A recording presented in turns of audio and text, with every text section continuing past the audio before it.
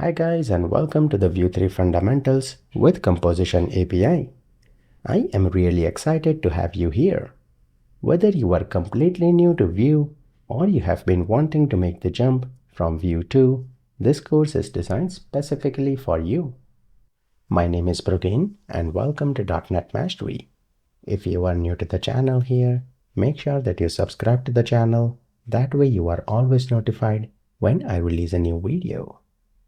Now I know what it is like out there. You search for Vue tutorials and you find a course that looks promising, and then halfway through that you realize it is teaching outdated topics like Options API, or it is based on Vue 2. You try to follow along with the official documents, but something doesn't click, or you hit an error message that leaves you scratching your head for hours. I have been there, and honestly that is why I built this course. This isn't just another Vue tutorial. This course is built from grounds up with Vue 3 and Composition API, which is the modern way to write Vue application. No outdated patterns, no depreciated features, just clean, current Vue 3 that you can use in production today. And here is something I'm super excited about. Throughout the course, we are going to tackle some of the common error messages, the ones that pop up and makes you question everything that you just learned. We will walk through them together, understand them, what they mean, and more importantly, we will learn how to fix them and avoid them in the future. So let's get started from the next video. When you are exploring a JavaScript framework for your project, you will most likely come across Vue.js. But what is Vue.js and why you should use that is the question we will be answering in this video. My name is Brugin and welcome to .NET Mastery. If you are new to the channel, make sure you subscribe to the channel, that way you are always notified of the new videos. Before I move forward here, what is Vue.js? It is one of the most popular JavaScript framework used to build modern web application. Whether you are completely new to front-end frameworks or transitioning from another like React or Angular, Vue is a great place to be. Vue.js is a progressive JavaScript framework used for building user interfaces and single-page application. It was created by Ivan Yu and released in 2014. It is often described as progressive because you can scale it up or down depending on your needs. You can use it to enhance just a part of a big application similar to jQuery in good old days, or you can use it to build a full SPA application using its ecosystem where it has routing, state management, and much more. Now you might be wondering on why you should even learn Vue or what are the advantages of learning Vue as compared to other frameworks. Vue strikes a balance between power and simplicity, and here are some of the reasons. First, it is easy to learn. If you know HTML, CSS, and JavaScript, you are already most of the way there. Then Vue applications are fast to load and quick to respond. And the main advantage is that they are reactive. That means if something on the UI changes, it will reload the data, do the DOM rendering and everything by itself, and that way you will get a great reactivity. Then Vue is component based. That means you are always building reusable components, and it is easy to use one part of the component in some other page or some other component, making your code organized and scalable. And then for any programming language, as long as it has a great ecosystem, it is set to succeed. And Vue is no different. With tools like Vue CLI, Vite, Vue Router, Pinia State Management, it makes the development way smoother, and there are many third-party plugins that are available, and they are evolving at a great pace. That is a good sign for any programming language. Now you might wonder how Vue compares to React or Angular. When it comes to Vue, it is pure HTML-based template. But when it comes to React, they have JSX, and when it comes to Angular, it is HTML and TypeScript, a combination of that. The learning curve is super simple or one of the lowest when you compare that to React or Angular. And also size of the framework is smaller when you compare that to React and Angular, but it is super flexible. With that, you can see Vue takes a bit from best of both worlds, React's flexibility and Angular's powerful features with a more gentle learning curve. I hope that paints a big picture that Vue is friendly, powerful, and fun to use. If you want to explore more videos in Vue.js, you can navigate to .NETMastery.com, and for more exciting videos like this, make sure that you subscribe to the channel. Also, if you enjoyed the video, make sure to like the video and leave a comment. I will see you guys in another video. Let me walk you through on what we will cover in this course. We will start by mastering the Vue fundamentals, as we will explore refs and reactivity in Vue, along with data binding, events, forms, form validation, and many other critical fundamentals. Once we master the fundamentals, then we will create projects like professionals using Vite and see the power of Vue with components. Then we will see how different components or multiple components communicate with each other or pass data to other components. After that, we will explore slots, provide an inject, lifecycle methods in Vue, and then we will understand some advanced concepts like routing in Vue, how to make API request to perform CRUD operation, and how to manage state of your application using Pinia. Now previously in some of the outdated or older version of Vue, you might see the use of Vuex, but that is no longer used as of Vue 3. In Vue 3 they have introduced Pinia for state management, and that is what we will be using in the course. When we are learning Vue, the main documentation site for Vue.js is vuejs.org here, and when you navigate there, you will see Getting Started guide. Before you get started with Vue, we need to install Node.js in our machine. You will navigate to the Install tab here, and there you can see prerequisite is install Node.js version 18.3 or higher.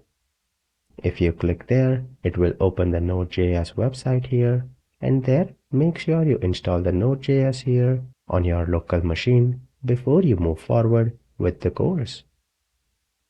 Once you install that, let me go back to the main guide, vuejs.org here, and there let me click on Get Started. Current version for Vue.js is Vue 3, and that is what we will be using in this course. But when you are working with Vue here, you can see there are two types here, option and composition. If you scroll down to the basic syntax of what is Vue here, you will notice when I toggle here, some things are getting modified, but it is not that drastic. Functionality wise, there is no difference between options and composition. You can think of that as two ways of organizing your Vue.js code with a little syntactical change. Now when you might be using Options API versus Composition API depends on requirement, but typically Options API is easier to learn, but Composition API results in more efficient and smaller bundles when you compare that to Options API.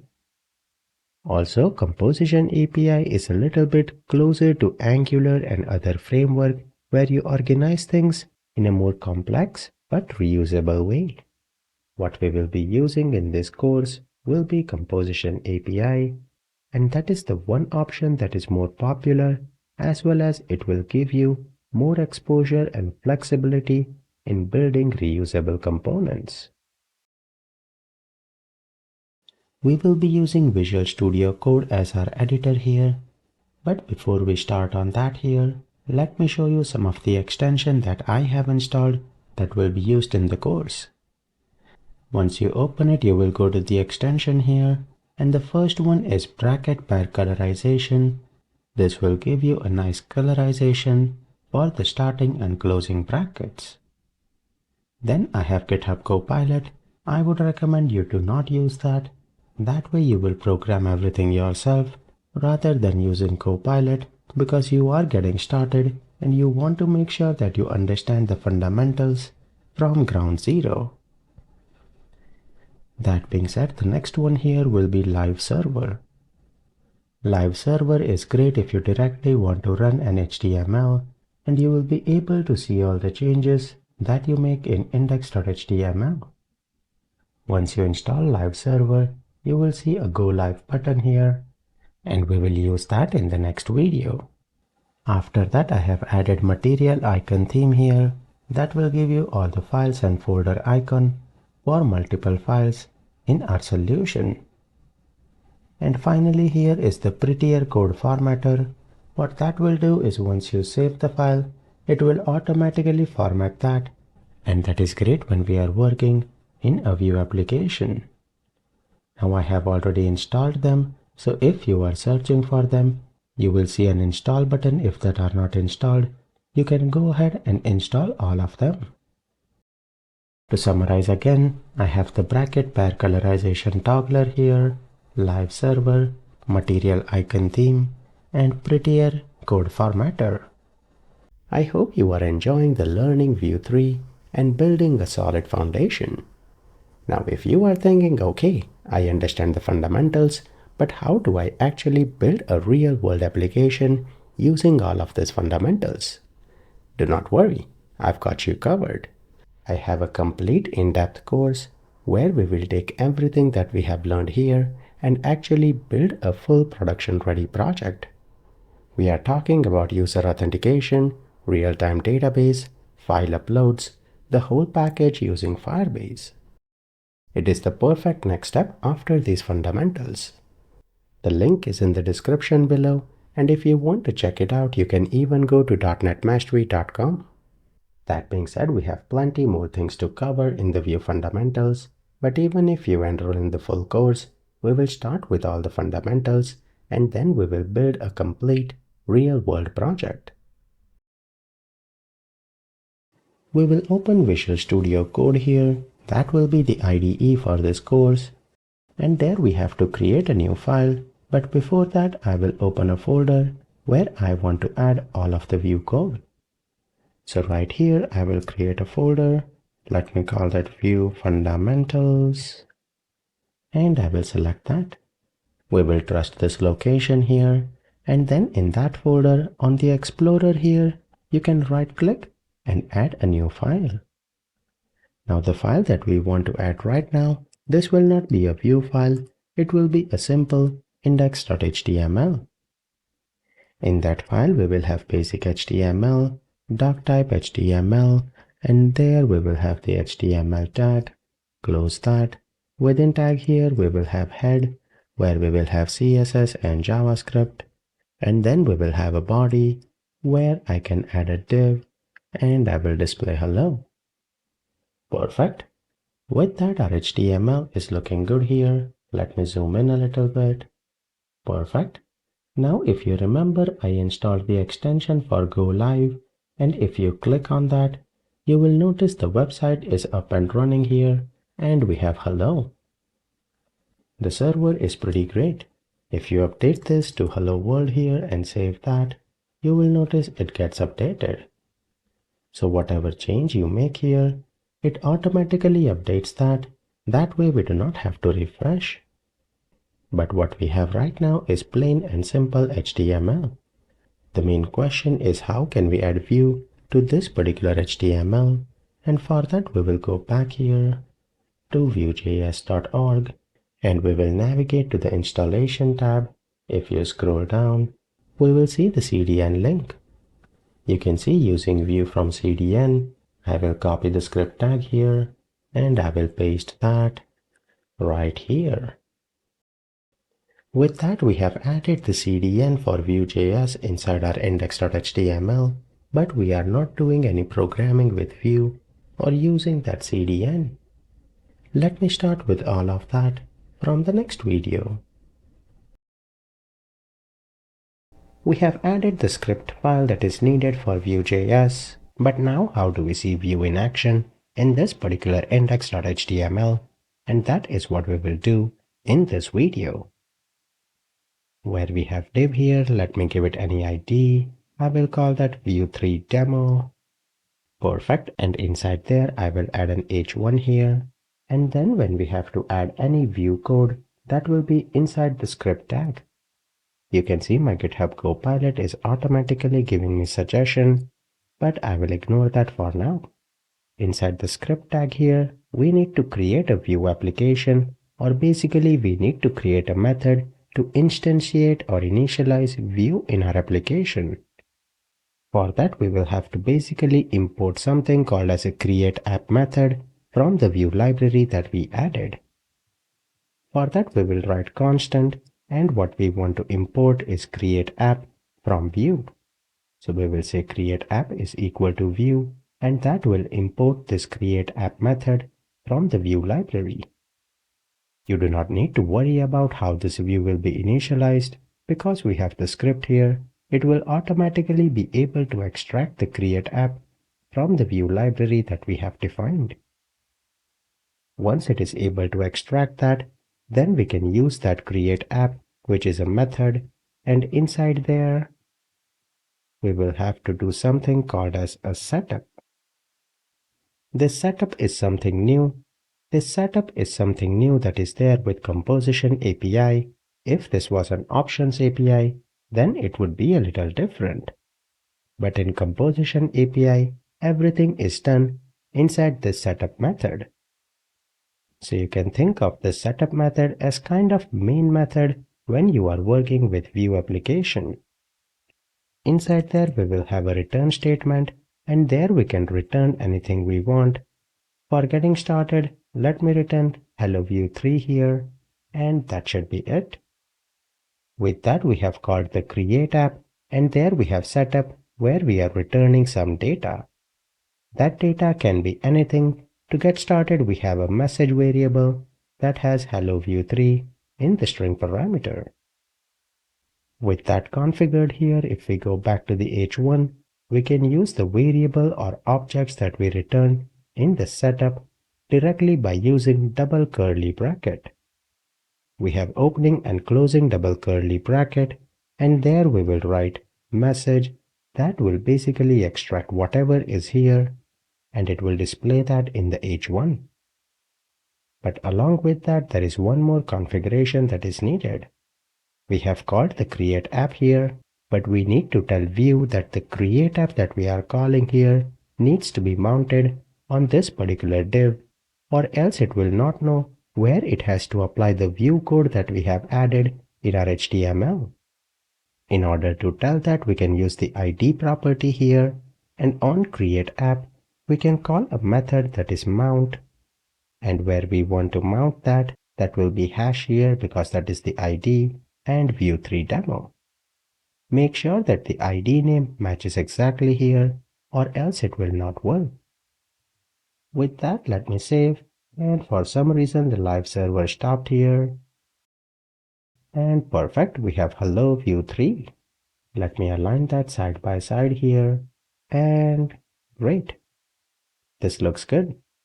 Now it is already running here. If rather than hello Vue3, if I say hello Vue, you can see it dynamically changes that, and that is perfect. With that, we have a basic application where we have something like hello world, but we can see Vue in action. Now one thing that I will recommend here is right now I have given it a random ID, but the default convention is to use an ID of app here. That will be the main component. And then let me examine the console errors here. And perfect, everything is looking great. So you can see how easy it was to get started with Vue in a simple index.html. And as we progress further, we will see how to create a Vue app using npm. But to get started, we will use index.html here. That way we will understand some of the fundamentals behind Vue before we take a deeper dive and explore advanced concept. Now if we take a look at the createApp here, in the setup we are returning some data and that is being consumed in the HTML here, provided that mount is on correct element where we are using that Vue data. But rather than having everything in the return here, what we can do is we can have data and functions everything in the setup, and then we can expose or return those variables that are needed in HTML. Like here we can have the constant message is equal to hello view, and where we have the return here, we can directly return the variable that is message. That way, even if we have more things here, we can do all the computation, and then we will have to basically expose those variables so that we can consume them in HTML. You can see it is working here, but if I forget to return that in the return statement, you will notice that the UI does not work here, and the view warning here is telling that property message was accessed during render, but it was not defined on the instance. So that is why it is critical to make sure that you return or expose the variables that are needed in HTML template. Now, of course, as we progress or as you are learning Vue, it is a very common mistake to make. You might modify few things here, and then you will forget to expose them. We might run into those as we explore Vue further, but it is a common mistake, and with time and experience, you will understand, and this will become a common pattern. Now, let's say you have another variable here. Let me call that lucky number. And we want to display that here in a p tag. We will display lucky number. When we have to display, it has to be in double curly brackets here. And if you save it, it will not work because we are consuming that, but we did not expose that here. We need to expose that, and then it will work here. It's too small. Let me close that. And perfect. With that, we have two constants here. One is a string and other one is an integer. We are returning or exposing them. And then in the HTML div, we are consuming that inside the special double curly brackets. Right now, we have seen a string and a number here. But what if we have some complex type? Let's say we have an array. I will call that lucky numbers. And it will be an array here. Let's say we have few numbers. And along with that, let me say we have an employee object here. And when we are working with object in JavaScript, that is enclosed in a curly bracket here. And let's say we have three properties in that object.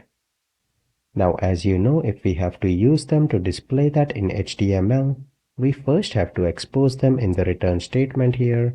I will add lucky numbers and I will add employee. Then here in p tag here, we want to display lucky number list. And then in order to display integer or string, we were using the special double bracket here. And this double bracket will not do anything in an HTML template. But because we have a Vue script here, this double bracket will be replaced with value of variable right here in the HTML. If it is an array, then it will be replaced with all the values.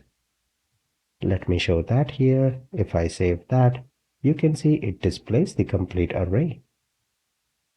Along with that, if in a p tag here, if I display the complete employee object, it will even render the complete object with property name and value with all the properties. So you can see how this double curly bracket gets a special meaning if it is inside a Vue script. Now, if you do not want to display all the list and you want to get the first index here for the array, you can save that, and that is working as well. Similarly, in the paragraph tag here, we can display employee dot name, and we can say is. We have the age here. We can say employee dot age and years old.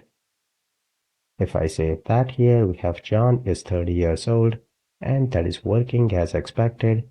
And we have kind of string interpolation here, where you can combine string with dynamic properties and then string again with some dynamic properties.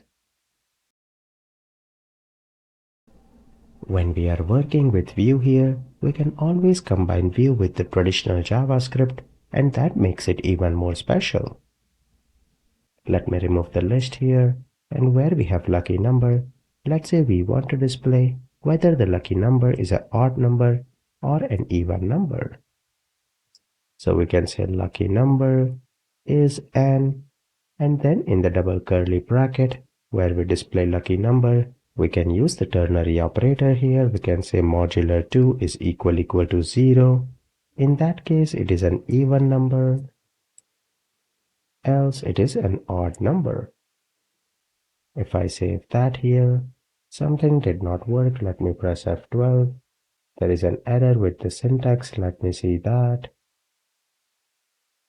I forgot the double quotes here. Let me fix that. And perfect. That works.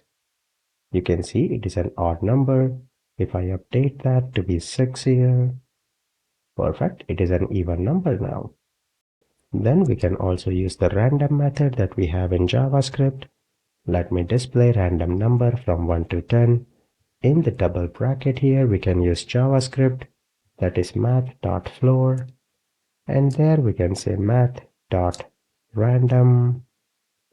multiply that by 10, and we will add 1 here, because we want to get a random number from 1 to 10.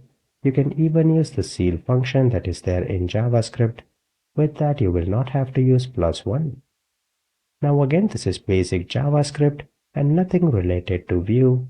That is why I will not go into much details here, but you can see random number is working. If I refresh here, perfect, that is working as expected. You can see here the great thing is you can use JavaScript right between the double curly bracket, similar to where you were using that to display values of some of the properties that you have inside the Vue component of your application. Now we are working with lucky numbers here. Let me remove the list, we do not need that here. And then I want to introduce you to something that is very common in all programming languages, and that is writing methods or function. Method is a terminology that was used when you were working with Options API, but when you are working with Composition API, which we are doing here using the setup, we will be using or creating function, where we have the math.random here. Now let's say we want to move this logic to a function. We will create that function inside the setup method that we have. Before we return back, we need to create that function.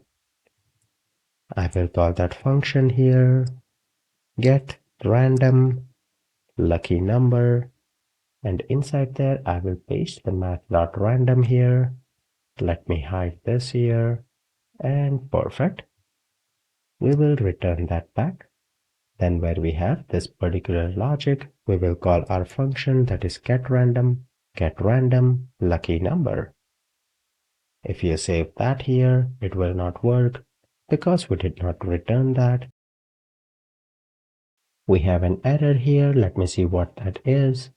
It says lucky numbers is not defined. Whoops, I forgot to delete that. Let me save that here. And perfect, the application is running. But if you examine the lucky numbers here, you can see it displays the complete function. We do not want that. The reason it is displaying this complete function here is when you have a function, you have to write the opening and closing round bracket. With that, if you save it, now it executes that function and displays our random number. That is working as expected. With that, you can see how easy it was to create methods or functions inside the setup method, but you will have to return that just like you were returning the variables in the previous videos. When we are practicing function here, let me create one more function. That way we can get a little more hands-on. It will be a simple function, and I want you to take that as an assignment. You can see we are displaying message here in the H1 that is hello Vue.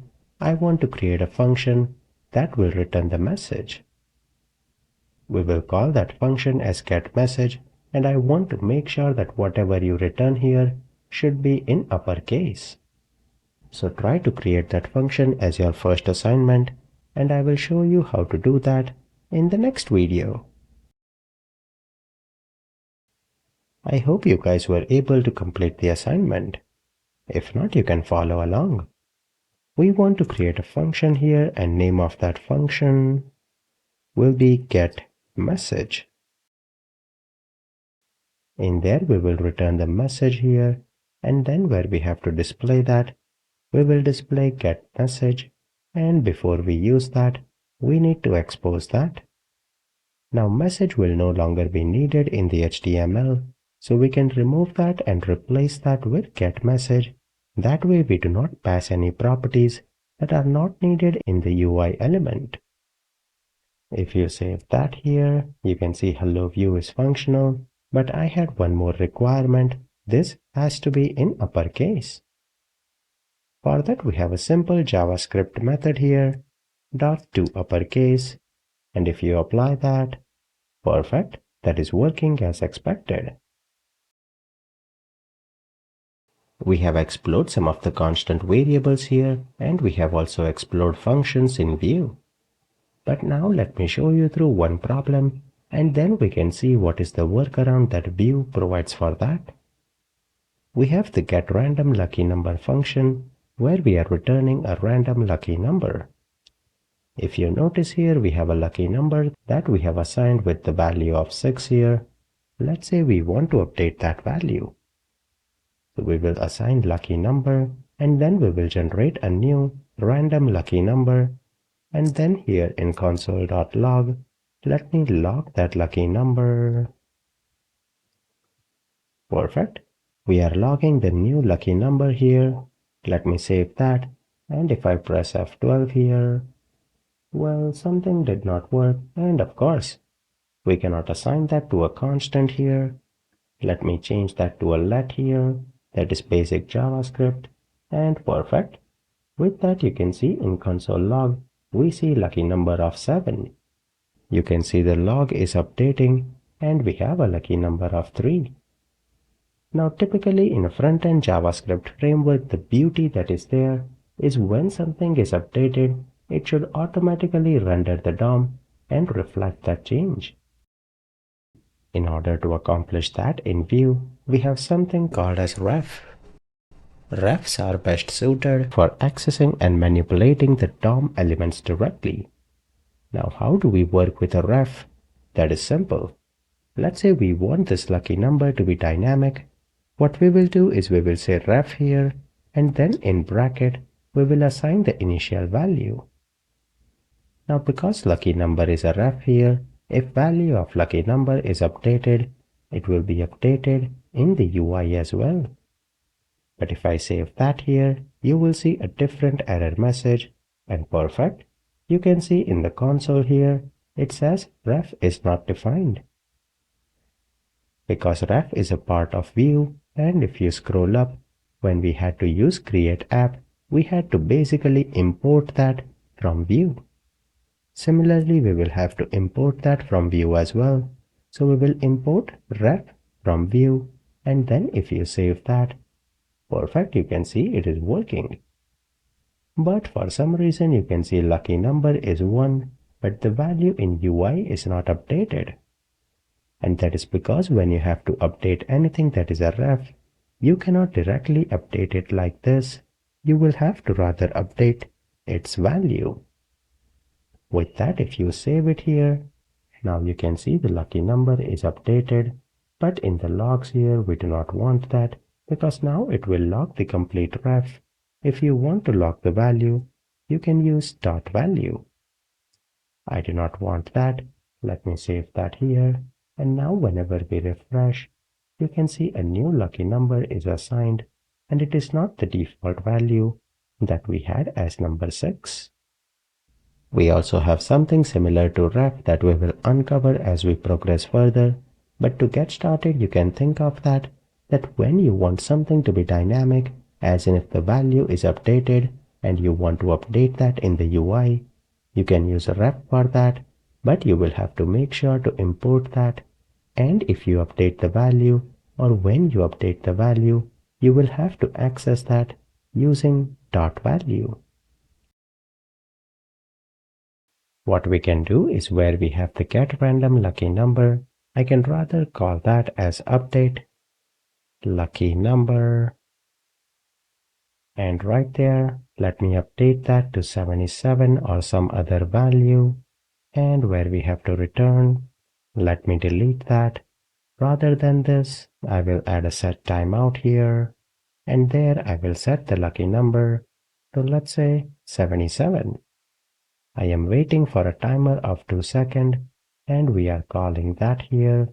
When we are calling the get random lucky number, let me display update lucky number. Pass that here. And perfect. Now here we will not be displaying anything. Let me remove that. We are just invoking the method that will update our lucky number. If you save that here, initially you can see it is 6 and then it is updated to 77. If you refresh here, you can see it is 6 and even number, and then after 2 seconds it gets updated. So that will give you more of a dynamic feeling where you can see or visualize the number being updated. Now ref is not limited to just simple basic types here like string or number. Even when you have complex object, that will work. Let me show that. Where we have the employee object here, let me enclose that in ref. And with that, if we update any of the object values here, that will also be displayed if we add that to the update lucky number.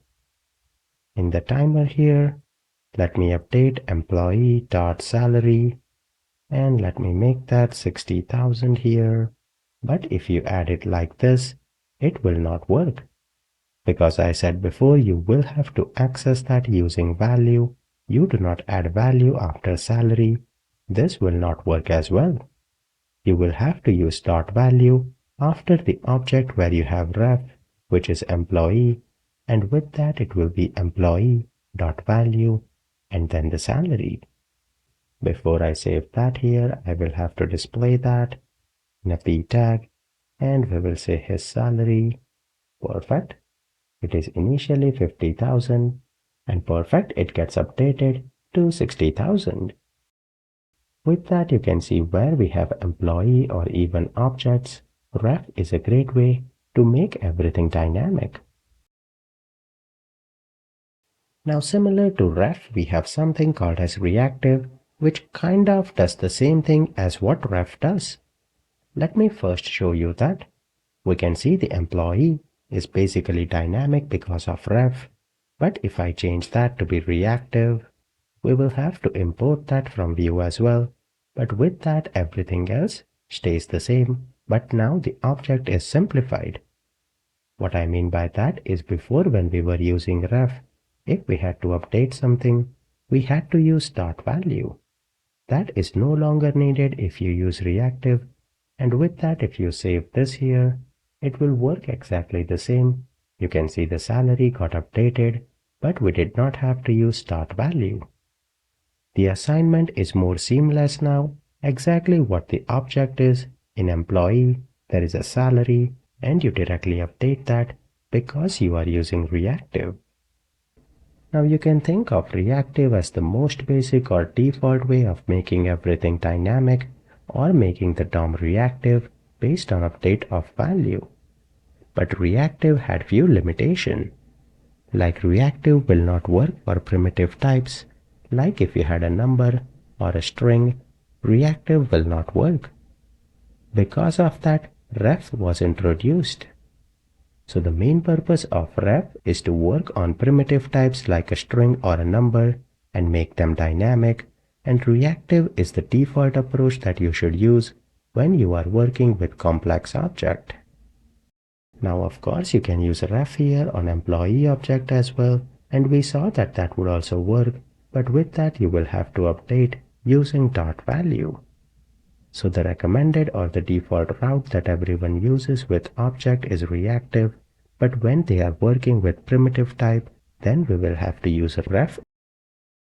Now ref is calling reactive behind the scene, And because reactive works on object, we have seen that here, and ref calls reactive, as I said before, on object.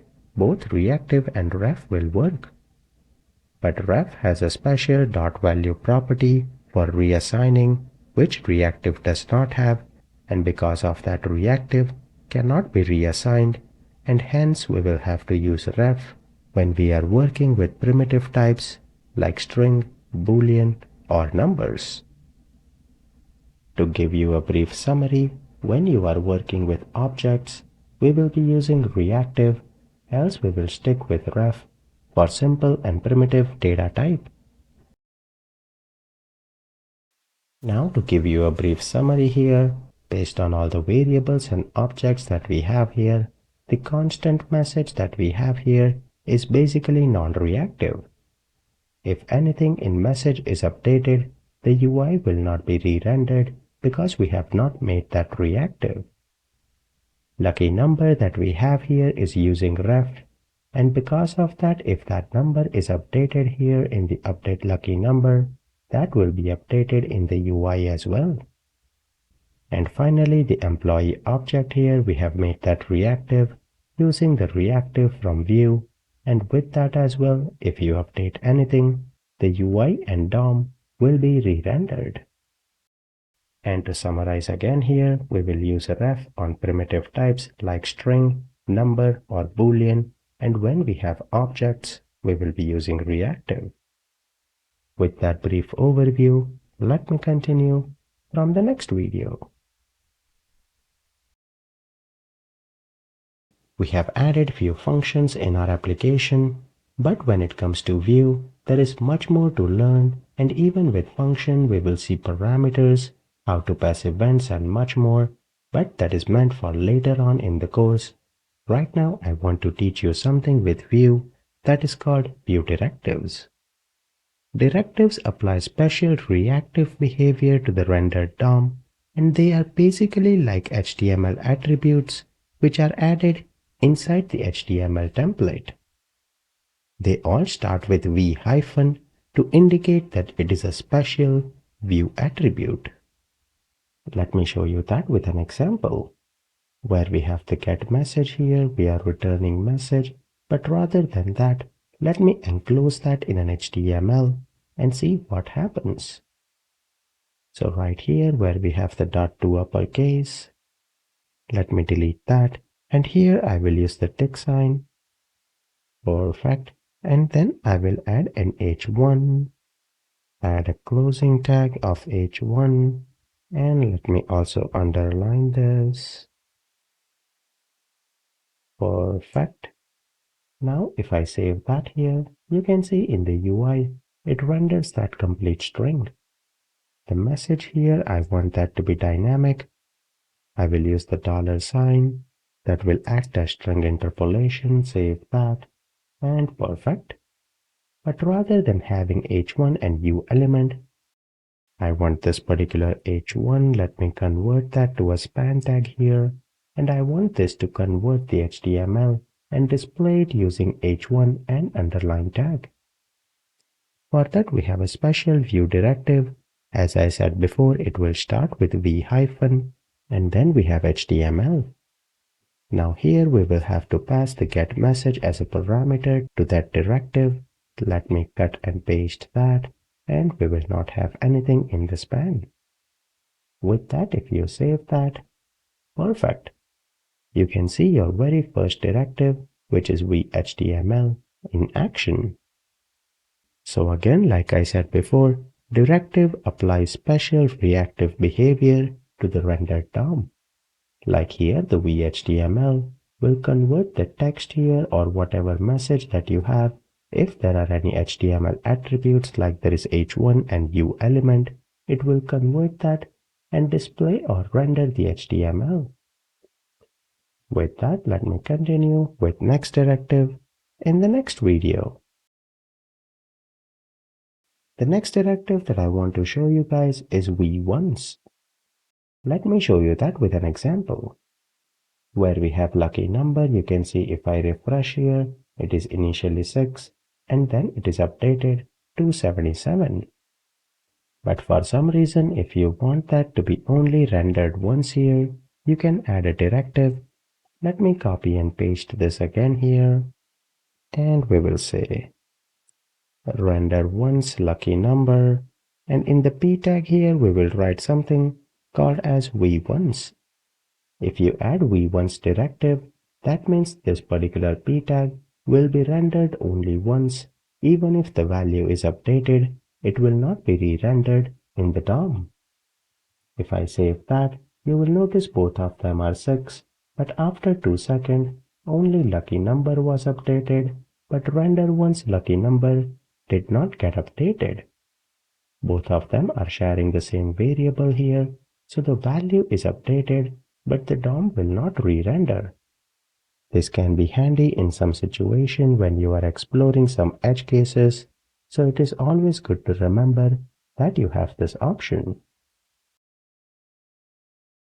Another directive that we have is when we have to display some links in the UI. Like in the app here, let me add a constant here and I will say blog URL. Let me write my URL here. And then what if we want to add a link that will take me to .NETMastery.com? Right after we have the lucky number here. Let me add an anchor tag here. And if I write blog URL here, I will have to return that. And if I save that, if I click here, you will notice that does not work. Because it will not work when you are working with Vue. Let me press F12 here. And if I inspect the element, you can see it basically has blog URL, but that is not updated with the value that we have in the variable. For that we have a different directive, that is vbind. So here we will say v-bind, and then we want to bind href on here. That will be blog URL. Now when we are using vbind, we do not need the double curly brackets here because Vue already knows that this is a Vue directive, so it does not make sense to have a double curly bracket since it already knows that this is a Vue binding. With that, if I save here and if we go back, now if we examine the element here, we can see it is populated, and if you click on that, it redirects me to the website, and that is working as expected. vbind will have multiple use cases that we will explore as we progress with the course, but one of them is to bind the href, and we will be also able to bind other elements, and I will show you that in the section as well. Before we explore more directives here, let me clean few things here, like let me add h1 and display the message again. Perfect. We will have to return message and not get message here. I can remove the get message and update lucky number. We will not require that. Let me scroll up here and remove the update lucky number. Perfect. That looks good. Now rather than lucky number here and the blog URL, let me add an array for lucky numbers. I will use that in the upcoming videos. And then where we have the employee object, let me add 3 more properties. Like if they have corporate card, what is the spending limit on that card, and number of years they have been with the company. I believe the setup here looks good. Let me remove lucky number here and save that. We have console error here. Lucky number is not defined. We do not need that. Save that. Blog URL. Remove that as well. And perfect. Our application is clean here. And that looks good. The next directive that I want to show will be useful when you want to conditionally display some data. As an example, we want to display the spending limit of a credit card only if the has corporate card is set to be true. Let me scroll up here and we can add a p tag, and inside there we will display spending limit for card. Here we will go to employee spending limit. If I save that, perfect, it is being displayed. Now here, let me set this to be false and I want to add a condition. For that we have couple of directives. The first one here will be vShow, and that will show if the condition that we have in double quotes is valid. We want to show this if employee.hasCorporateCard is true. If I save that, because we have set that to be false here, this line will no longer be visible. Let me save that, and perfect, it goes away. If I set this to be true here, you will notice it comes back.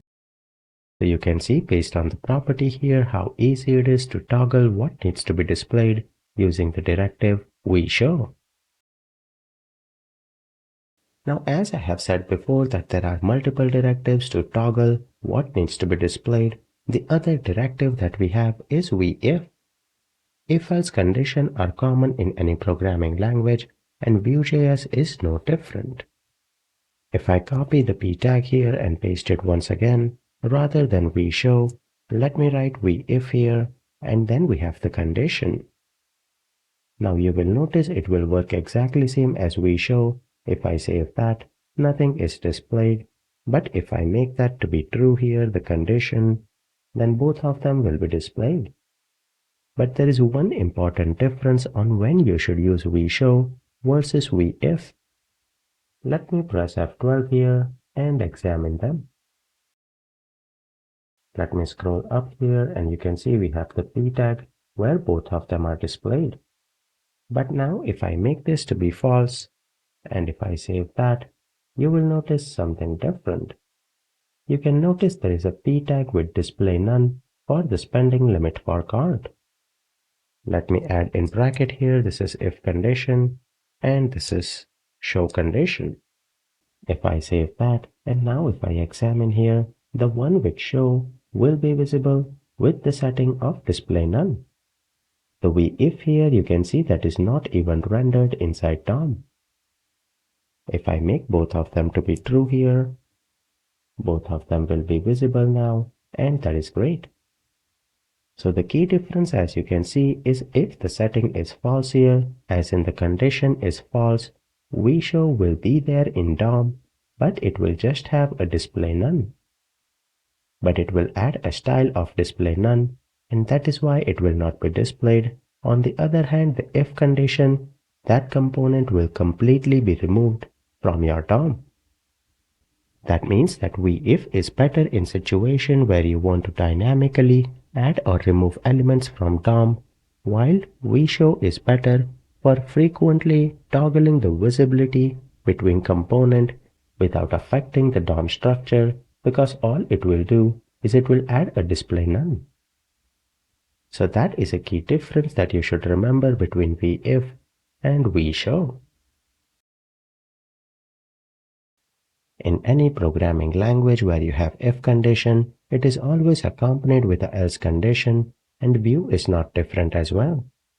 Similar to vIf here, we also have p tag, where we can add the directive v-else, and there we can display employee does not have a corporate card. If you save that here, because we have the has corporate card as false, the v-else will be valid and it displays employee does not have a corporate card, so that looks good. If-else are great when you want to dynamically toggle between what needs to be displayed if the condition is valid, else we want to display something else, then if-else will be a better alternative rather than using vShow and then adding a not condition or something like that. And then adding a not condition, rather than that, I would use if-else condition, and that looks cleaner as well, as long as the conditions are met.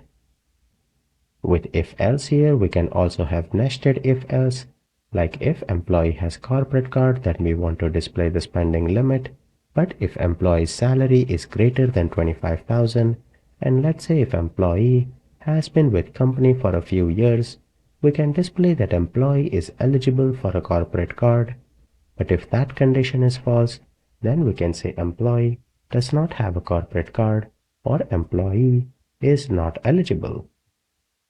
To have a nested if else here, we will say v hyphen, and then we have the else if directive. So we have the first if condition, then inside else we have another if condition here, and we have the final else condition. In the condition here, we can get tricky as well. We can say employee.salary is greater than 25,000, and we will have an AND condition using double AND operator here. We can say employee dot we have years with company. If that is greater than 1, then we can display employee is eligible for a corporate card. In the else here, we will say employee is not eligible for a corporate card. If I save that here, you can see the condition changes and it displays employee is eligible for a corporate card because years with company is 5 and salary is 50,000.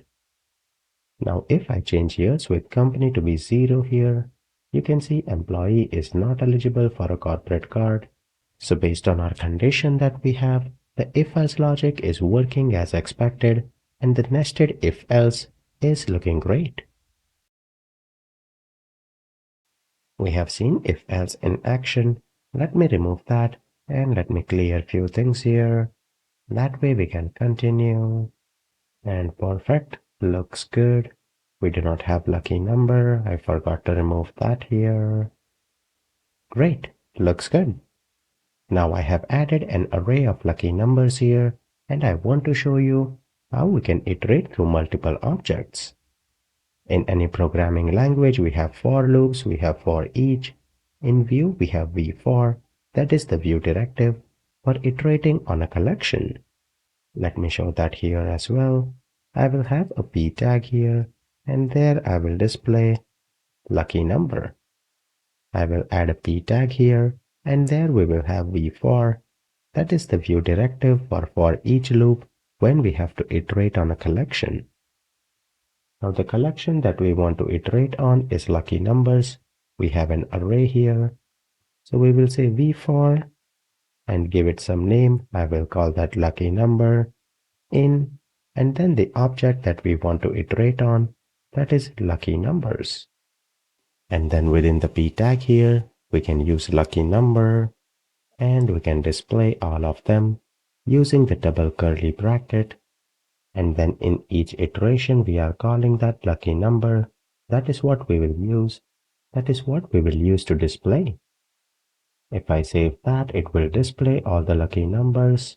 But I think I will have to return that first. Let me add that. And perfect. You can see it is iterating through the array and displays all of the lucky number. Now along with lucky number in the for loop here, we have another built-in type here, that is index. Index is basically like giving it a number on what is the number of iteration that you currently are on. We can display that here using index. And that did not work. I will not add index here. It will be before lucky number. Perfect. You can see index starts from 0. So if you want it to be the first one, you can just add +1 here. And that works.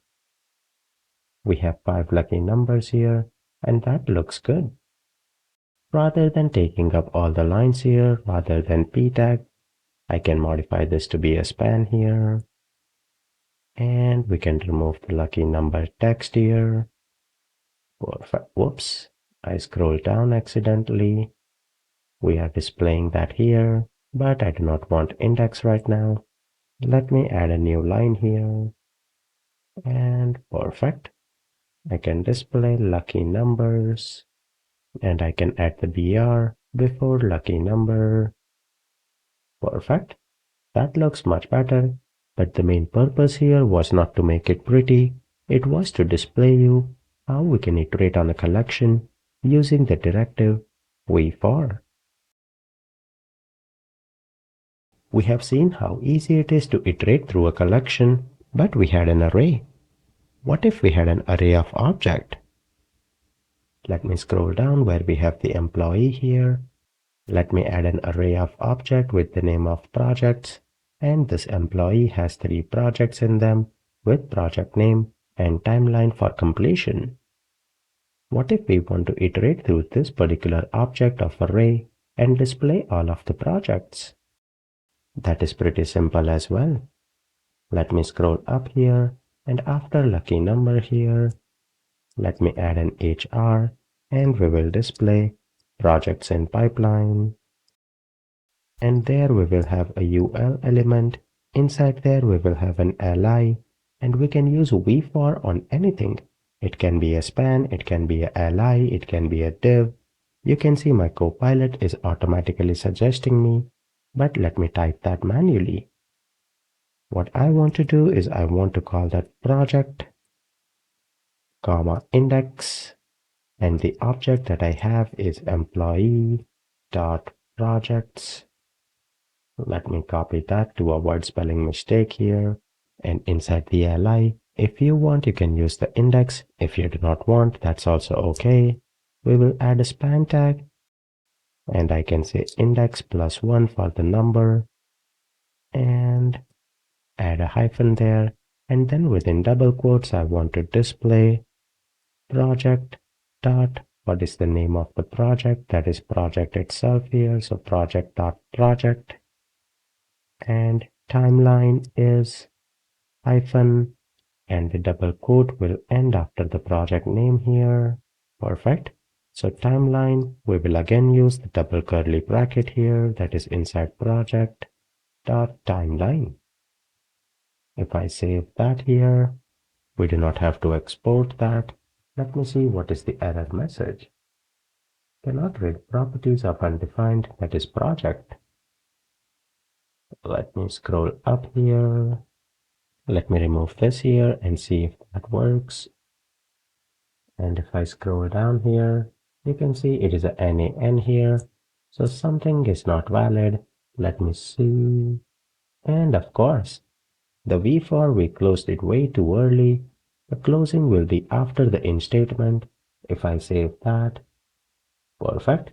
We have all the projects here and the timeline, and that looks good.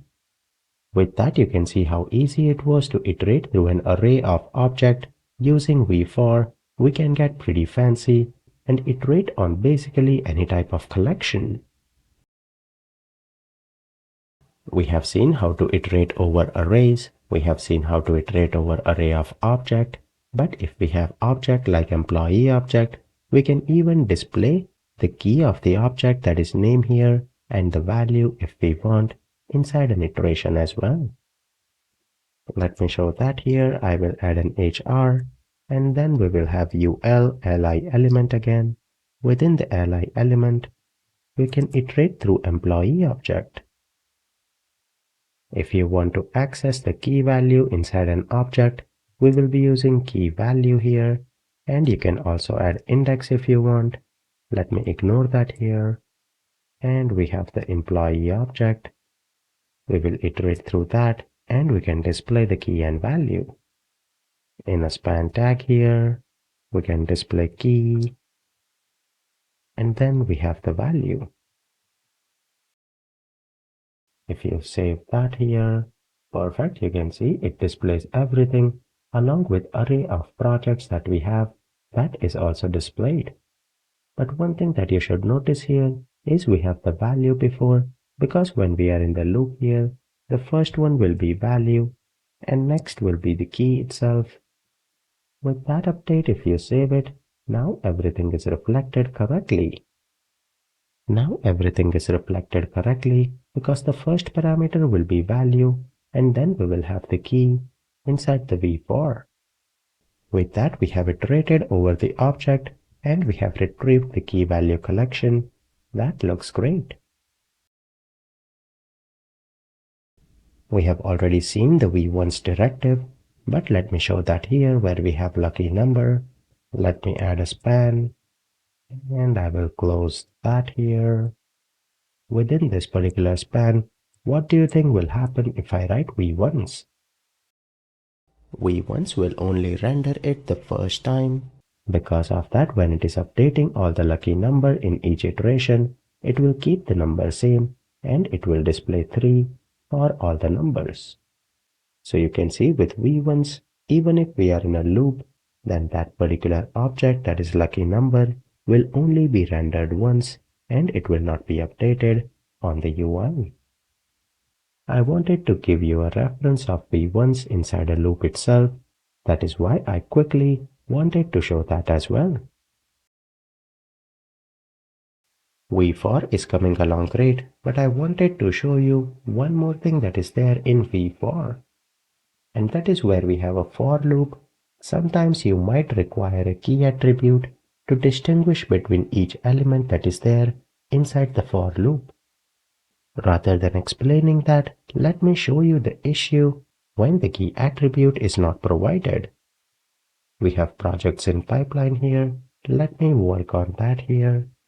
And after the span here, let me add an input. Type will be text here, and I will not be binding that to anything here. It will be a basic input text here. And I will not bind this input field to anything. It will be an input field, or let's say if they want to add some comments on the project. And then let me create a function in our setup here. Before we return that, I will call it function, and let me call that shuffle. What do we want to shuffle? We want to shuffle our employee projects. There's a shuffle employee projects order, and there in the employee projects we will call the sort method, where based on math not random, we will shuffle that. Now I want this to be invoked on a timer here, so let me do set timeout here. And perfect. I will make sure that it triggers after 5 seconds. Let me call this function here. Anywhere is fine. Let me do that here. Perfect. So now what happens is, let's say we have page loaded. Well, I forgot to add that in the return. Add that here. And now if I type something like test here, after 5 seconds it might reshuffle. And you can see project green got shuffled at the end here, but test did not move with project green. And that is because when Vue is patching the for statement here, it only patches these things, but it will not be able to track the input fields here because it does not have a unique identifier for each for statement. Let me show that again. I will write 2, 9, and 3, that is the timeline, and after 5 seconds it is shuffling everything, and you can see it does not match what we had before. Now the question is, how do we fix that? For that, if we add a key attribute here, then Vue will be able to identify each of the project here using the unique key that we have. Now what you can do is, on the project you can add an ID here, but I know that project name are unique here, so I can use that as a key attribute. We will use the $sign key, and that will be project.project. The way this key attribute works is you have to use whatever name you are using in the for statement, that is project, and then what is the property, that is project.project, and that should work. With that, if I save here and if I modify this, now you can see when it shuffles, the value of input fields will also shuffle along with our project. That way, when Vue is updating the project, it also updates the input field because it knows that all of them goes together, and now it can identify that based on the key that we have provided. That was a quick overview on why you should use key inside for statement. It is not required in the simple cases or simple scenarios that we have here, but if you have a special scenario where you are reordering or you are shuffling with the elements, in that case you will require that key. Now Vue always recommends that you should add a key attribute.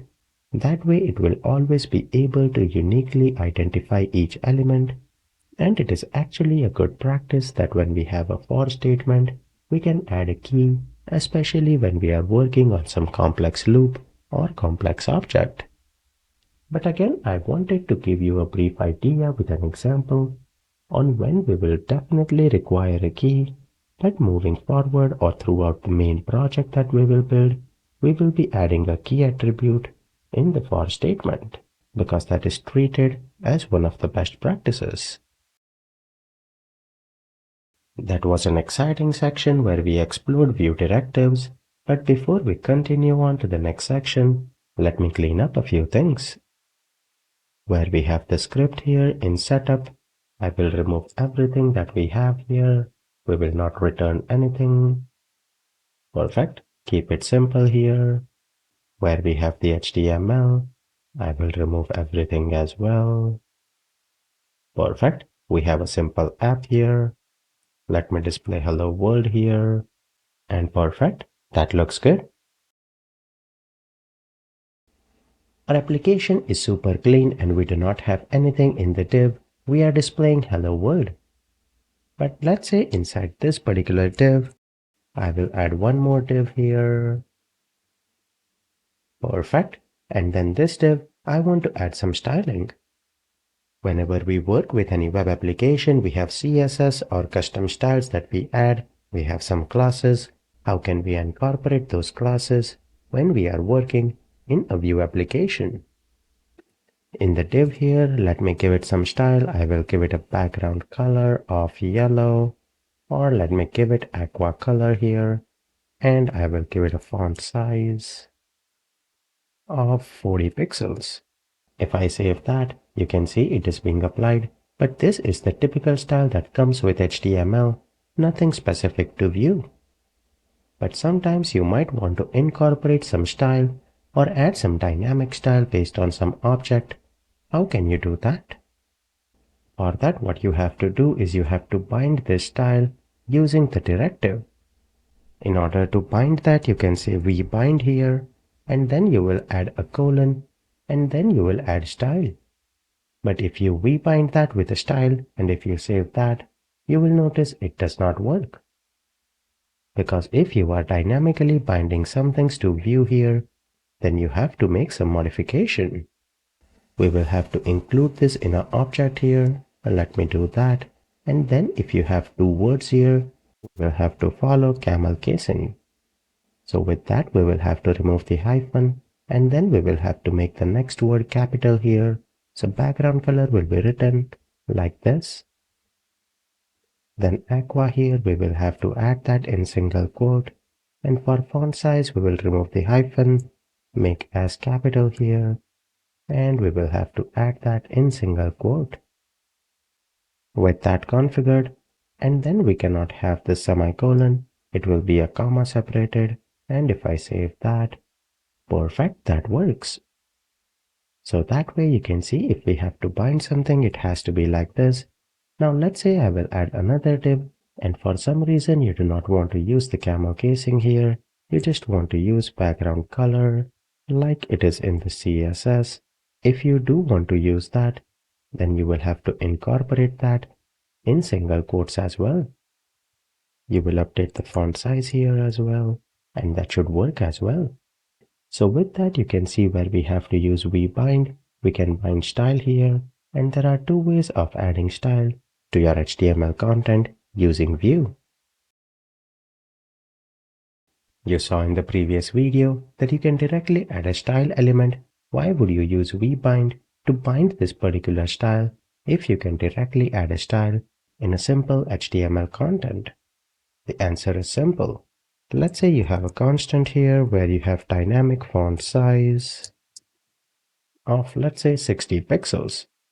Now if you want this dynamic size to be reflected here, only if we are using rebind. In the return here, we will return font size. Where we have the font size here, we can use our local variable. Let me call it something else. Font size temp. And I will add that.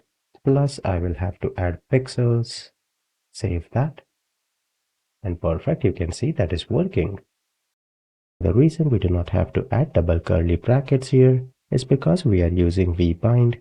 Rebind will already add the special Vue meaning to this particular style, and that way it knows that if there is a variable here, it will look into the Vue section to see if it finds that, and then it will assign that value. Now in our application, let's say we want to add some of the custom classes. and we want to see how we will be able to use them with our Vue.js. Where we have the script here, after that, let me add a style section, and there I will add few classes. One of them will be h1 here, where let me give it a font size of 60 pixels, and let me give that green color. Then I will add an h2 here, where I can add, let's say, chocolate color and font size of 40 pixels. I want to add some background classes here, bg gray, where I will give it background color of gray, and then let me give bg green, where I will give background color of light green. Finally, let me add a class of padding medium here and give that a padding of 20 pixels. Perfect. That looks good. Now if I want to assign the classes here, I can directly copy this one. Let me scroll up, and here let me add a span, give it a class of padding medium, and I will display random text here, save that. And let me show that is working. If I remove this class, you will see the padding will be different. Perfect, you can see that is working. Now let's say along with this class you want to dynamically assign some classes similar to what we did with VueBind, where we added style. For that we can use VBind, and then we want to bind class here. What class do we want to bind? Here we will have to pass an object, and that object will contain the class name and whether that is true or false. Let me show you what I mean by that. We have a class of h1 here. If I write h1 and then if I write true here, that means that h1 class should be assigned to this particular span. If I save that here, you can see the text increases and it has green color that is being applied. If I set this to be false here, you can see it goes back. That way you can have some variables in your local Vue setting and use those variables to dynamically bind some classes. Along with h1 true, we have the bg gray. Now if we have bg gray, if I write directly like this, it will not work. And that is because we have a hyphen in the class name. For that we will have to enclose that in a single bracket, and then it works. Now there is an overlap here because we have not designed it correctly, but that is okay. Let me just add some spaces for now. I can modify this to be 30 pixels, and that looks great. When we are working with class here, you can notice we can add some random classes, and on top of that we can add bindings of special classes using Vue. You can have both of them inside one single tag, and that works. Where we have the class bindings here, we can have some methods or function that are toggling some of the properties. Like in setup, we can create a function that is main title, and let's assume that returns true. We will also create one more function as green background, and that will return true as well. We will have to return both of them here. Let me do that, and then we can consume that where we are dynamically binding some of the classes. If it is main title, then we will return that in the h1. So if that will return true, then h1 will be applied, and rather than gray, I believe we have bg green. Let me double check that. Yep, we do have that. So bg green will depend on what this method returns, that is the has green background. Right now both of them are returning true, so if I save that, you can see that is correct. If I make this one false, the h1 goes away, but the green background stays as it is. So with that, you can get an idea on how creative you can get when you have to bind some of the dynamic classes based on some data that is in the Vue section of your application. What you have in the h1 here, you can have an object that is storing all of the values, and then you can assign it. Let me copy the span again, and I will paste that here. Where we have vbind here, let me remove that. Let me remove this altogether. And perfect, we have that here. Let me add a br here and another br. Perfect, we have that here. Let me create a constant here and store all of the value. Constant, let me call that main title is equal to, and that will be an object where we will say h1 is set to be true, and we have vg gray. I can set that to be true as well. And whoops. Perfect. That looks good. Now what if we want to add this main title to this random text here? That will be simple as well. We can directly use the vbind here, and we want to bind a class here. Name of that is main title, but we need to make sure we return that. And if I save that, perfect, that is working. With that, you can see we can get very creative where we have to bind the classes, and we can even use ternary operator here. Like we can check if is main title will return true, then we can assign main title, else we do not want anything. Right now it is returning false, so the class here will not be applied if I save that, and that looks great. If I modify this to be true here, you can see the main title is being applied, and that looks great. I hope this gives you a brief overview of how classes and styles are binded to Vue component, but let me give you few more examples in the next video before we wrap up this section. In the previous video, we saw when we have to assign class here that expects a boolean value. Similarly, we can have an object for style as well. Let me create a constant here. I will call that some style is equal to, and in that object, we can add some of the classes. Right here, I am following the camel casing as I said before. I can add some margin here, and let me give it some border. That looks great. Now if I have to bind this to any element, let me add one more div here for that. And we will say span. Inside span, I will display random style binding, and then we will do vbind here. We want to bind style, and we want to bind that to some style. Let me copy and paste that here, and let me make sure we return that. If I save that, perfect. You can see that is working. Now right here it is an object, but what if inside there was a property, let me call that style1, and that had all of these? Then also it is simple. Where we have the some style here, we will navigate inside style1 here, and right now you can see it is not working, but if I save that, that works. After that, let me show you one more thing with classes here. You can see where we are using the ternary operator. Right now it is toggling the style.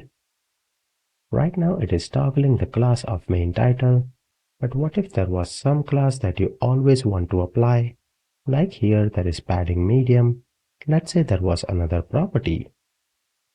Let me create that property here. I will call that constant. And let me call that border class is equal to, and there we will have border will be true. We will have to add that border in the custom style here. Let me add dot border, and I will make it a red color to distinguish. Perfect. So that property is being toggled based on whatever value is here, and we want to append that to our vbind where we have a ternary operator. What you can do here is you can expect an array here in the vbind, and then we can add a comma. We can add border class. I think I will have to return that here. Let me do that. And if I save that, perfect. You can see the red color border has been applied. So that way you can get way more creative. If you have array of classes, you can append that to vbind, and that works as well. Now again, there are many possibilities when you are working with binding of classes and style. I wanted to give you a brief overview so that you have exposure of the basic settings that you can play around with. But as we progress with the course, you will run into few more examples, and I will try to point out the common use cases that are needed when you are working with binding styles and classes in Vue. We have seen quite a few examples when we are working with styles and classes, and we have seen vbind and how that is a critical directive when we are working with Vue. Now vbind is so common. Now vbinding is so common that Vue team has a short notation. If you want to use vbind, you can directly use colon before class and remove the vbind. It will work exactly the same, and this is basically a shorthand. If you use colon and then class, that means you are calling vbind on the class attribute. That will even work with style or anything where you are using vbind. You can replace that with a colon. If you save that, you will notice everything is working exactly the same and nothing is broken. Let me remove this here as well, and if I remove the vbind, perfect. Everything is working exactly the same. So in future where we have to use vbind, we will replace them with just a colon, and that way the code will be much cleaner, and this looks great. Before we continue on to the next section, here, let me clean everything here in the div, remove that, and I will remove everything from the view as well. We do not want to return anything. Well, I should not delete the create app or setup. Let me remove this here. Nothing to return. And let me remove the style as well. We will add that later if we ever require that. But I believe that looks good here. We will get back to our hello world. And perfect. The cleanup here looks great. In this section, we will focus on one of the important topics in any programming language is what happens when you click a button, it fires some event. How do you handle those events? To get started here, what I will do is let me add a button, and that button we will have to add within the main div here. Let me cut this, and I will add a button. We will display click me there. Let me save that. Perfect. And then here I want to create a function. In the function here, to keep it simple, I will call that button click, and there I want to display an alert that button clicked. This function has to be created inside setup, always remember that, and let me save that. We will have to return that here, and now if I save that and go back and click here, you will notice nothing happens. And that is because we have not binded this particular button click function to the click of this button event. In order to do that, we have the vOn directive here. We will write vOn, and then we want to bind the click event there. So we will say click, and then button click. Again, the syntax is v-on, and then colon. The event is click that we are handling here, and we will have button click. If I save that here and click here, you can see we have the alert, and that looks great. So with that, we have a button where we added the onClick event, and that is functional in our Vue application. Right now, we have a very simple function where we do not have any parameters. But let's say we want to add a parameter here, which will be new message, and when we alert, we want to display that new message. That is great. But now on the button click here, we need to pass that parameter, and that is simple. Here we can directly pass that here, and we will say Vue is exciting. If I save that and hit the button here, perfect, Vue is exciting, and that looks great. With that, we have easily seen how we can pass parameters on click event, and that can be captured in the function, and we can use that in the script wherever it is required, maybe even update the value of that. The possibilities here are endless, but you can see everything is flexible. You can even have more than one parameters, like I will display hello world here. We have new message 2, and we can alert that as well. If I save that, now we will have two alerts. View is exciting, and we have hello world. When we have the onClick event here, along with parameters, Vue also passes something called as the event object. If you write $event here, we can capture that in the button click. Let me call that event here, and let me do console.log, log that event object. That event object will have entities or data related to the event itself. Let me click here and show that. You can see it is a pointer event. If I scroll down here, you can see there are multiple properties related to event that gets passed on, like it was type of a click, the x and y axis coordinates, and much more. Let's say we want to log the x and y coordinates of where we are clicking here. Let me do that and add a constant for that. We will do let x is equal to ref. Initially it will be 0. Similarly, we will have y here. Perfect. And on the click here, we can set x dot value is equal to, on the event we have dot x. Copy that, and we will add that for y here. Perfect. And now we can display that here in p tag, x and y axis here. Perfect. If I save that, initially it is 0. We have a warning because we forgot to return that. Let me do that. It goes away. And now if I click here, perfect. We have the coordinates of x and y. And if I remove the alert here, save that. If I click again, you will see the coordinates are changing. The event object can be handy if you are trying to get something based on the event itself, and you can see exactly if you want to get coordinates. That is a great functionality. We have the onClick event here, but we have something special called as directive modifiers.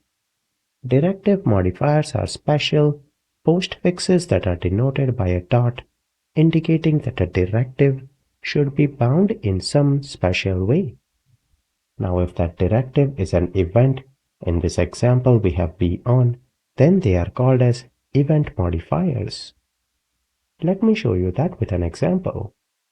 Outside of this button, let me add a div here and make sure to close that div after the button or even after the p tag that we have here. Perfect. And there we will have the same onClick event where we will call the button click here.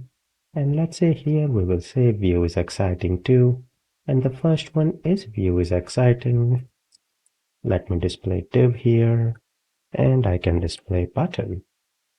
In the function here, let me display alert. And we will alert new message. That is the first one. If I save that here, and let me display something exciting in the div. Perfect. Now if you click on the div here, you will notice we have the message Vue is exciting div. But what will happen when we click on the button? When I click there, we will basically have two events. We will have event of div and we will have event of button. Let me show that. It says Vue is exciting button, and then it will bundle the event for div, Vue is exciting div. Now let's assume you do not want this. It should display Vue is exciting button and it should not display the Vue is exciting div. That can be accomplished by using event modifiers. Where we have the V on, after click, we will basically add a dot and we have event modifier called as dot stop. Without the .stop directive, it will display alert twice. But if you have .stop, it will prevent the event from propagating or basically bubbling up in the DOM. So if you save that here, if you click on button, it will only display Vue is exciting for button, and then it will stop the parent alert here. You can see that is gone. If you click on the div, we have Vue is exciting div, and if you click on button, we only have the button alert, not the alert from the parent div. Similar to .stop here, if you have a form, we will be using .prevent to make sure it does not automatically submit as we progress with the course. Event modifiers are great when you want to accomplish some functionalities to prevent the default DOM behavior. Then similar to stop here, we have something called as .once. What that will do is it will only trigger that once. If I do that and if I click here, we have Vue is exciting, but if I click again, nothing happens. The X and Y coordinates are also not updating because we have .once on the event modifier. Let me show you one more event modifier here. I will do href here. And the VON that I added here, let me move that to the next line. That way you can see what exactly is being done here. Perfect. So you can see I have a href here where it is going to google.com, and on the VON I have the same click event, but now I am using .prevent. Everything else is the same. If I save that and if I click on Google, what do you think will happen? We have a click.prevent here. What that will do is it will prevent the default behavior of navigating to this href, but rather we will display the button. Let me click here, and you can see it does not navigate to the link, it only displays the alert. That way we have multiple event modifiers, and when we will use them in real-world application, you will see how beneficial they are, especially when you have a form and you do not want to auto-submit on the button click event. Key modifiers, as the name implies, they listen to specific keyboard events. We can add key modifiers on the VON event when we are listening for any event. We can add the key modifiers on the VON, and let me show you how to do that. I will remove this, it is not needed. And let me remove this as well on the div. Perfect. Rather than a button here, let me add an input here. Type will be text here, and let me save that. Perfect. That looks good. We will add the event here, that is VON. The type of event that we want to listen on is key up. That means whenever we press something on the keyboard and we lift our finger up, at that point this event will be fired. And when it is triggered here, we want to add a method here, press enter, and let me create that. It will be a function, press enter key, and we will display an alert that enter key was pressed. I will have to return that. Let me do that here. And let me save that. Perfect. Now if I go back here, and right now you can see we are adding that on key up, but we have not specified a specific key modifiers right here.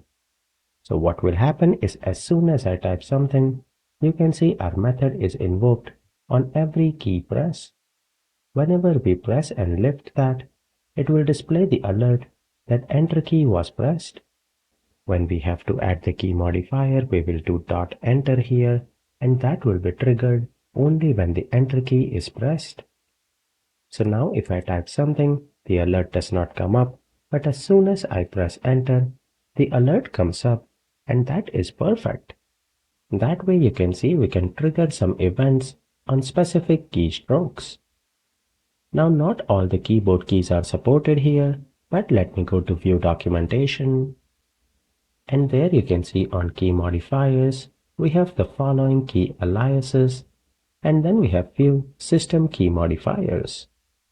We can get creative here by using the dot exact here, and on the mouse we have left, right or middle, whichever was clicked, we can work on that as well.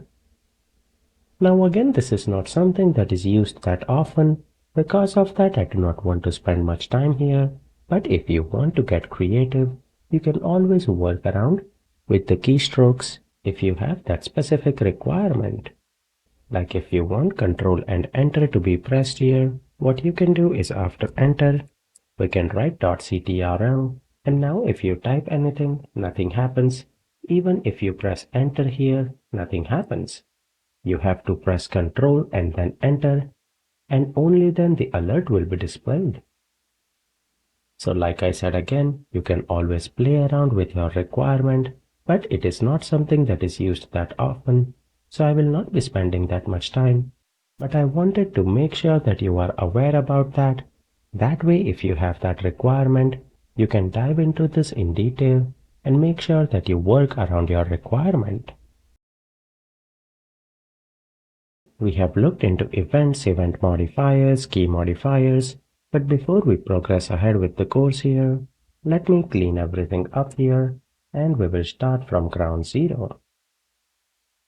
Let me remove this here and we will not return anything. Perfect. Our application is clean and let me continue from the next video.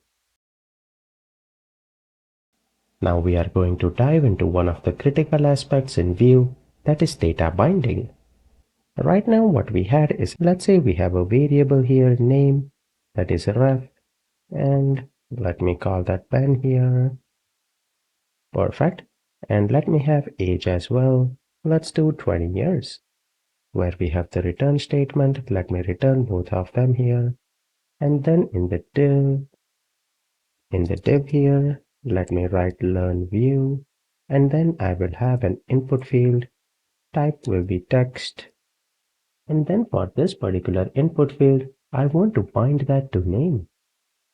Vue has a special directive for that, that is vModel.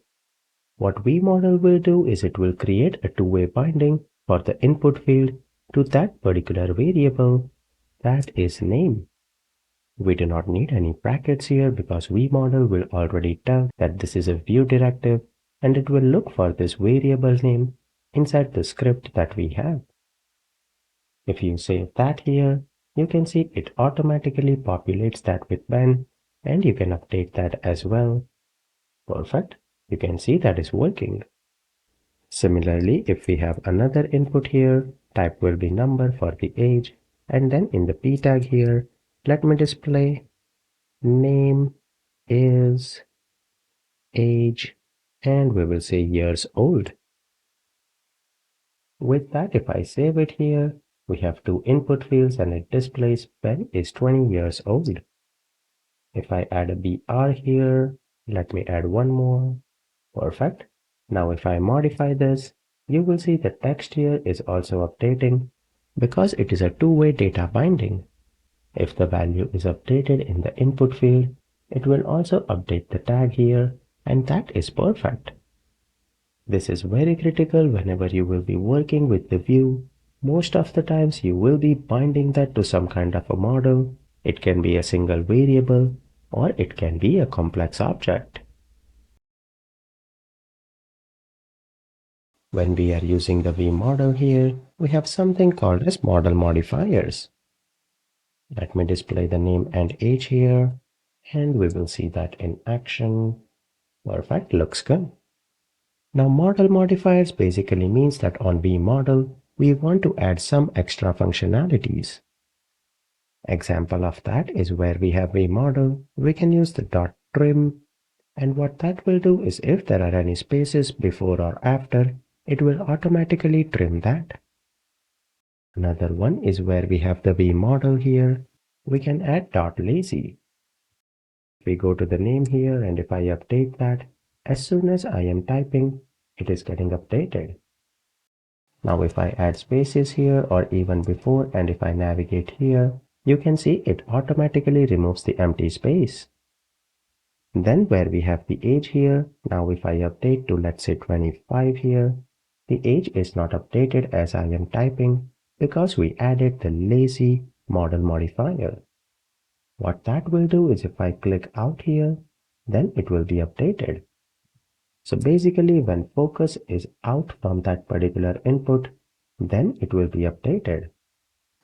Now again, these are just some model modifiers to help you with some basic functionalities.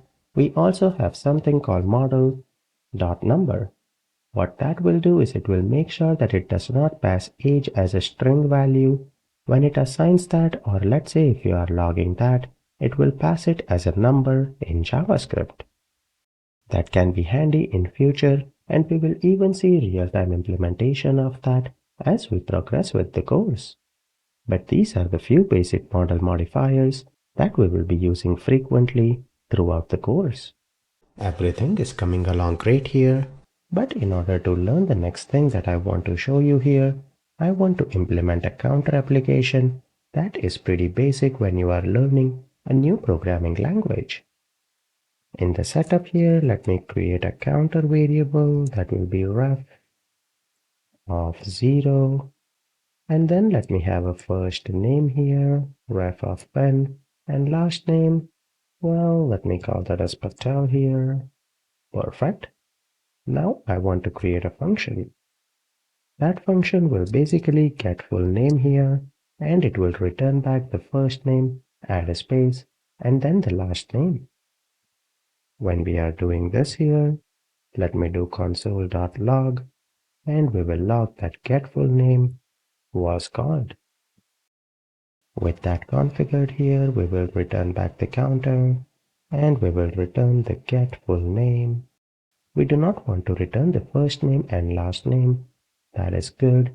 And where we have the div app here, let me display div, learn view, and then in the p tag here, we will display counter. Perfect. And then we will have increment and decrement. Well, before that, let me display the get full name here.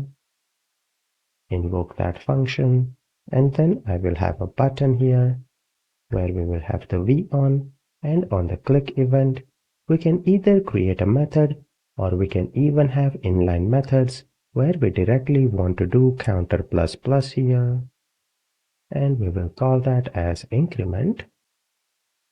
Similarly, we will have a button for decrement here. Let me do that. V on, click event counter minus minus, and decrement.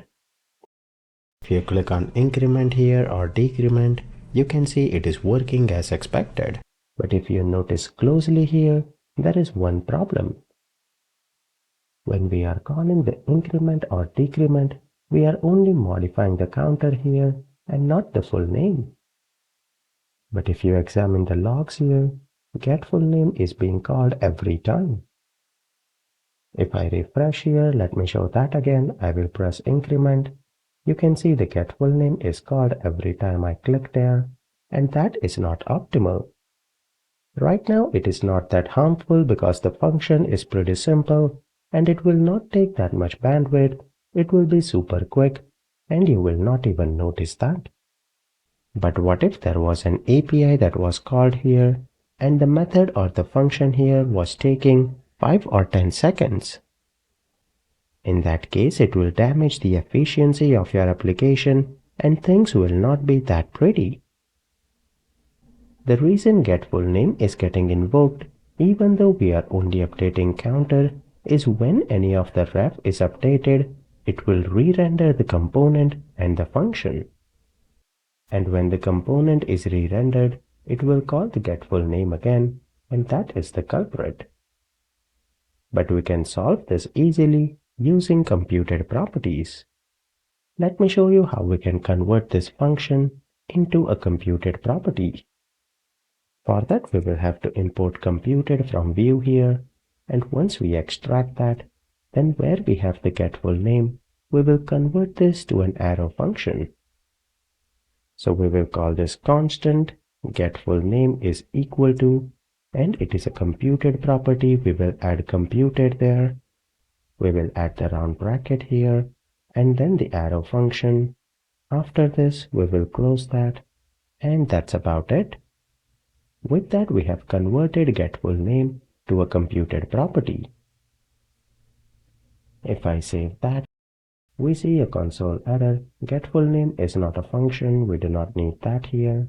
It is a computed property, so we do not need a round bracket on line 10. If I save that here, and now if I do increment, you can see that is working, but now the getFullName is not being called like it was before. And this is way more optimized than what we had before. The advantage of having a computed property is that it will cache the computed property value and it will update that only when one of the dependencies of the computed properties are updated. So the getFullName will only be invoked when first name or last name will be updated. That is the key difference between computed properties versus regular function. In simple words, a computed property automatically tracks its reactive dependencies, which in this example is first name and last name. We have seen how to create computed properties. Now computed properties by default are getters only. If you attempt to assign a new value to a computed property, you will receive a runtime warning. So if in some rare case for any reason if you have to write to a computed property, you can create one by providing both a getter and a setter. But that use case is pretty rare and I will not go into those details right now. That being said, I will show you one thing. When we have computed property here, that can be updated as well. Let me add an input here. That will be for first name. And let me add a BR, first name. If I save that here, that looks good. Great. If you notice in the input, name is not coming up, and we have a warning here that is telling us why. We do not have that in the return here, and perfect. That looks good. Now when a computed property is updated, let's say for some reason you want to know what was the previous value, you can easily get that in the parameter right here. Where we have the getFullName, we can log the previous value here. And let me save that. You can even add some logic here that if previous is equal to, and let me say if it was Pen Patel here, we will log something else here is equal to, let's say, Pen Patel. In that case, what we can do is we can console.log and we can log Ben Patel. If I save that here, well, rather than this, let me make it Ben1 and then space Patel. That means the first name has to be Ben1 and we can log something special here, special case, that is okay. So now if I press 1 here, the name will be Ben1, and if I type 2 here, the previous value will be Ben1 and then Patel. And perfect, you can see our special case has been logged here, and that is working. So that way you can see if you ever want to access the previous value before it was updated, that can be easily accessed by passing a parameter here, and the default value that will be provided here will be the previous value of the computed property. Computed properties are great, but there might be some situation where you want to monitor some property, and as soon as that property hits a certain value or certain condition, then you maybe want to call some endpoints or do some other calculation. For that we have a special thing in Vue called as watchers. As the name implies, watchers in Vue are used to observe and react to changes in a specific data property. Let's take a look at that with an example. The counter that we have here, let's say when the counter hits the value of 5, we want to display an alert or maybe log something. In order to create a watcher, we will use the watch keyword, and then in the arrow function here, we want to define on which property we want to create this watch. So for now, I will create that on the counter that we have here. We will say counter.value here, and then when we are watching, we can get two parameters. First one is new value, and the next one is the old value. We will create an arrow function here, and then we have the method. To get started here, let me do console.log here, and we can say counter value has been updated from old value to the new value. We can add another condition here if counter, or we have the new value is equal to 5. Then we display an alert here, counter value is 5. If I save that here, I have the console error watch is not defined. We will have to import that. Let me save that, and perfect. Now if I do increment, you can see the counter value has changed from 0 to 1. That is correct. Let me try that again, and as soon as it hits 5, we see the alert here, and the value is updated. Now watchers are different than what we have in computer properties because of multiple things. A watch does not always have to return something, but you can see in computed properties, we are returning the value. Along with that, watchers can implement async operation. Like in this case, if the value hits 5, we can go and fetch some API call and populate data if that is needed. Whereas computed properties are always synchronous properties and they cannot handle async operation. If you have to summarize, you can say that watchers are more appropriate when you have to perform some kind of side effect as a result of change to the data that is being watched. Also, watchers are never cached, whereas computed properties are cached, and computed properties are only executed when the dependencies change, whereas for watcher, whenever the watched data changes, then they are executed.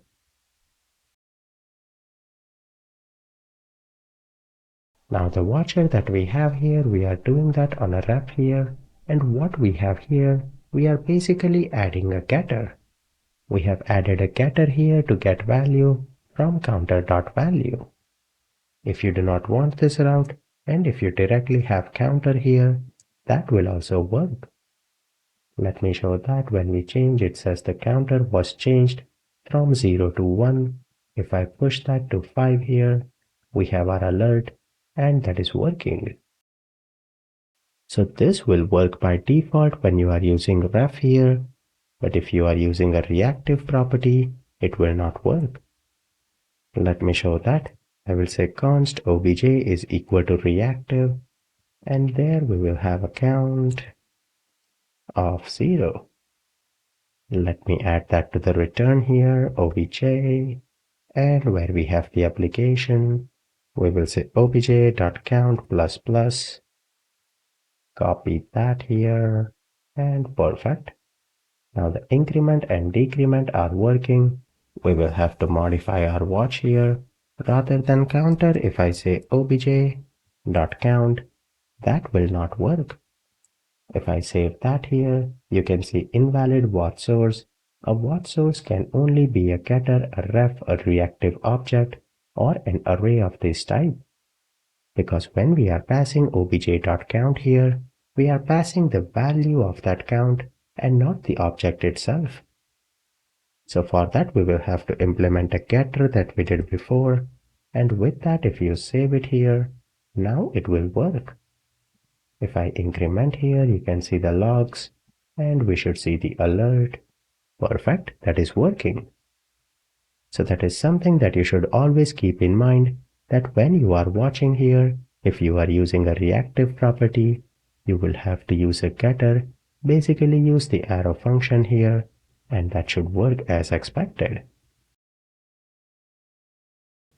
Now we want to work on our very first project, and that will be using computed properties and watchers. That way you will gain some experience. But in order to get started, we will have to do some base setup here, and let me walk you through that. We will go to Bootstrap here, and we will be using that for styling and adding some of the classes to get up and running real quick. Now I will not go into the details about what each class does in Bootstrap or even cover any of the aspect of why we are using some of the Bootstrap classes. They are meant for giving us quick styling option so that we can focus more on learning Vue rather than Bootstrap or CSS. In order to add Bootstrap to our project here, let me scroll down. We should have a CDN somewhere. We have that right here.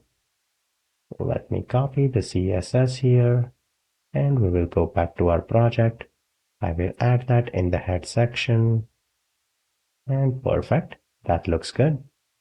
Then let me delete everything in the div here. We will start fresh here, and also what we have here.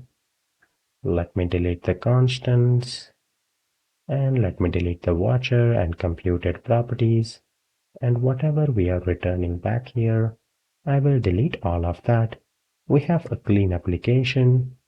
If I navigate back here, let me display hello, and that is working.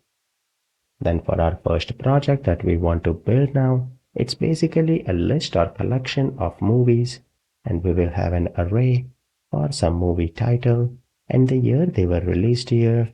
So inside the create app in setup, let me create that array. It will be let movies. It will be a reactive property, and there we will have title and year when the movie was released. If you want, you can use some fancy title here, but movie 1, movie 2, and movie 3 looks good. We will also give user an option to add a new movie to this particular list, and for that, we will say let new movie is equal to, that will be a reactive object where we will have a title and year, but by default this is empty. Now let me help you with a little bit of designing with Bootstrap here. We have the main div of app. We will give there a Bootstrap class of container, and within there we will add a div, give it a class of bginfo for blue color, padding 5, rounded, and margin 5. Inside that div, we will add another div, give it a class of h2 for heading, text center, and we will display learn view. Our project name here, let me call that Movieopedia. If I save that here, we have a design here. That doesn't look pretty, but if I press F12 here, perfect, I believe that is okay for now. I do not want to focus too much on the design, but this looks good and responsive, so let me go with that. After that, let me add a HR here, and we will have list of all the movies. But before we add list of all the movies, let me add an input field. That way we can fetch the new movie details that we have in the object new movie. In the return statement, let me return new movie and movies object, and then here let me add a div, give it a class of input, group, and give it margin bottom 3. Perfect. Within that div, I will add a span, give it a class of input group text, and we will call that title. Looks good. Then we will have input, type is equal to text, and class will be form control. That is a Bootstrap class here. And then we want to bind this input field to title of the new movie. We will add vModel here, and that will bind that to new movie.title. I will copy this div, paste it again here. That will be for the year, and it will be binded to new movie.year. If I save that here, the UI is looking great. Now because I am responsive here, I have to toggle to make sure I have the correct one aligned, but this looks good. After that, I will add another div, give it a class of text center and padding bottom of 3, and there I want to add the button.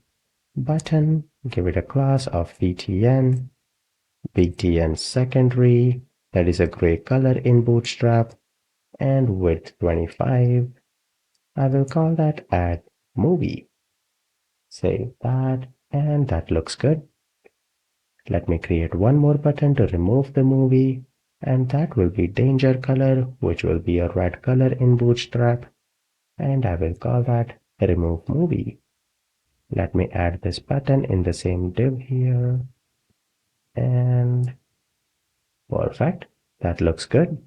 You can work on the styling here if you want. I believe if I expand, that might resolve itself. Let me see. Well, it is responsive if I exit out of this. And perfect, I believe that looks good. Let me continue. After the div here, we will create a final div that will have a class of border, padding 3, width 50, and margin X of auto. All of them are Bootstrap classes. There I will add a div, give it a class of text center, and within there in h4, let me give that a class of text center again. I will display movie list. Let me do that. And after that, I will add a horizontal line. Save that here. Perfect. Now let me display all the movies there. Outside of the div here, where we are displaying the title here, we can add a UL, give that a class of list group here. And inside there, we will have the li element, where we will have the for each loop to iterate through all the movies that we have here and display all of them. We will be using v_for for that. v_for, we can say movie in movies list. Well, we have that as movies. I will use that. I will add a Bootstrap class here of list group item, and I will display movie title and movie year. Let me make it width 100 for now, and perfect. That looks great for the base setup for our assignment. Within our project here, it's time for an assignment. I want you guys to implement the add movie and remove movie functionality based on whatever is typed here. If you click add movie, that should be added to the list here. And if you click on remove movie, it should basically remove the last movie that was added to the array. And that is a simple functionality. You can use the JavaScript methods of push and pop on arrays to accomplish that. Another validation that I want you guys to add is movie list can have only up to 5 movies. So if there are more than 5 movies and if someone types a movie here and clicks on add movie, that movie should not be added. The add movie button will not work if the movie list is greater than 5. I want you guys to implement that before we continue on to the next video where I will show you how to accomplish that. But you have already practiced majority of that in the learning so far, so try to practice this assignment before you continue on in the next video. I hope you were able to accomplish that. What we have to do is we have to create 2 functions for add movie and remove movie. So right here we will say on, and that will be a click event. I will call that add movie, and let me create the other function here that will be on click, and that will be remove movie. Perfect. Do not make any spelling mistake here. And then we need to create those function. We will have the function here for add movie, and inside there we will call movies.push, and then we can directly push that using the spread operator.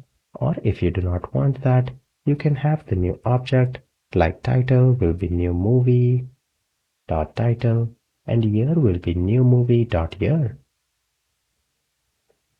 That way it will append that particular new movie to the movies array here, and then we will empty out the new movie dot title and new movie dot year.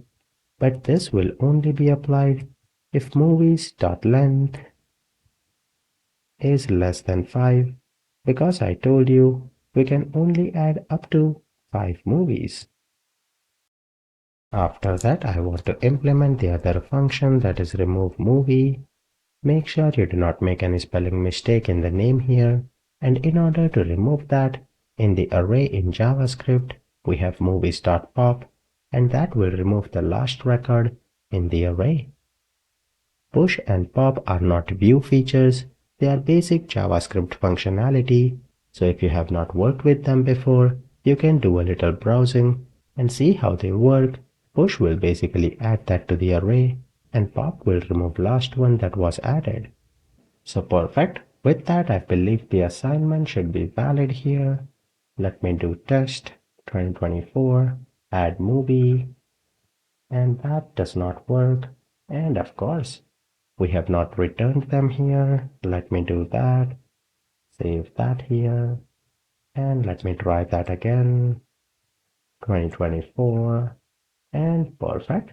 That is working. If I add another movie here, that works here.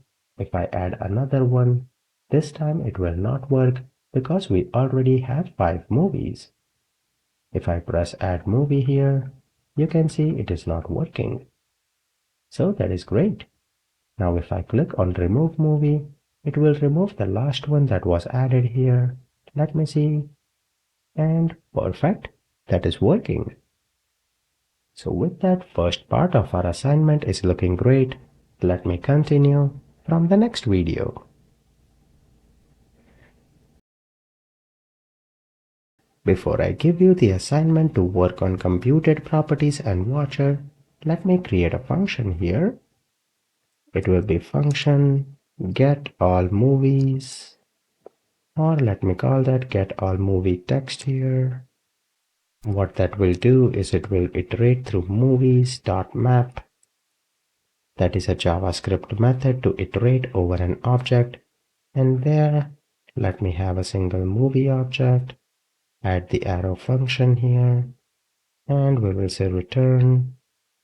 I will say movie title was released in, and then the year. Let me copy this. I will add that to the return here. And I will display that. Rather than displaying this here, I will iterate through get all movies here, and I will display the text here, that is movie, and perfect. That looks good. So with that, we have a function that will return the exact text that needs to be displayed. If I remove anything, you can see that is functional, and that is perfect. Next thing what I will do is where we have the variables here, let me create a boolean. I will call that show message. And where we have the div, where is movie list here, we will have a span here, give it a class of text danger, and if the movie list is greater than 5, then we will display you can only add 5 movies. Well, let me do that. If this is more than 3 movies, then we will display that as a warning message so that they are aware they can only add up to 5 movies. Because we have 3 movies, it is being displayed. If I remove one, it goes away. If I add it again, perfect, that comes up. So now we have a base functionality that is working, but what I want you guys to do is replace these functionalities with computed properties and watchers. What I mean by that is where we have this function here, I want you to replace this function with computed property. Replace with computed property here. That way we will have a computed property that will automatically compute and return all the movie text that needs to be displayed. Next thing that I want you guys to do is rather than adding the if condition here, even though it is more optimal scenario, we do not care about that. I want you guys to practice watcher. So you will remove this if condition and you will accomplish the same functionality that we have here, that if there are more than 3 movies in the array, you will display this message without using this condition. But I want you guys to create a watcher on this movies array, and if the length is greater than 3, then inside that watcher you will update the flag for show message, and that way you will use that flag here. So if show message is true, then it will be displayed. So show message will have to be toggled inside the watcher that you will create on the movies array. So good luck with that assignment, and I will show you how to do that in the next video. I hope you were able to complete the assignment. The first task here is to replace this function with a computed property. Let me do that. I will create a constant here. Let me call that getAllMovieText here, and that will be a computed property. Perfect. And there we will have an arrow function. And perfect. With that simple change, we have converted our function to a computed property. Now we need to use this one, replace it here, and because we are using computed property, we do not need the round bracket.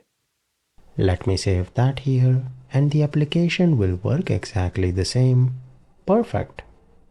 Now we have a computed property, so that looks good. Next, I want to create a watcher to toggle the show message. We want to create a watch here. Let me do that. And on what property we want to watch? We want to watch the movies array here. And inside there, we do not want old values or new values, so we can even have an empty arrow function. We will add an if condition there that if movies.length is greater than or equal to 3, then we want to update the show message here, and because it is a ref, we will have to update dot value. With that, I believe everything should be functional.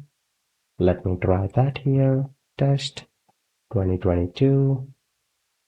For some reason that did not work. And perfect. We have the warning here. Show message was not returned here. Let me add that. And now it should work. We will say test 2022. And perfect. Our watcher is working as expected. So with that, you can see the use case for computed properties and watcher and how easy it is to implement that or convert a function to a computed property. I have said before that there is a one critical difference between computed property and watcher is that watcher can be asynchronous. So where we have the watcher here, we can make it asynchronous by adding the async keyword here. And then we can add a timeout when we are displaying the message here. We can say set timeout. And we will show the message here after 3 seconds. This will be true. So after 3 seconds, the message will be displayed. Let me see if that works here. If I add the movie, in 3 seconds, the message will be displayed. And perfect, that works. Our application that we built here is looking great, but I wanted to show you one more short notation. If you remember, instead of vbind, we had the colon sign. Similarly for vOn, because it is one of the common one, on every button we will have a vOn. That is why they have a short notation for vOn, and rather than that, we can directly replace that with an @ sign. So where we have vOn here, we can write @click. That basically denotes the click event here. And if I save that, refresh the application, if I do remove here, and if I add something here, that works. As we progress with the course, which is colon for vbind and @ sign for vOn. When we are working with any application, we typically will be encountering or creating forms so that user can populate some details and hit the submit button. For our next mini project, we will be building that as well. So here where we have learn Vue, I will call that forms here. I will leave the title. Let me remove year here. I will remove one of the button here and let me give it width of 50. Perfect. And we will call that as submit. We do not want to display the movie list or anything. Let me remove that div here. And we do not even want movies here. We will have a different form object. Let me delete all of these things. And perfect. That is good. Let me scroll up where we have the model. Let me remove that for now and click event. Perfect. If I save that here, great. We have a basic web page here where we have input field and a button, but we do not have a form. Before I add the form here, let me create a form object that will be inside setup here. It will be a constant, call that as form obj, and that will be a reactive because it will be an object. Now what do we want in our form? We will keep that simple. We will have email. Next I will have name, phone number. We will have a checkbox on if a user wants to subscribe or not. That will be false by default. And let's say we will have a gender. That will be a drop down.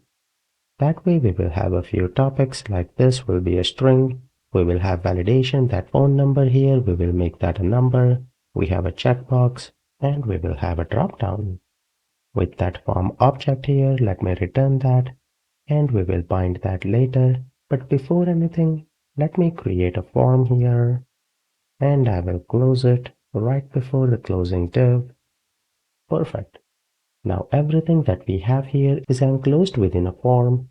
So let's see how we can work with form, and when we hit the submit button, how can we capture the values? Before we work on the submit button, let me bind the form object that we have here to our input field. So right here we will add a Vue model, and this will be form obj dot.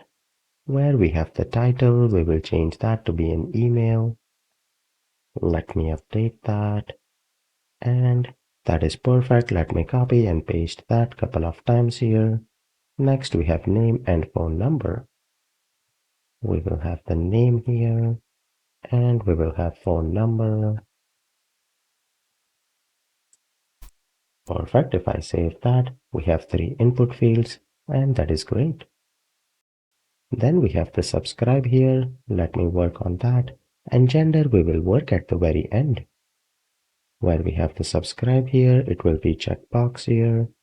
And Vue model will be subscribe. We have the label here. We will say subscribe to newsletter. If I save that here, well, the bootstrap class will be different here. It will be form check input. Let me save that. And we have the checkbox, but rather than span here, let me remove that. We will add a label here. Class will be form check label, that is a bootstrap class, and we will add subscribe to newsletter. I will add a space here, NBSP. Perfect. Our checkbox is looking great. Now what happens is when we hit the submit button, you can see the form is getting submitted. Right here you can see it gets reloaded. We do not want it to automatically get submitted. We want to handle the submit event because on submit we want to capture the values here and maybe we want to log that or call an API to populate all of these details, or we want to do some custom logic.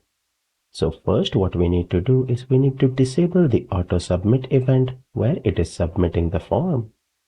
If you remember where we have to prevent the default behavior, on form here we have a handler for that. We will say submit. We want to handle the submit event and there we want to prevent the default behavior.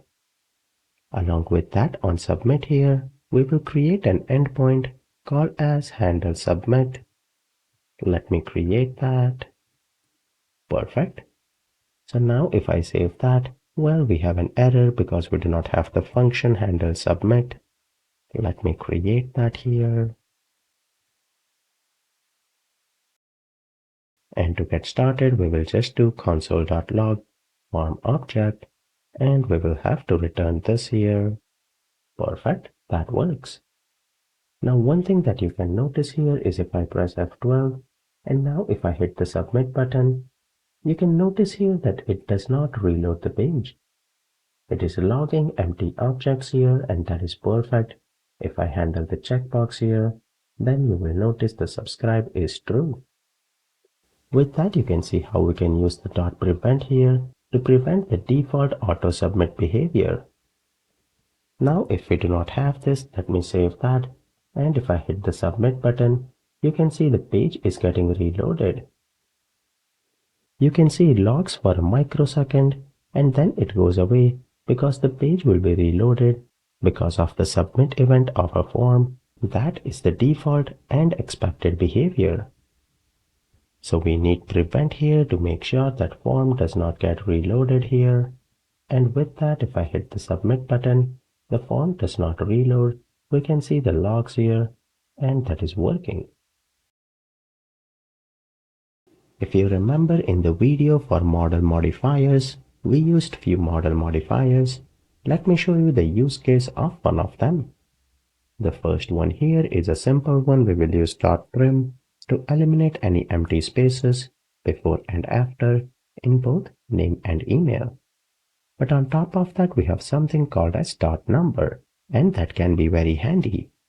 Right now we have form.phone here. Let me save and write a phone number and hit submit here. You will notice that phone number is being passed here as a text. Now if we notice here, even though phone number what we have here is a text here, we do not want that. I want to pass it here as a number. And how can we do that? For that, what you can do is where you have the phone we model, you can say .number. If you save that here, and now if you pass any value here, it will be passed as a number and not as a string. This can be great because let's say if you're working on some number and once you retrieve that, you have to do some calculation. Then if it is passed as a number, you do not have to convert that again. Also, if you change the type here to be a number, then it will not accept anything else. It will pass it as a number, and that is working. So model modifiers can be great and handy, and trim is one of the great one because if you have a name or email, you do not want to add any white spaces. So that fits our use case as well. In the form obj, you remember we have a gender property, and I want to have a radio button for that. That way they can select any one of the gender. Now before the subscribe to newsletter here, let me create a div, give it a class of border and padding 1 here. And inside there, I will create a label, give it a class of form label, and we will display gender. Add a new line here, and then we will have the input field for checkbox, but I will add those inside the bootstrap classes of form check and form check inline. These are standard bootstrap classes. When you want to have both of the checkbox in a single line here, we will add input, give it a class of form check input, and type will be radio. We do not want value. We have v model, and that will be form obj dot gender.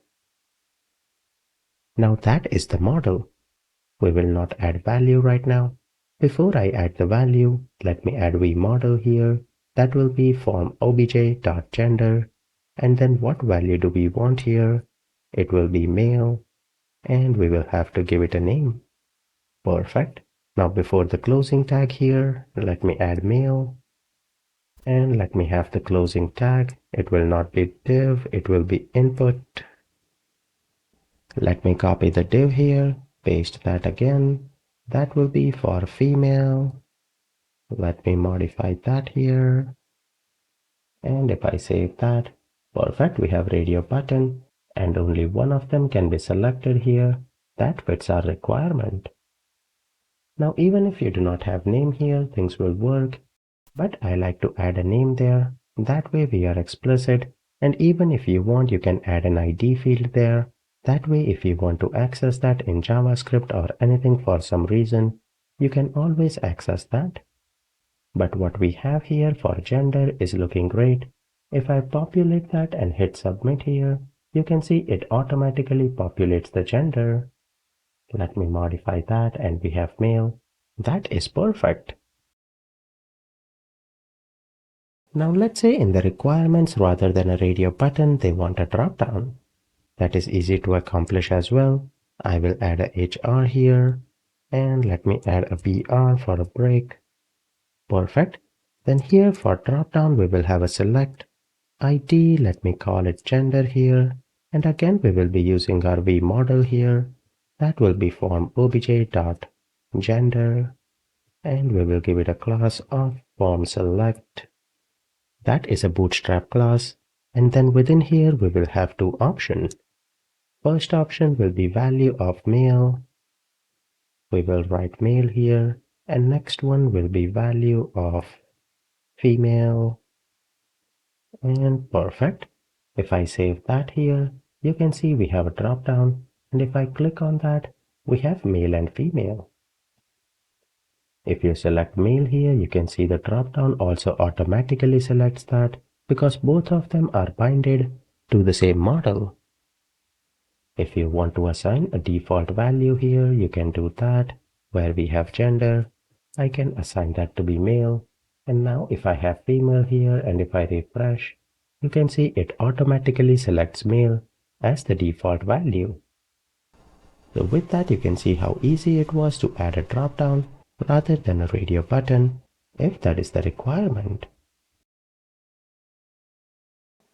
Now in our project, I want to add validation, but before I do that, our form is working as expected. Let me show that. If I write pen@gmail here, pen, a phone number, mail, and subscribe, and if I hit submit, you can see everything is getting submitted, and in our logs, we can see everything is functional. But what if I want to add validation? That way email and name cannot be empty. Let me show you two ways we can validate the name first and then we can continue. Where we have the name here and where we have the input, we can add a V on here and we can say on blur. That means as soon as the focus gets out of that particular element, this function or this method will be invoked and I will call that validate name. Now we will need a Boolean flag to know whether name is valid or not. So where we have our properties here, I will create one more constant, or I can add that in the form object itself. I will say is name valid, and that will be true by default here. Perfect. If I save that and scroll up again, we need to create a validate name.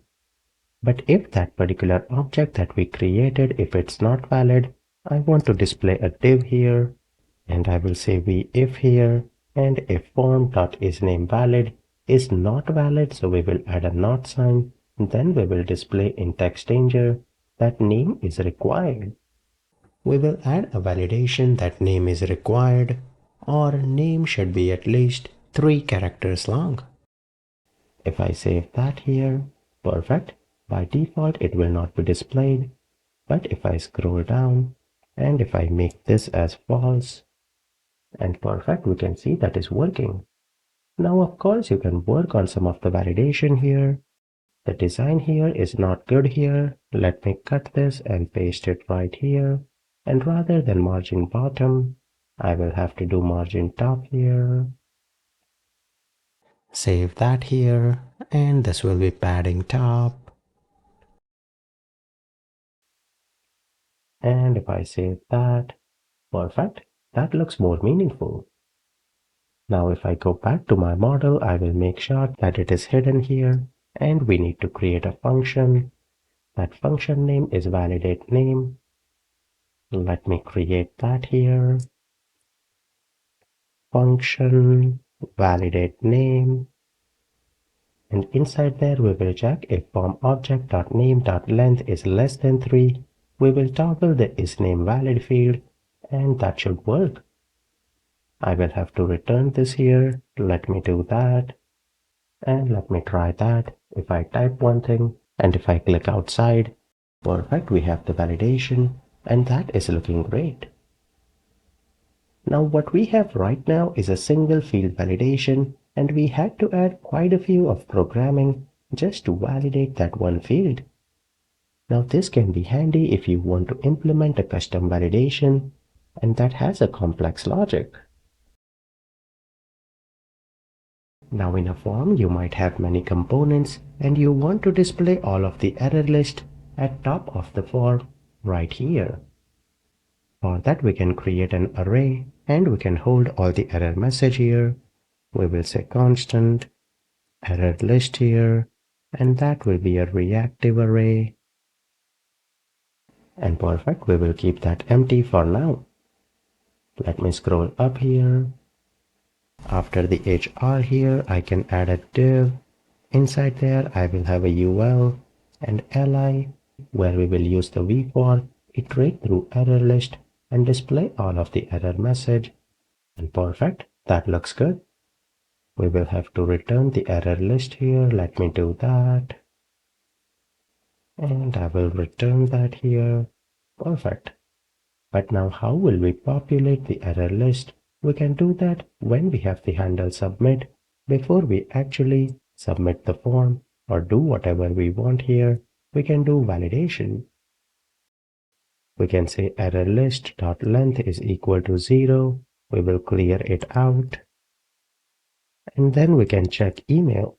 So we can say if form obj dot name dot length is less than 3. We have the error message. Next we can check the email. For email, if this is empty, we can say email is required or something like that. And let's say we need to make sure that they subscribe to our newsletter as well. So we can say if not form obj.subscribe, then we will display please subscribe to the newsletter. After that, in the condition here, we can check if not error list.length, then we can display an alert that form was submitted successfully. Let me save that here and I want to modify one thing. Let me make it a warning here and the title I will call that Forms Pinia. Perfect. Now let me try submit here. We have our validation, that is great, but I do not see the email. Let me see what is going on there. And I'm comparing the length here. It will be email. If I try that, perfect. We have all three validation. If I enter a fake email here, that goes away. And if I subscribe here, perfect. Let me enter a name and hit the submit button. And we have our alert. Form was submitted successfully. So with that, you can see if you want an error list here, it is easy to implement. And you can even move all the functionalities here to a separate function and call that function inside the handle submit. We have explored the basic fundamentals of Vue, but right now what we have done is we have added a script in index.html and everything is clustered in one single file. That is not how production applications are built with Vue, so we need to explore on how can we build an application using the recommended approach by Vue in this video. For that, I will close the file here and in the File Explorer, let me open this up. I will open a new folder. Right here where we had the fundamentals, I will create a folder and I will call that Vue Components Demo. Then here we need to create the Vue application. For that, let me go back here and let me go to vuejs.org. And there we will navigate to the install tab here. And if you scroll down, we have the npm installation. Now here it is installing the latest version. Let me copy the command here and we will go back. In order to run that in the window here, we have a built-in terminal window. You can see the toggle terminal command is displayed here, but if I click on three dots, or if you have it in smaller screen, you will see terminal tab there, and we will click on new terminal. This terminal will open at the location where we have the folder. You can see it is inside Vue Components Demo. There we will add the command npm create vue at latest, that is what we copied, and that will use the latest version of Vue and create the project. Now because on my machine it does not have the create Vue package, it is asking me OK to proceed. I will press Y here and press enter. Now you might get that package installation, or you might not get that. If you do not get that, you will directly see the Vue.js progressive JavaScript framework, and it is asking me for a project name. I will give it a name of Vue Components and then -demo and press enter. Now when we press enter here, we will have way more configuration that we need to select. Perfect. We can select features that we want to include in our project when we are building our project using Vite. We have many configuration here for TypeScript, router, Pinia, vtest and much more, but we will not use any of them. And you can see they are getting duplicated here because I believe I scroll down, but basically we have the configuration after TypeScript here all the way to the end.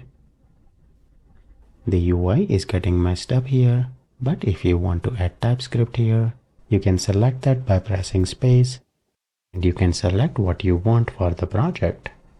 Now typically I do not like the default templates when we are getting started, because I want to start from ground zero and help you understand on if you want to add Pinia to an existing project, or if you want to add Vue router to an existing project, what are the files that are needed and how to do that from ground zero.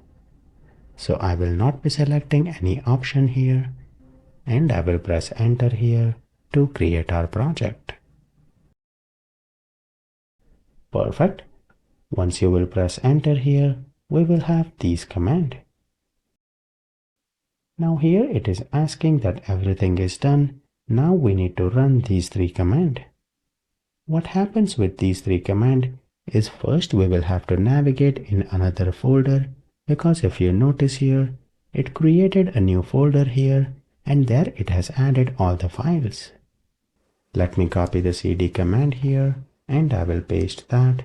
We will navigate to that directory, and next command is npm install. Now when we create project here, even though we did not select any of the components here, it still added some of the packages that you will see in package.json. When we want to build this application using Vite, we will have to install those packages. For that we will write the command npm install and press enter.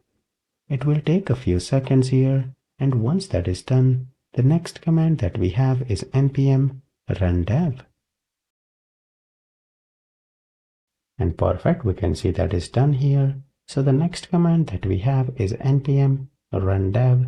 If I do that, then it will run the application. If I press enter here, perfect, you can see few things here.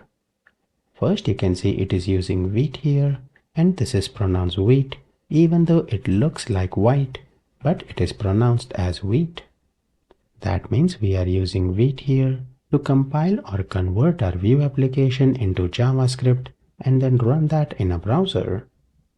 And if you scroll up here, you can see in this section we will introduce how to scaffold a SPA application, and create project will use a build setup based on Vite here, and that is the command that we used based on Vite. So that is what we have used to create and compile our project.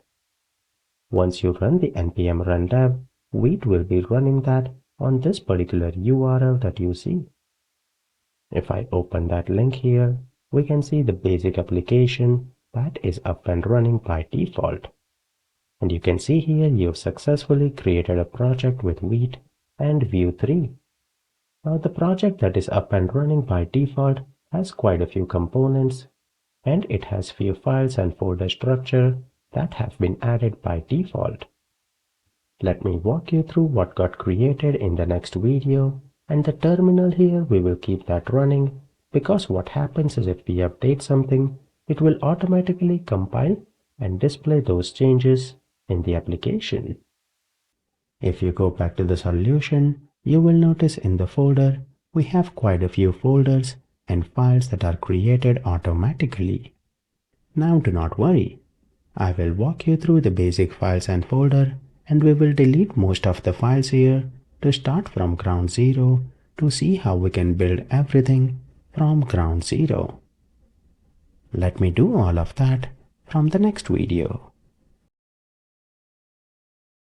When it comes to any programming language, one of the critical aspects is how you can debug the application, and for that you can see when the application is built here using Vue, it automatically installs Vue DevTools, and that is very critical when you are building an application because it helps you debug your application, especially if something is not working.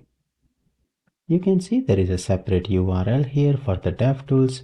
Let me open the browser here, and if I go back and open the DevTools, perfect, that is working. Now DevTools will only work if the main application browser is working. If you close this, then DevTools will not work. But when you are working with Chrome, you do not need to open that in a separate window. If you go down here, you can see it automatically incorporates that DevTool in the window as well. You can move it around if you want, so that way it doesn't block your UI. And then if you click here, it will display DevTools. Now DevTools are great. It will display all the components that you have. It will display all the pages. If you have multiple routes configured, it will display all of that here. And right now it does not display Pinia store, but when you add state management, it will display that state as well. That way you can evaluate if something is not right with the state in any component. Now again, what will happen is when we evolve our application and when we work with other components here, we will explore DevTools in further detail, but right now I will exit that out. I wanted to give you a brief understanding in a couple of minutes that we have the built-in support of Vue DevTools because we created our project with Vue. If you notice here we have the pick icon, I selected that, so that way if I hover anywhere on the application, it will display that in which folder, which component that is being rendered from. And if I click on that, it will take me to that particular component. But I do not want to complicate things right now. We don't even know what Vue components are. For this video, I only wanted to show you that we will have Vue DevTools integrated in our project when we build our project using Vue. Our project has been created here, and we have a sample page here that is up and running, and it has quite a few images and few other things. But let me go back here and examine the code that has been created. Main folder that you have in the application starts from this public folder. The first one is an internal VS Code folder, and then we have all the node modules that have been installed. You will not be working with these two folders. They are there by default. We have the public folder where we will typically put public assets that are accessed by our index.html. Like we have fav icon here, so that is why we have placed that in the public asset. If there are any assets that will be used by your Vue components, you will place them inside the assets folder in SRC. So anything that is not used by the Vue, you can put that in the public folder. Next we have the SRC folder. You can think of that as everything that is related to Vue in your application will go inside the SRC folder. If you place it outside the SRC folder, that will not work. The files that are here outside of the SRC folder is the gitignore file, if you deploy that to GitHub, and then we have the main file that is index.html. That will be the only file that we will add outside of the SRC folder. Everything else we will place inside the SRC folder. Now in the previous project that we were working on, we only had index.html and there we added Vue using a script file. But here we do not do that. We added that in packages. If you examine package.json, we have the dependency of Vue, and when we ran the command npm install, it will install all the packages, and that way Vue will be automatically available in the application. We do not have to add any script tag here to include Vue in our application. Now in future, when we will add more packages, they will be added in package.json file, and that's how it will be added to the project. So we have our main index.html that we have used so far, and we will explore that in the upcoming videos.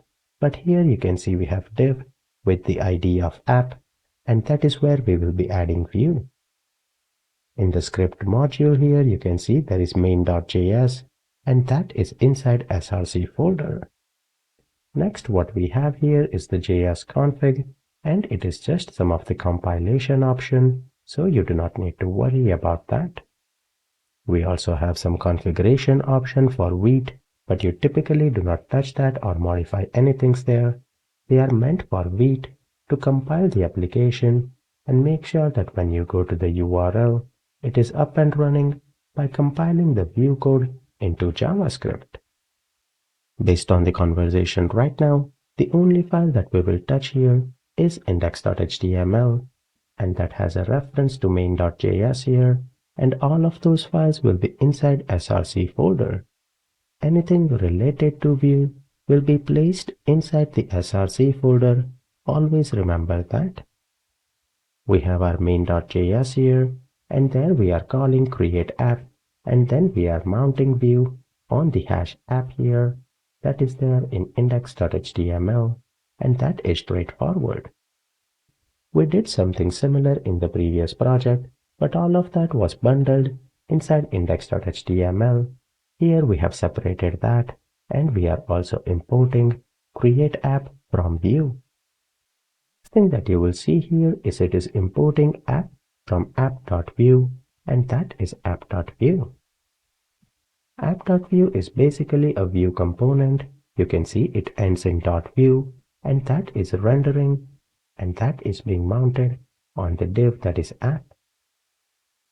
Now if you go back here, you can see there are way more components, and all of them are inside the components folder. We have hello Vue, welcome, and welcome item. Rather than explaining on what is already there, I like to start from ground zero. That way you will understand everything from scratch. So what I will do is I will delete all the assets here, all the components here,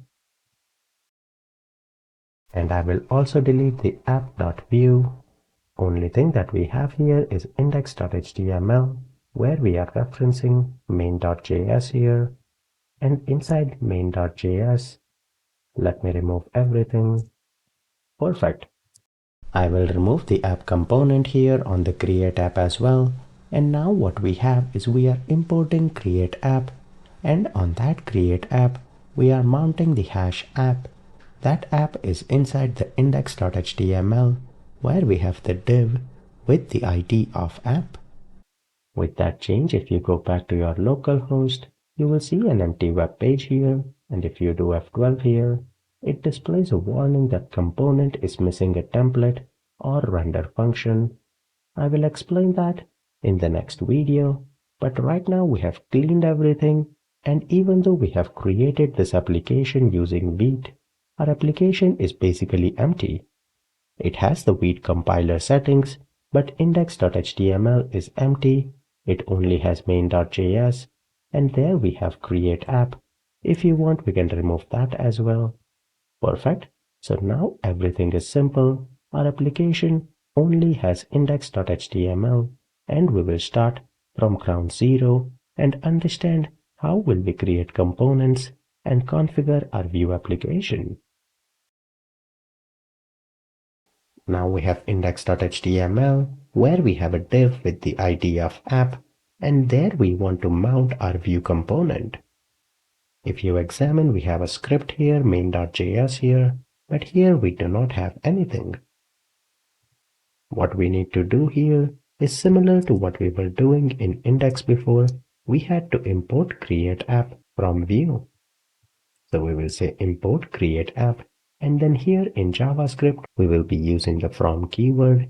That way it will import create app here, and then we will call the create app, and inside the parameter here we have to pass a component, and that component, where will we mount? We will mount that on an element with the ID of app. That is what we have written here, and that is right here. But what component will we mount here? We do not have any component in our project. So we need to create a main parent component of Vue application that will be mounted in this particular method. In the src here, we will create a new file, and the convention is to call it app here. So we will call that app.vue. Now if you want to use a different name, you can do that as well, but we will call that app. Now if we want to mount this app component that we added in the parameter here, we first have to import that.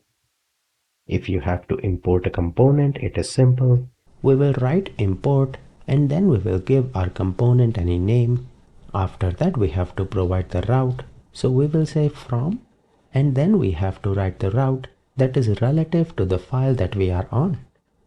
App.vue and main.js are in the same folder. So I will say // and then the file name. You can even call that app temp here, and then here we will pass that app temp.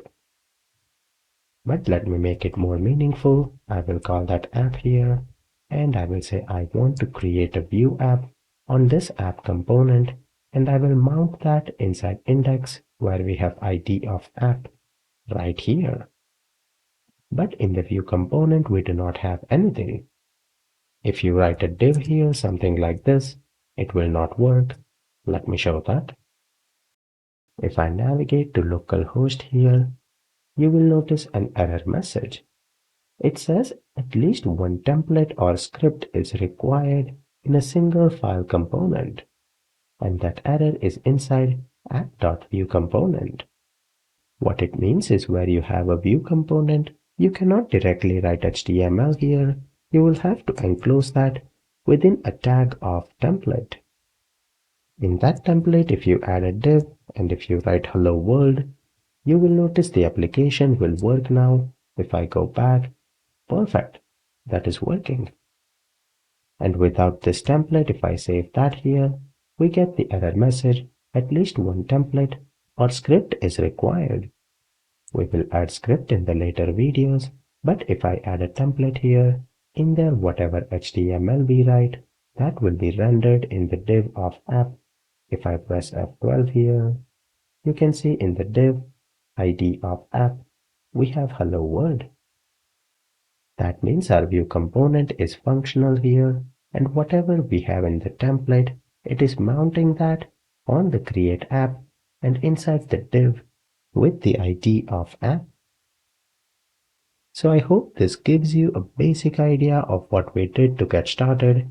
We created an app.vue component, and we are importing that inside the main.js, and that Vue application that we created here, we mounted that on the div with the ID of app, and that step we have already done that in the single index.html that we had before. The only difference here is we have to create a separate Vue component, import that using the import statement, and then we add that on the create app.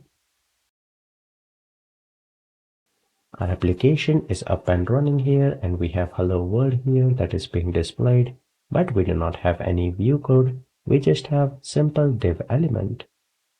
If you ever want to toggle between the terminal window, you can press Ctrl and then the tilde sign, and then the terminal window comes up, and then you can hide that by pressing the cross icon. So our application is still running, and that is good.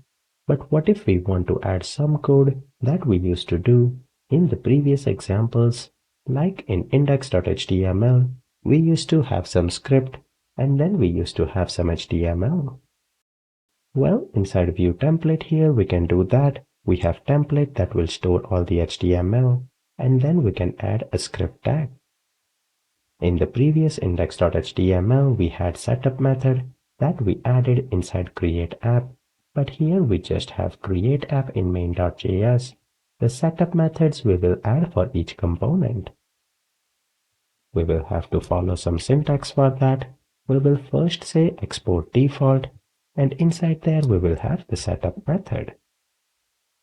Then here we can create whatever we used to do in the setup method, like if I have a message here, hello Vue, and then we can return that message, and once you return this message, it can be used in the template.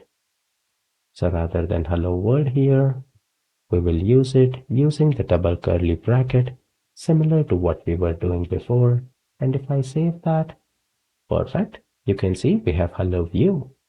So in a Vue component, you will have a template that will hold the HTML, you will have script that will have the Vue code, and you will also have one more component that will be style component. So the app component in Vue is comprised or made up of 3 tags, template, script, and style.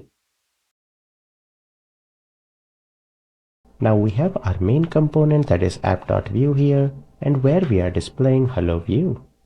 But when we are working with any JavaScript framework or even modern programming languages for web application, everything is broken down into components. In Vue as well, what we will do is we will have a main component and that will have child components. That way you can call other components and display and toggle what is displayed on the UI.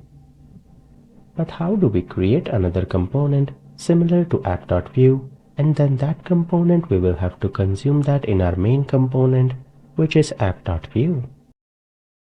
Now when you create any other components that will be inside the src folder, we will create a new folder.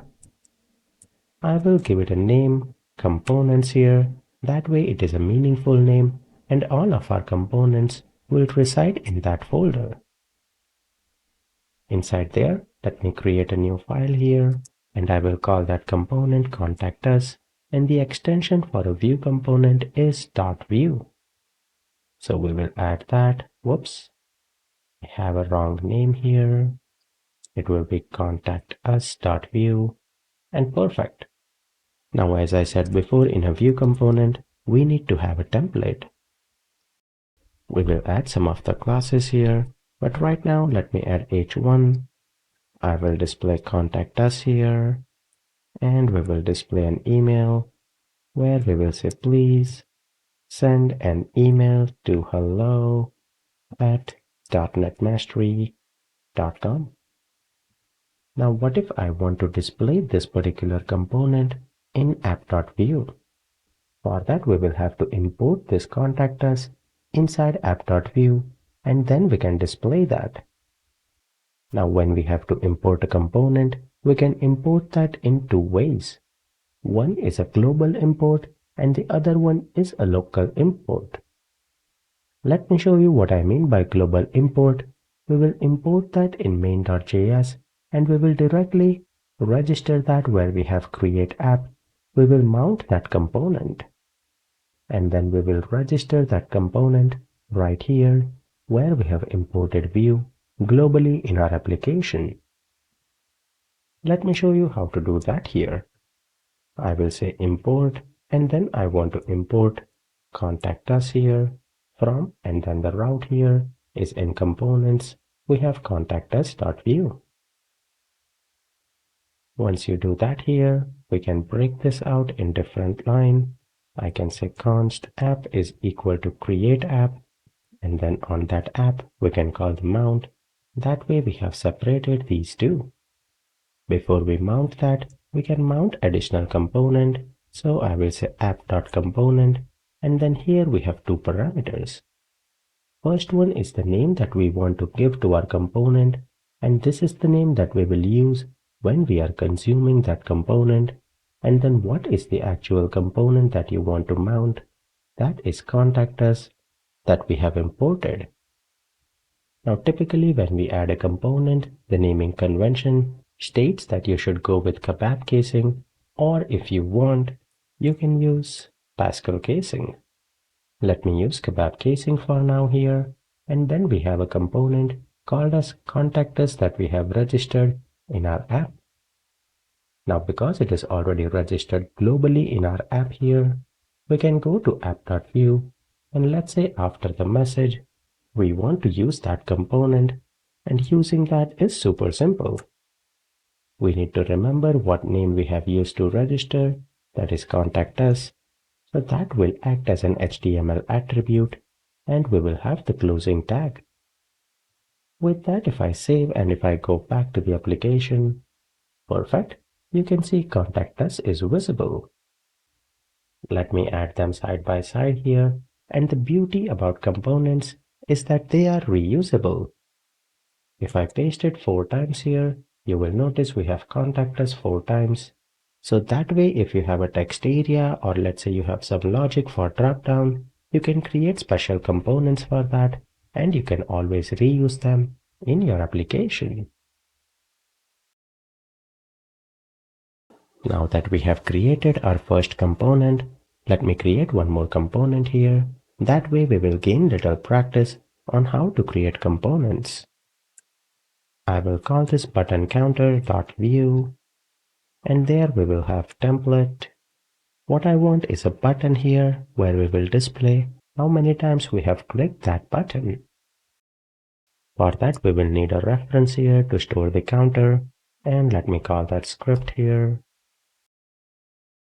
Inside that we will say export default, and we will have a setup method where we will have a ref of 0.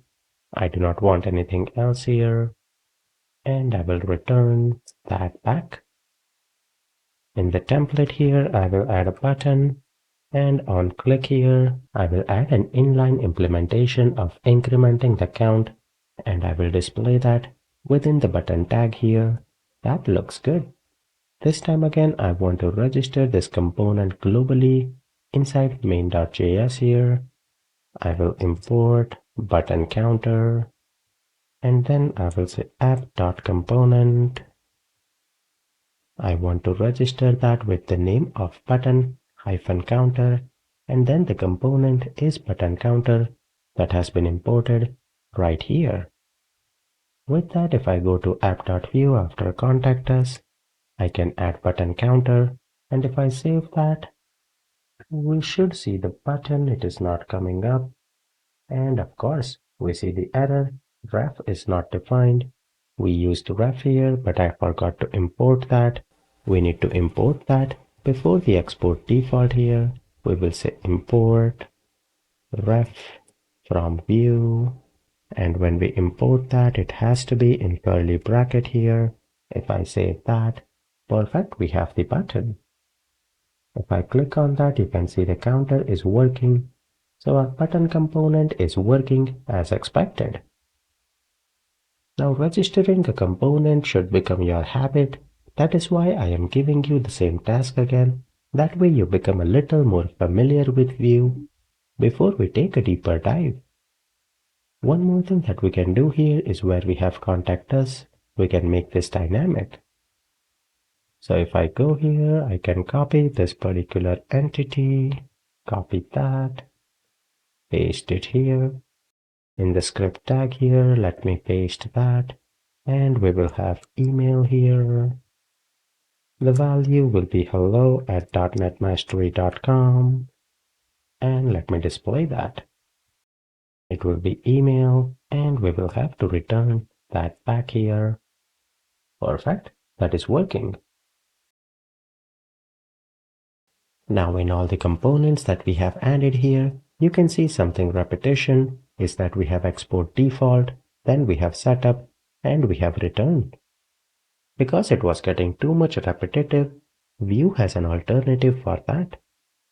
If you are only going to use the composition API, then what we can do is we can remove the export default here, and we can remove setup as well, delete all of that, as well as return statement.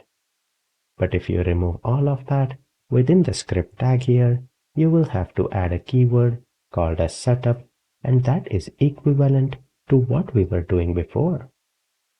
With that, if I save it here, you will notice the click works. So now we do not have to explicitly define what we are returning. Basically, whatever is there in the setup, you can easily use that in the template. That is a great functionality, and personally I love having just a setup here in the script tag. Let me modify that in the other component here. We will have setup. We do not need export default or setup or any return here. Save that, and in contact, remove these two, remove the return here, and if I save it, it will not work because I do not have setup. You can see that is not working. The email address is not coming up. If I go to the console window, you can see email was accessed, but it was not defined. So once I add setup here, it should work again, and perfect, that is working. Now we have a much cleaner approach of how we configure setup in our script tag. We have created two components, button counter and contact us, and we have registered them in main.js. And right now the registration that we have done, this is called global component. What I mean by that is when we are consuming that in app.vue, if we had some other component, we can easily consume that in those components. We do not have to write any import statement because we registered them directly on the app. They are global components. But what if we do not want this button counter to be a global component? I can add a comment here that these are global components. And then the button counter, I want to import that inside the app.vue. If we import that in a component, then it is a local component. Now how can we add this particular component? For that, what we will do is inside setup here, we will have to import button counter. Once you import that component here, then here you can use that component button counter like this. If you save that here, you can see it is functional. If I copy and paste that, we have both the components.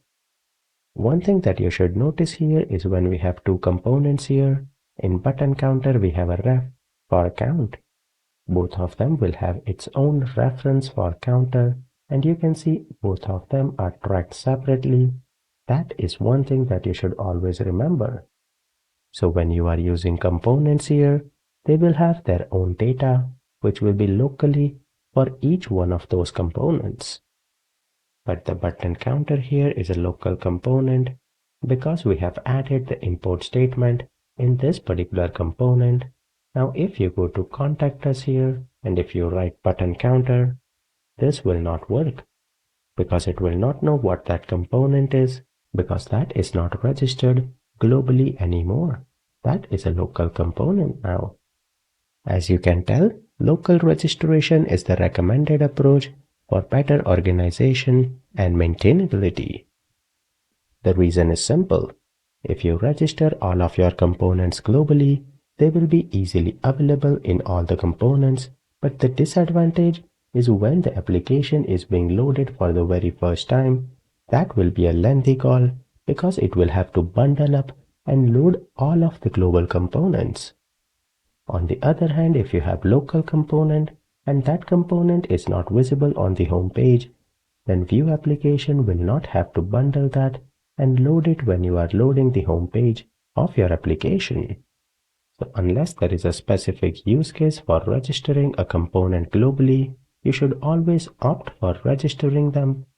You should always register the components locally as compared to the global registration. Now the default approach, we do not want to register any components globally.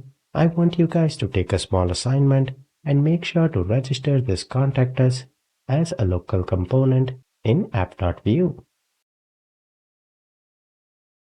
You were able to complete that assignment. We will remove the registration from main.js here, and where we have app.vue, we will import contact us here, And then we will have to use that in the component name. And perfect. That looks good. With that, you can see how easy it was to convert a global component to a local component, but it all depends on the dependencies. But this is looking great. Before we continue here, let me add Bootstrap in our project. That way we can easily use the styling here. And let me scroll down here. We have the CDN. I will copy that in index.html. Let me paste that here. And I will also copy the JavaScript here. Add that. Perfect. Looks good. With that in place, Bootstrap is added in our project, and where we have the contact us here, let me add some of the classes here and save that. Perfect. That looks good. In the main app here where we have the div, let me create one more parent div here, and I will give that a class of container. Great. That looks good for our application. Let me continue from the next video. Let me remove the button counter altogether. Right now we only have contact us in our app.vue, and that is looking great. Now we have a contact us component here, but let's say I want to change few things. Where we have the app.vue component, I want to pass what will be the email address and name for the contact information. Rather than contact us here, let me rename this to just a contact component. Perfect. That looks good here in app.vue. We will have to modify that to be contact. It automatically modified the file name here, and that looks great. Now in the contact here, rather than contact us, let me add an h3 here, and we will display name, and we will have email along with phone number. So we will have an email here in the p tag. Let me add a phone, and perfect. That looks good. Now what I want to do is, if there is no email, we will display hello at .NET Mastery. But from the parent component, that is app.vue, where we are consuming the contact component, we want to pass name and email, similar to if we were passing a parameter to a function. That can be done easily. Right here, let's say I want to add a name of Brooklyn here, and I want to pass a phone number. And then I want to capture these parameters inside the contact component. How can we do that? When you want to capture some of the parameters that are being passed from parent component, they are referred as props. So basically we have few props that we are passing here, and we want to capture them in the child component.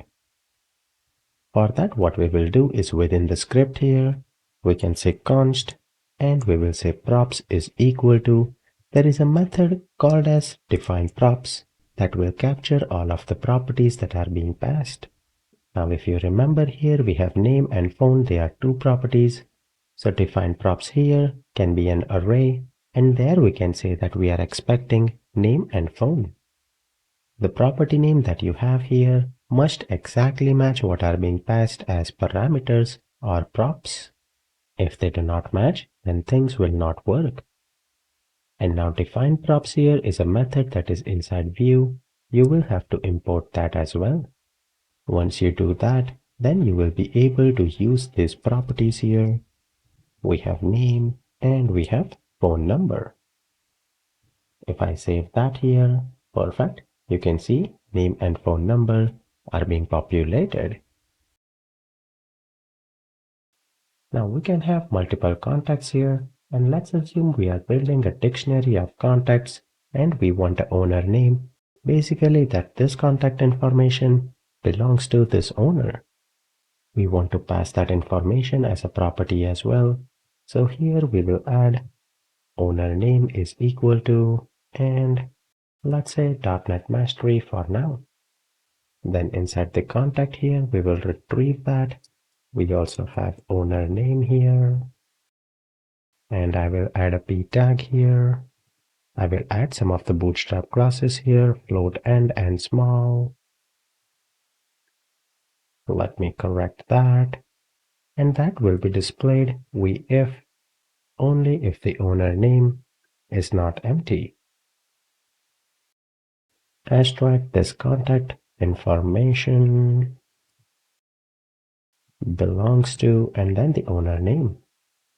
Perfect, we can see that here. And I believe the styling is a little bit off. Let me make this padding 4. And that is perfect. If I expand here, that looks acceptable. Perfect. Now we are passing this owner name as a parameter from our parent component, which is app.vue. But what if here we have a constant here, and I will call that contacts owner is equal to .NET Mastery, and we want to pass that right here. If you pass it like this, it will not work. Even if you add double quotes, it will not work. For that, you will have to use vbind here, or we can use the shortcut that is colon. With that, it will automatically bind and pass that contacts owner here. And if I save that, you can see it is working. If I modify that, that is working. Let me remove this button counter, and that looks good.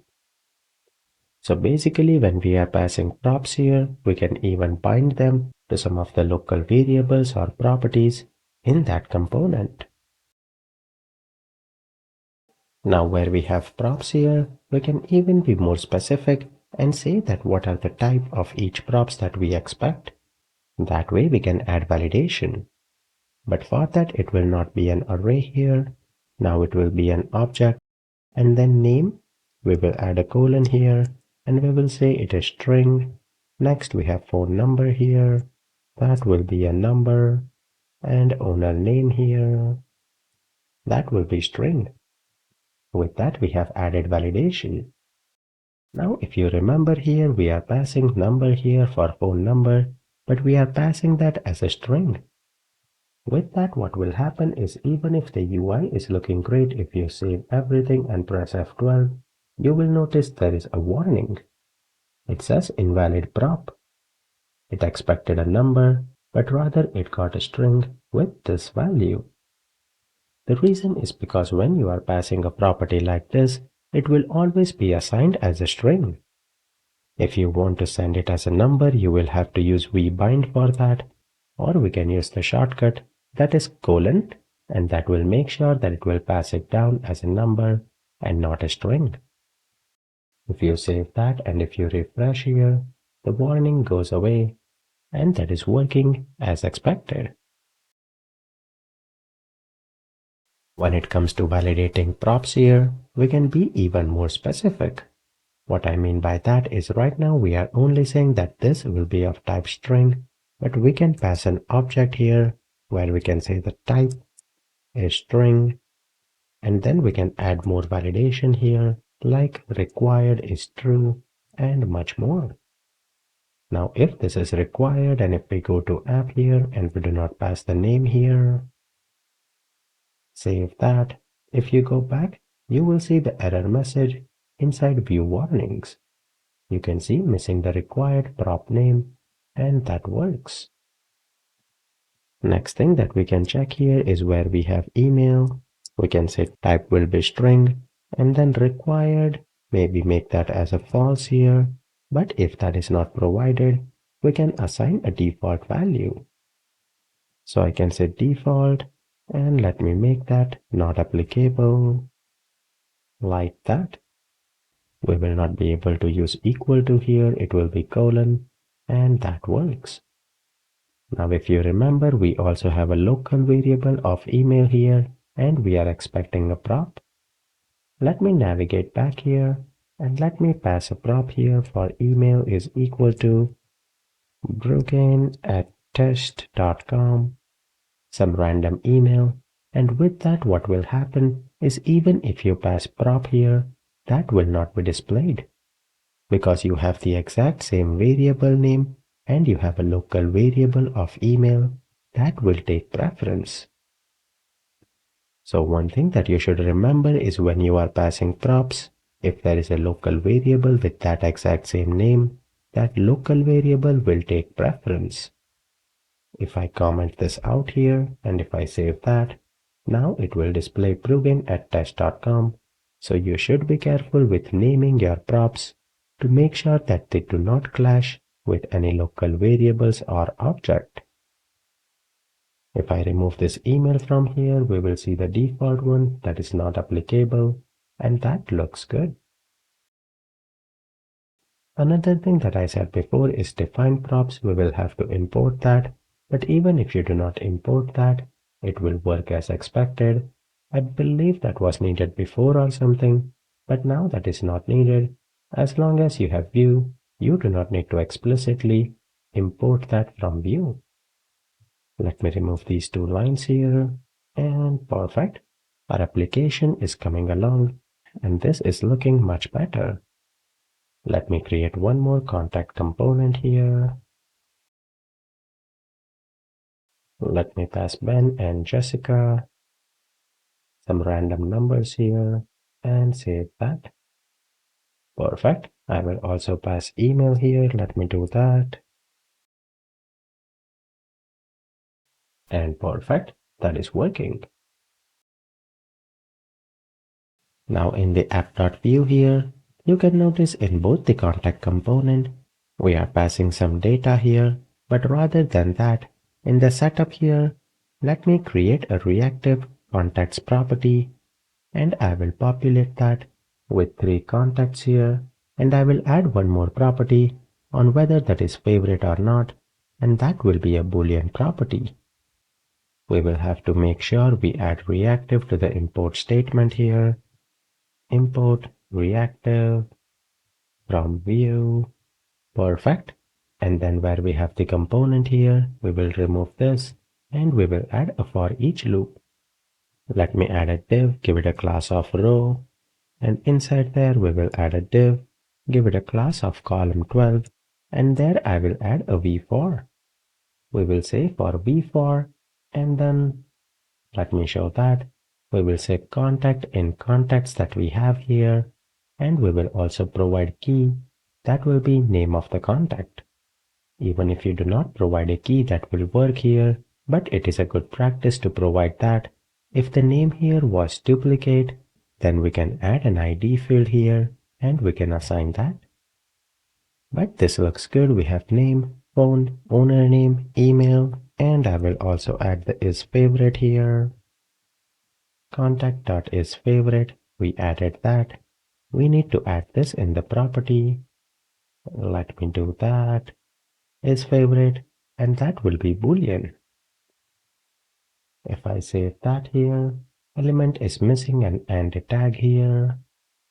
Yep, we forgot the closing div.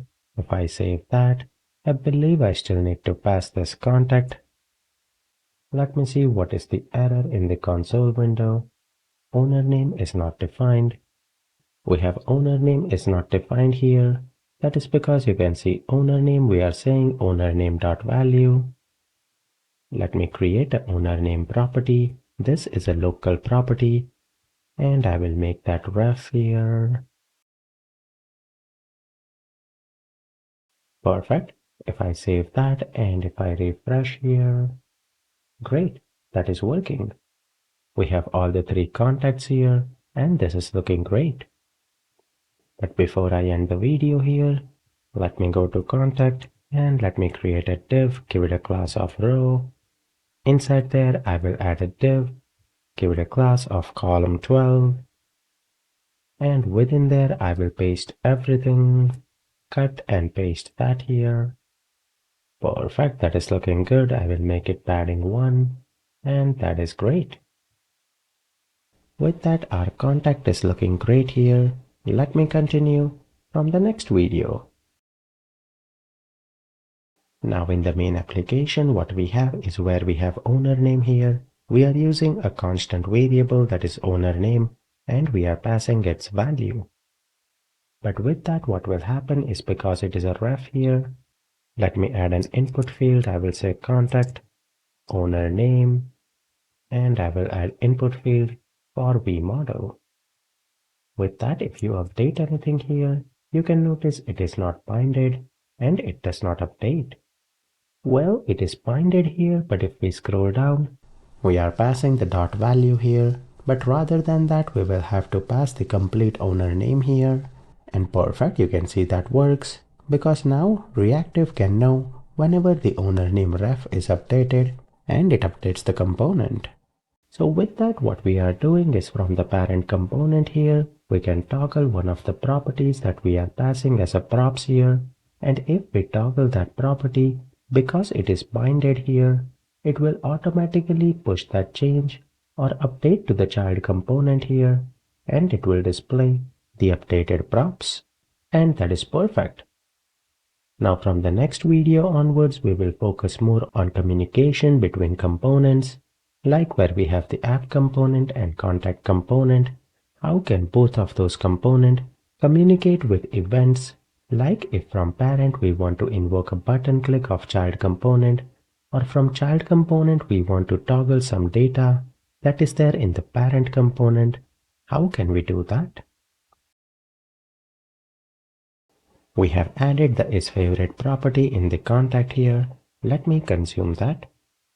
The column 12 here, let me modify that to be column 6. And in Bootstrap we have 12 columns. Let me use the next column 3 here to display isFavorite.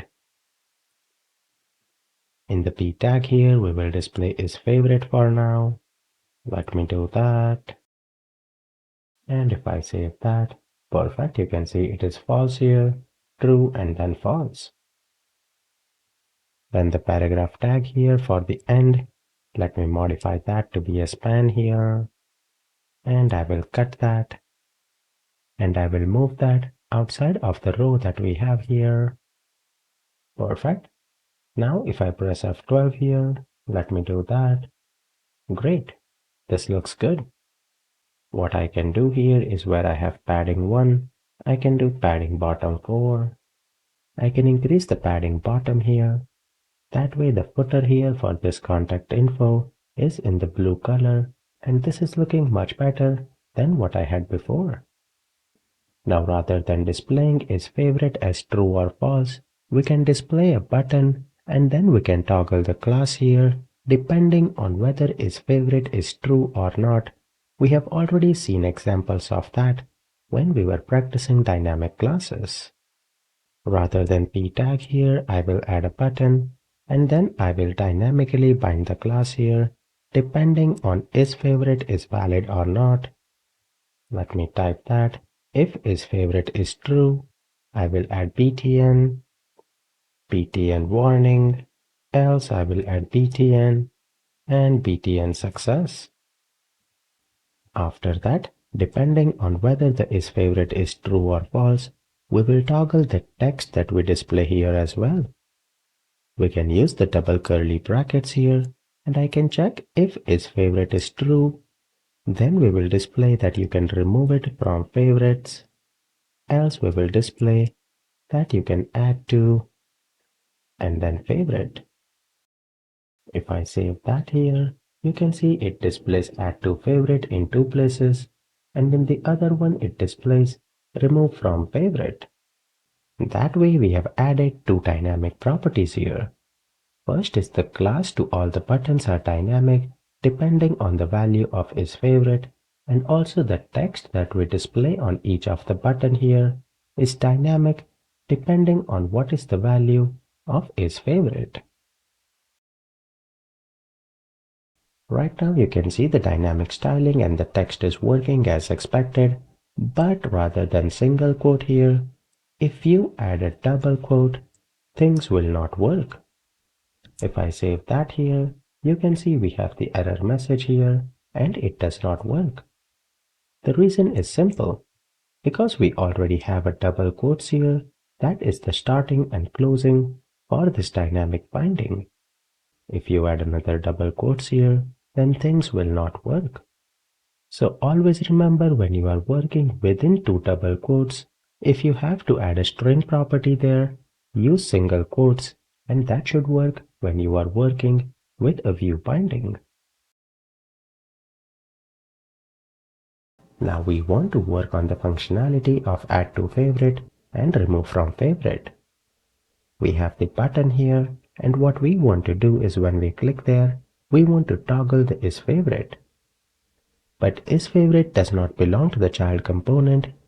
The owner of isFavorite is the app component, that is the parent component, and we are passing it down as props to the child component. But what we want to do is from contact here, we want to add a function. Let me call that toggle favorite here, and we want to toggle the isFavorite. Now one thing that you will notice I did different is I wrote props.isFavorite. But when we were adding that in the template, we were directly using that as isFavorite. The reason is when you are using that in the Vue code or the script tag here, you will have to use props, and only then you will be able to access isFavorite. Let me show that.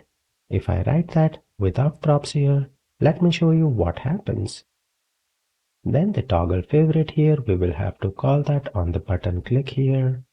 We will add click, and there we will invoke toggle favorite. If I save that, and if I hit the button here, you can see isFavorite is not defined because it does not know what is isFavorite.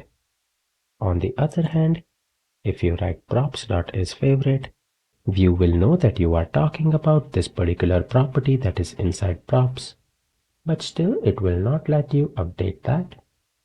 Let me show that. I will save it here. Let me refresh that and click on the button. Perfect, you can see we have a warning here. The set operation on key isFavorite failed. Target is read only. That is because the props that you receive here are read only. Only the parent who owns those properties can update them. So you cannot update the props directly from the child component. Now what we have to do is update a value from the child component that belongs to the parent component. And for that what we have to do is our child component will basically emit an event. And then parent component can listen to that event, and once it is fired, parent component can update the value. But how do we add that? For that in the child component, we first have to emit an event. In order to emit an event, we will have to create that. So first we will have to define an event. So we will have to create constant emit is equal to, and similar to define props here, we have defined emits, and there we will have to define emit. We can have more than one emits here, and that is why we have an array. We can have multiple emits in a component. I will give it a name of update favorite for this emit because that is what it will be doing. It will be responsible to update favorite for that particular component. Now that we have defined the emit here, how can we invoke that? Because props.isFavorite, if we try to toggle it directly, that does not work. So we will say emit here, and what we want to emit. We want to emit the event that is update favorite. So that is great. We have defined the emit here, and we are calling that when we hit the button toggle favorite. But with that, if you refresh here, and if you click on the button, nothing happens. Because our child component is emitting an event here, but the parent component is not listening to this particular event that is being emitted. We will have to make sure that we tell parent component that, hey, you will have to listen to this particular emit, and once that is triggered, I want you to do something. For that, we will have to go to the parent component, and there we will listen to that particular event or emit inside the contact component, and here we will write the @ sign, and then we need to basically register our emitter. That emitter is update favorite. Make sure to copy the name here, paste that, and then what do you want to do when that is triggered? Well, right now it is simple. I just want to toggle the isFavorite, so we can directly say contact.isFavorite is equal to not and then contact.isFavorite. With that, if you save it here and if you refresh the application, now you will notice that is working. If we click the button here, you can see it is being toggled and that is working as expected. But I want you guys to pause the video and try to analyze the complete flow that we have accomplished right now, because this is something critical that we will reuse in Vue, and you should be familiar with how this works. What we basically did is in the child component here, we defined the emit, and then on click of the function, we are firing that emit. In the parent component, where we have the component that is emitting, we have registered that emitter here, and because of that it will be fired whenever we have that button click right here. Now the update here is working as expected, but you can see something is still not right. Because what is happening here is when we are updating, we are taking what is the favorite from this component itself, which is contact.favorite, and toggling that. In a typical requirement, what might happen is you might have to pass a value from the child component here, and whatever value is being passed here, you might retrieve that here, do some calculation, and then you have to update. So now the question is, what if we want to emit some parameter or some property when we are emitting an event? We can do that very easily. After the emit here, we can add a comma, and then you can see we can pass an array of arguments. Right now what I want to pass here is props.isFavorite, and that's it. So we will pass the props here, and again make sure that because it is a prop, you will have to write props here, that is the name, and then isFavorite. So when we are emitting here, we are passing the value. Now we need to capture that value right here. We will not be directly assigning the contact.isFavorite. We will create a method here on updateFavorite here, and there in the parameter we will write $event. Now this event will capture all the parameters that are being passed here, that is this particular property props.isFavorite. So we will capture that in the parameter here, and then we can return it back to toggle this value. Let me scroll down, let me copy that before, and here we will create that function on updateFavorite. In the parameter, we will get isFavorite from child component here, and when we return it back, we will toggle that. That is perfect. With that, now we are getting a parameter from the child component, and based on that, we are assigning a new value to contact.isFavorite. If you save that here and you refresh the application, let me try that, and perfect. You can see that is working as expected.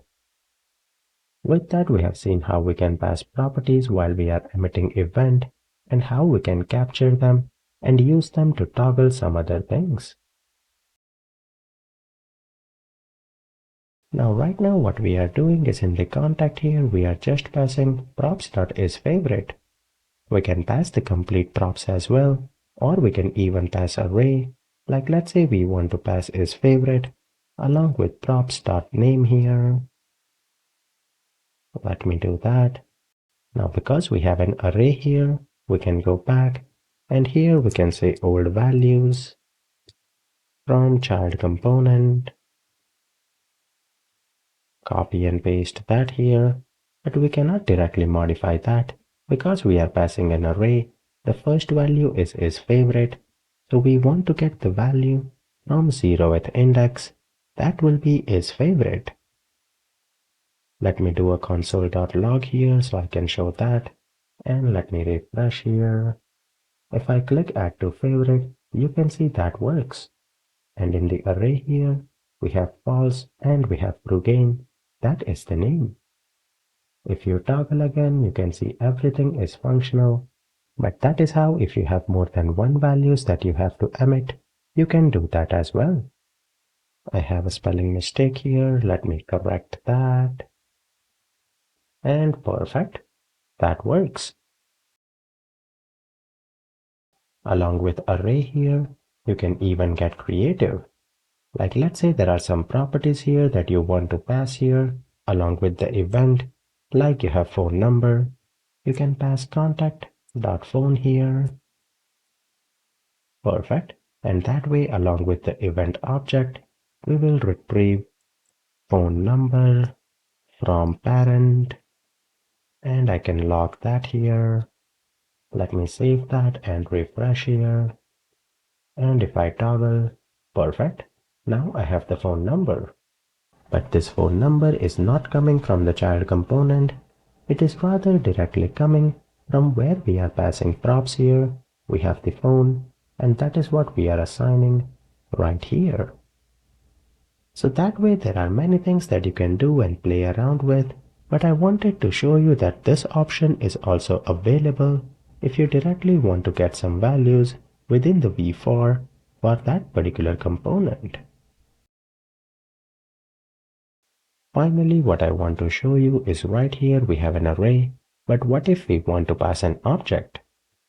That is also possible. Vue is super flexible.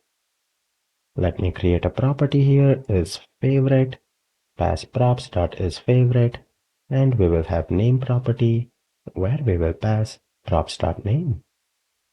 When we have to update here, now things will be a little more cleaner here because we have the old values, and since we have an object here, I can copy the name of that property and directly toggle that. That way we are not working with a guessing game of whether we are working on the 0th index or first index or what is that property. Let me remove the other log and save that. Let me refresh here, and perfect, that is working. You can see in console log now we have an object here, and that is working as expected. Now where we are emitting event in the contact here, you can see we added that in the function here, but if you want you can even do an inline emit. What I mean by that is let me move this here, and I can cut this particular emit, and where we have the toggle favorite here, I can paste that emit, and with that we can directly call that here, but because we are already inside a double quote here, we will have to update this to be a single quote here, and if I save that, refresh here, it will still work exactly the same. We are using the inline emit here, but personally speaking, I like it when it is separated out in a method. That way it is more explicit and it is more readable as well.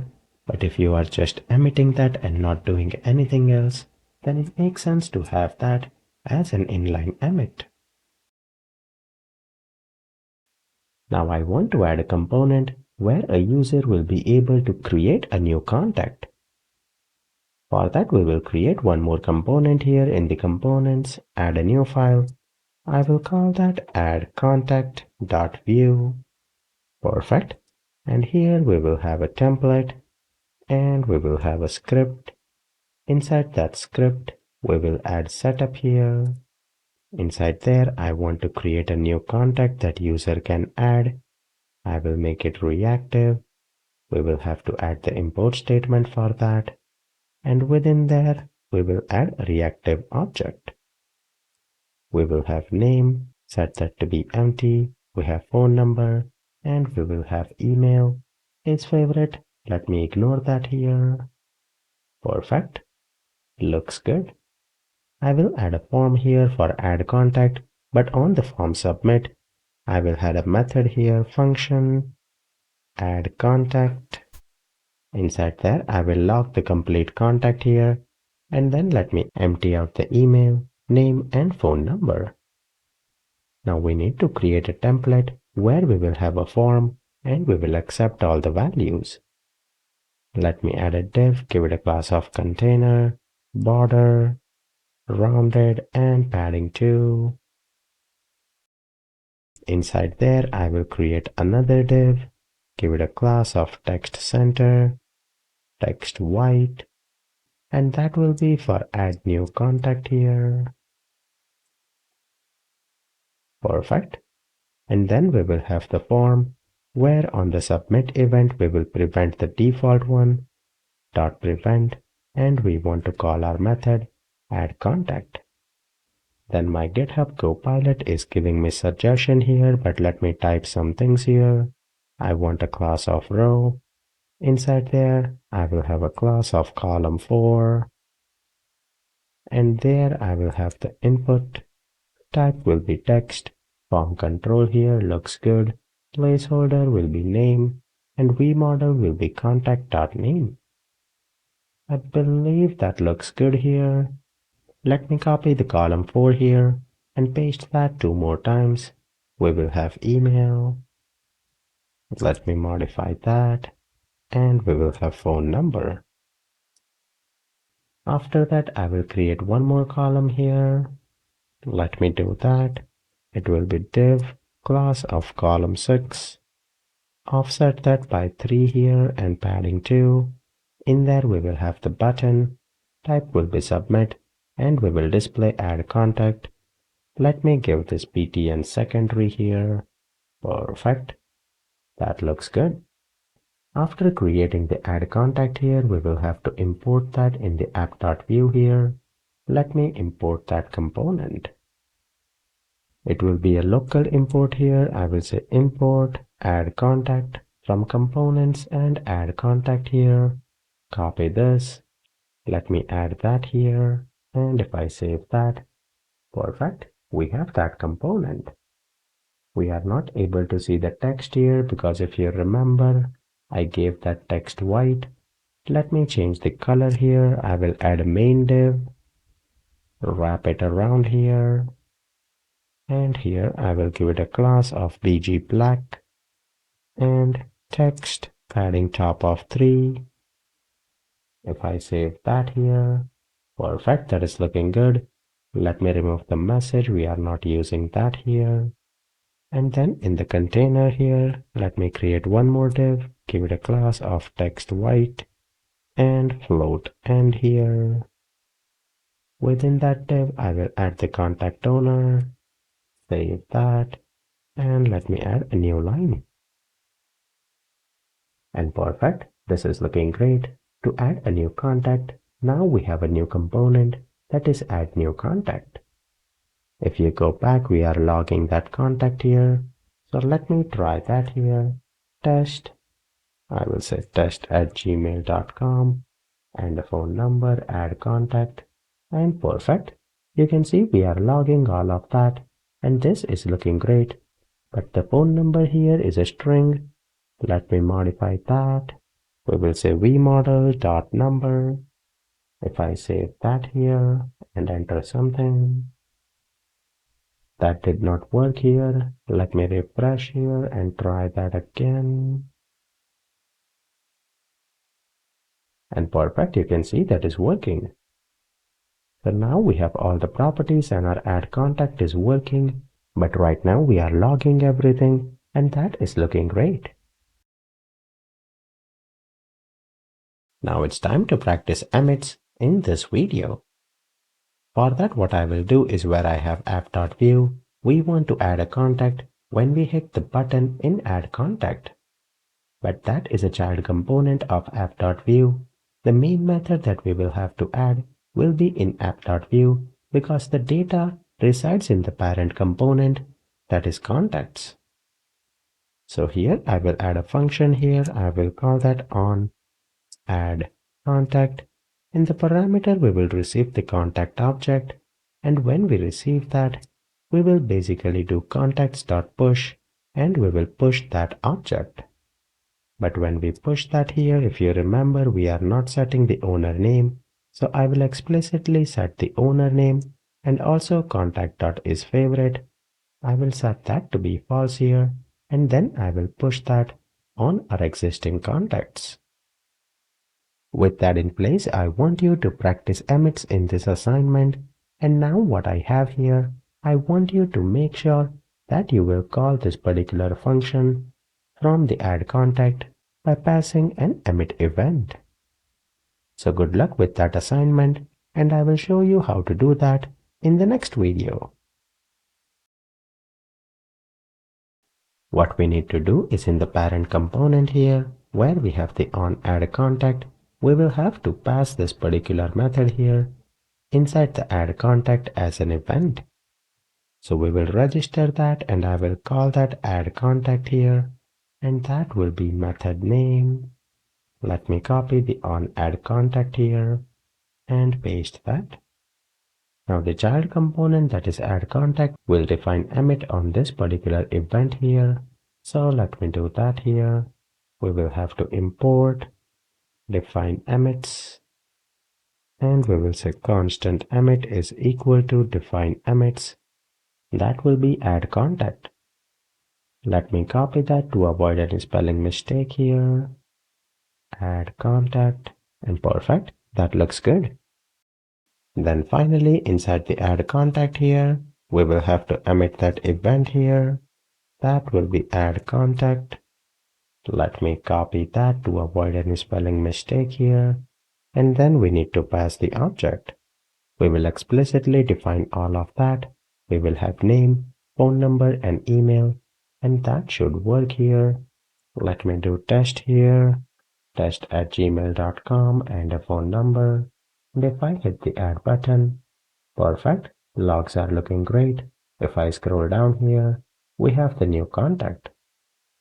In the new contact that we added here, we can toggle the favorite, and that is working as expected with our emit that we added in add contact. I want to explain you some of the drawbacks or limitation that we have when we are emitting events here or passing props down. But for that, let me create one more component here, and it will be again our favorite lucky number.view. Add a template here, and I will add a script. Perfect. I will work on the implementation in a while here, but where we have app.view here, let me import that. And I will display that. Where is this div? Right after here, lucky number. Let me press F12 here. Ref is not defined. Well, let me remove this. I will add a div. Class will be float end here. And let me display some text here. I will come back and update that. But perfect, we have the lucky number. Rather than H3 here, let me add the logic that I want. I will import ref here from Vue. Save that here. And then we will add the lucky number here. Now the lucky number will be generated between certain range, like 0 to 100 or 0 to 1000. That will be passed from the parent component. So here we will receive a prop here. Let me do props is equal to, define props here, and we will receive one property as a parameter here. That will be max number. And that will be type number. And let me add a default of 100. That is okay. Then when we will generate the lucky number here, that will be based on math.random, and that will be using the max number. So if it is 100, it will generate a lucky number between 1 and 100. If it is 1000, it will generate between 1 and 1000. Let me log that number here, console.log, and lucky number.value. That looks good. Let me work on the UI here real quick. It will be a simple UI. I will add button, give it some bootstrap classes of btn, btn outline danger, and I will add a click event here.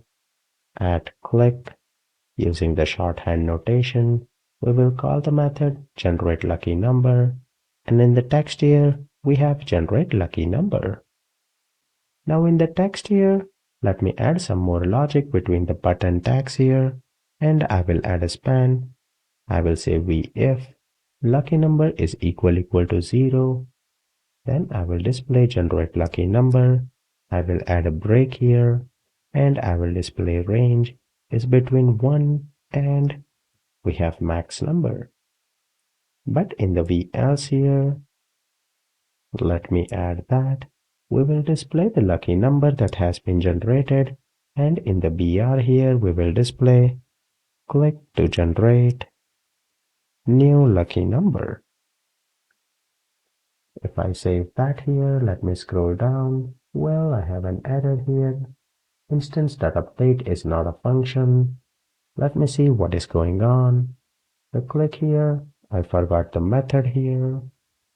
Save that and let me refresh here. And yeah, that is working.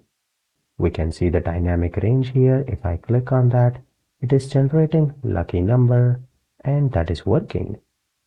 Where we have the app.view here, I can pass the max number here. Let me pass 10 there, and because it is a number, I will bind that here. If I save that and refresh, perfect, the range is 1 to 10, and that is looking great. Now the lucky number that we have added here, I want to add that to all of the contacts. That way we can generate a lucky number for all the contacts. So I will cut this particular lucky number, and then where we have the contact here, let me open that. If you notice we have column 6 and column 3, let me add one more div here, give it a class of column 3, and inside there we will add lucky number. We need to import that. Where is the import statement? Let me cut this, and we have contact here. Let me add that. I will make it 100 here. And I believe we have an issue because app is in a different hierarchy, so the route will be different here. Let me remove this. I will write again lucky number, and if I save that, perfect. The relative path to import lucky number will be different because now we are in the same folder as the contact component. That is why it will directly be dot and forward slash and then lucky number dot view. But with that you can see each and every contact here can generate a lucky number, and that is looking great. Let me make some space here, and perfect. That is working as expected here. And one thing that I can do is where we have the button for favorites, I can add a class of form control. Let me paste that here. And great. That looks good. What I can do is let me remove the space a little bit. Here I will make it column 5, and this one I will make it column 4. If I save that here, perfect, that looks good. Now again I am working on a responsive window here. If I remove this, things might be a little different, but we do not worry about that.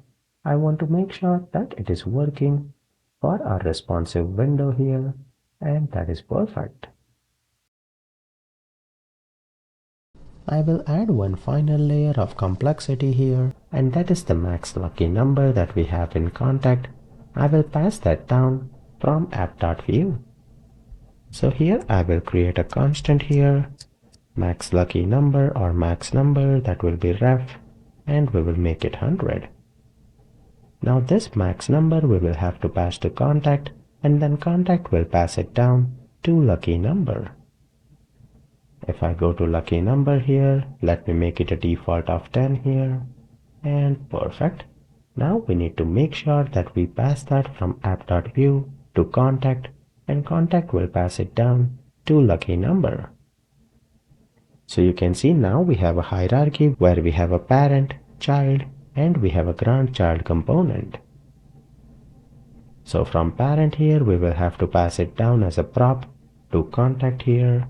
Let me add that here. It will be max lucky number is equal to max number, and then in the child component, that is contact.view, let me copy this name here.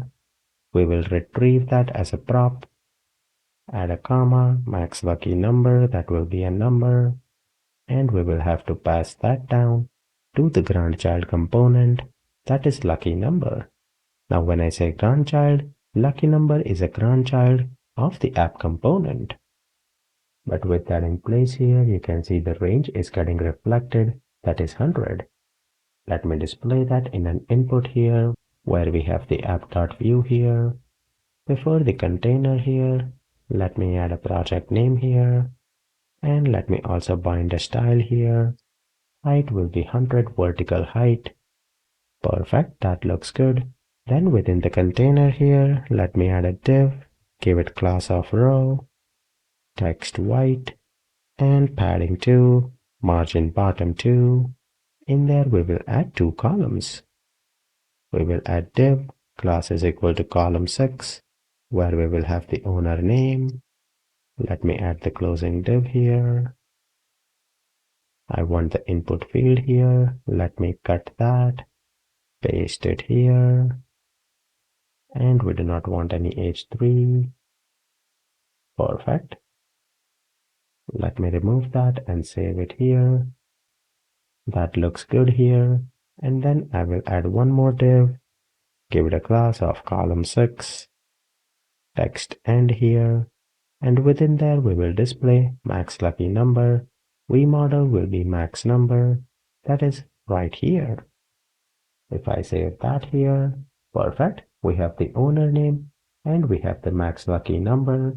If I modify that to be 1000, you can see it is changing and it is being passed down to contact, and then contact is passing that down to the grandchild, that is lucky number. If I generate a number here, you can see it is getting generated more than 100. So that is working as expected. Right now what we are doing is we have max number that is in the parent component app.view, and that is being passed down to contact component, and from contact we are passing that down in lucky number. But can you notice something odd here, or something that is not optimized? The max lucky number that we are passing to contact.view, we are not using that anywhere in contact component. The only reason we have to pass it down as a prop to contact is because the child component of contact, that is lucky number component, requires that number. So even though contact component does not need that, we have to pass it down because it will be only passed down if we follow the hierarchy. That is, parent will pass it to child component, child will pass it to grandchild component, and if there was a grandchild component, and if that needed that, it will have to follow the same hierarchy every single time. Now right now it is one parameter. There could be 5 parameters, there could be 10 parameters, and you can imagine how hectic or lengthy all of the component will become if you just have to pass them down as props, but you are not actually using them. Wouldn't it be better if there was an alternative where we do not have to pass it down as a prop, but somehow if we register that, then any of the child component can basically use that properties or object that have been registered. And for that purpose we have something called as inject and provide in Vue, and we will explore that in the next video. Now rather than passing a component from parent to child and child to grandchild, we have an alternative that is available in Vue, and that is called as provide and inject. We have the max number here that we want to add to some particular memory, and whenever we want that, we will retrieve it from that memory. For that we have something called as provide. We will have to import that, and you can think of provide as that imaginary memory. So basically this component is providing this max number in that memory to be available later on when we need that. For that what we will do is we will call provide here, and there we will have to pass 2 parameters. First we will have to write a key name that will be max lucky number. Now again this has to be unique because you are adding a key inside the complete object. So if this key matches with some other key that you are using in some other place, then it will be a problem. So we will provide a unique key here, and the value will be max number. With that we are providing this max number with a key of max lucky number, and it will be stored. Now wherever you want to consume that, you will inject this particular max number and you can use that. So now we do not have to pass it as a prop here. Let me remove that. And where we have the contact here, We do not need that. We will remove this parameter here. We will navigate to lucky number, that is the grandchild component, and here we will not use provide. Here we are injecting the value that we provided. So here we have something called as inject in Vue, and we will inject that. We do not need that in parameter, but we will have this max number. Let me add that. And there we need to inject the max lucky number. Now when you are injecting here, you will have to use the same key that you used when you called provide here. So make sure to copy and paste that to avoid any spelling mistake. If I save that here, perfect. You can see it is working as expected. If I refresh here, now let me add some bug here and write some invalid key. If I save that here, you can see injection not found. If you refresh here, we have the error message and that is not working. You can see the range is 1 dash and no value. So you have to make sure that the key that you use must match what you used when you called provide. Now if you click the button here, we have an error, props is not defined. Well, we are using props.maxNumber. That is not needed. Let me update that. Refresh here. And that did not work here. We have a NaN. Let me see what is going on. We are passing max number. And of course, this will be dot value because we will be getting that as a ref. If I save that, let me try that again. Perfect. Now if I update this to be 1000, you can see it is updated here. And if I try a number, perfect. We get number greater than 100. So that is working as expected. And this looks perfect. Now one thing that I will tell you here is where we have app.view. If you only passed dot value here, then it will not work. We need to pass the complete ref here. That way if the lucky number is updated here, then it will also be reflected inside the component where it is injected. Our application is working as expected, but let me show you one more thing.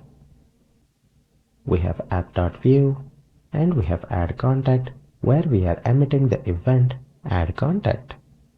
That is one way a child component can invoke a method or update some data inside a parent component, but there is also one more way. And with that, what we will do is we have the method here on add contact. We can pass this function as a prop to the child component, and then child component can invoke this method. Let me show you how we can do that.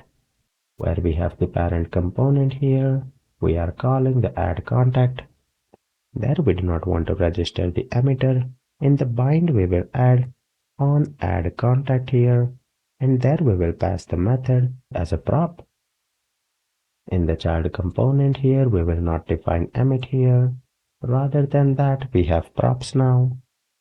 Let me do define prop here, and I will do const prop is equal to define prop, and we have the method. Let me copy that name here on add contact, and rather than array we can define that it is an object and it will be a function. That way when we look at the props here we can say that this on add contact is a function that we have received as a prop for this add contact component. Then rather than emit here, we will say props dot, we have our method on add contact, and there in the parameter, we will pass the object here. Perfect. And I have a mistake, it's props here. It should match whatever name we are using here. Let me correct that, and let me refresh and try again.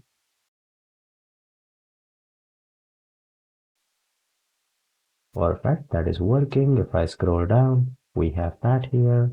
And with that, you can see what we did here is rather than emitting an event from the child component, what we did is from parent, we passed the parent method on add contact as a parameter to the child component.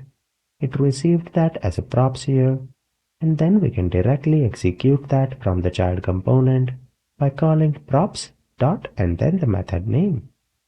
So with that, you can see we have two ways of calling a method of parent component from the child component.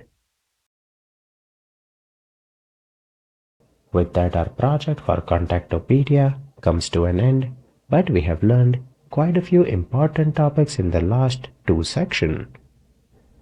We learned how components in Vue can communicate with each other, how a parent component can pass props to the child component, and then child component can basically invoke methods of parent component or toggle some of the data that is there in parent component by emitting events, or they can receive the methods of parent component as props and then they can invoke them in the child component. With that basic foundation, our Contactopedia here comes to an end and we will switch to the next project now. But before I do that here, let me delete the add contact. We will not need that again. And let me delete the contact.view. We will not use that as well. And where we have the lucky number here, we do not want to use the inject and provide here. Let me remove that here. Max number, I will set that to be 100 for now. And perfect. That looks good. And the range here, that will be 1 to 100. Save that here. And where we have the div here, let me remove float and I will modify where we are displaying this. I will add the class of BT and danger and text black. Perfect. That looks good for the lucky number. Now I want to add another component that will be lucky number v2 here. In the components new file, lucky number v2 dot view.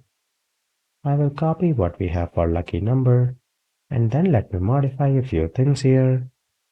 I will give it column 4, VG white, text center and padding 4. Within there, I will add an h4 here, give it a class of text success for the green color, and I will say random number generator. Let me add a horizontal line here. I will display max range, and I will add an input there with vModel for max number, and let me give it a class of rounded. Type will be number here, and let me add new line here. Range, this will be dynamic here. We have the max number here, and I will have to create that. I forgot I did not have that.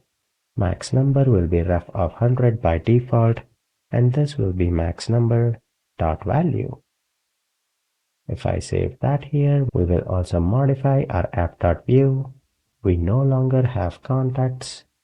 Remove that. Remove the on add contact or the favorites here. We do not have provide. Nothing like that. We will import lucky number here and lucky number v2. We do not want the contact or add contact. I will remove that here.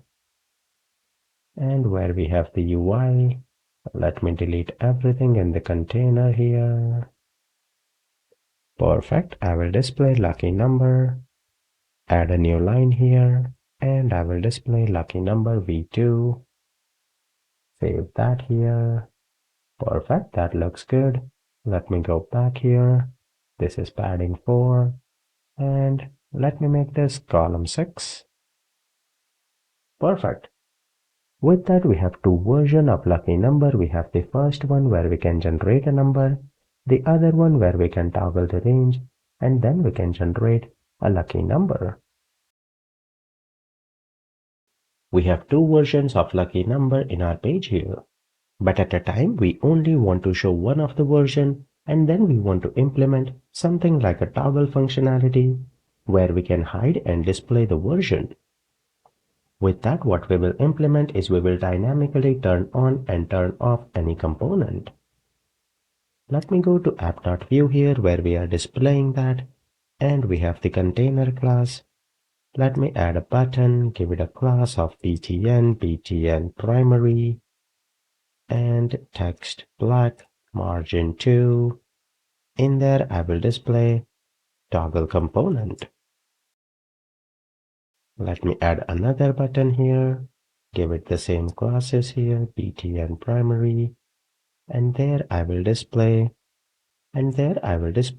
lucky number v1. Copy that and paste it again for lucky number v2. And perfect, we have 3 buttons. Let me add that in a new line. And great. Now based on what we display here, we want to toggle.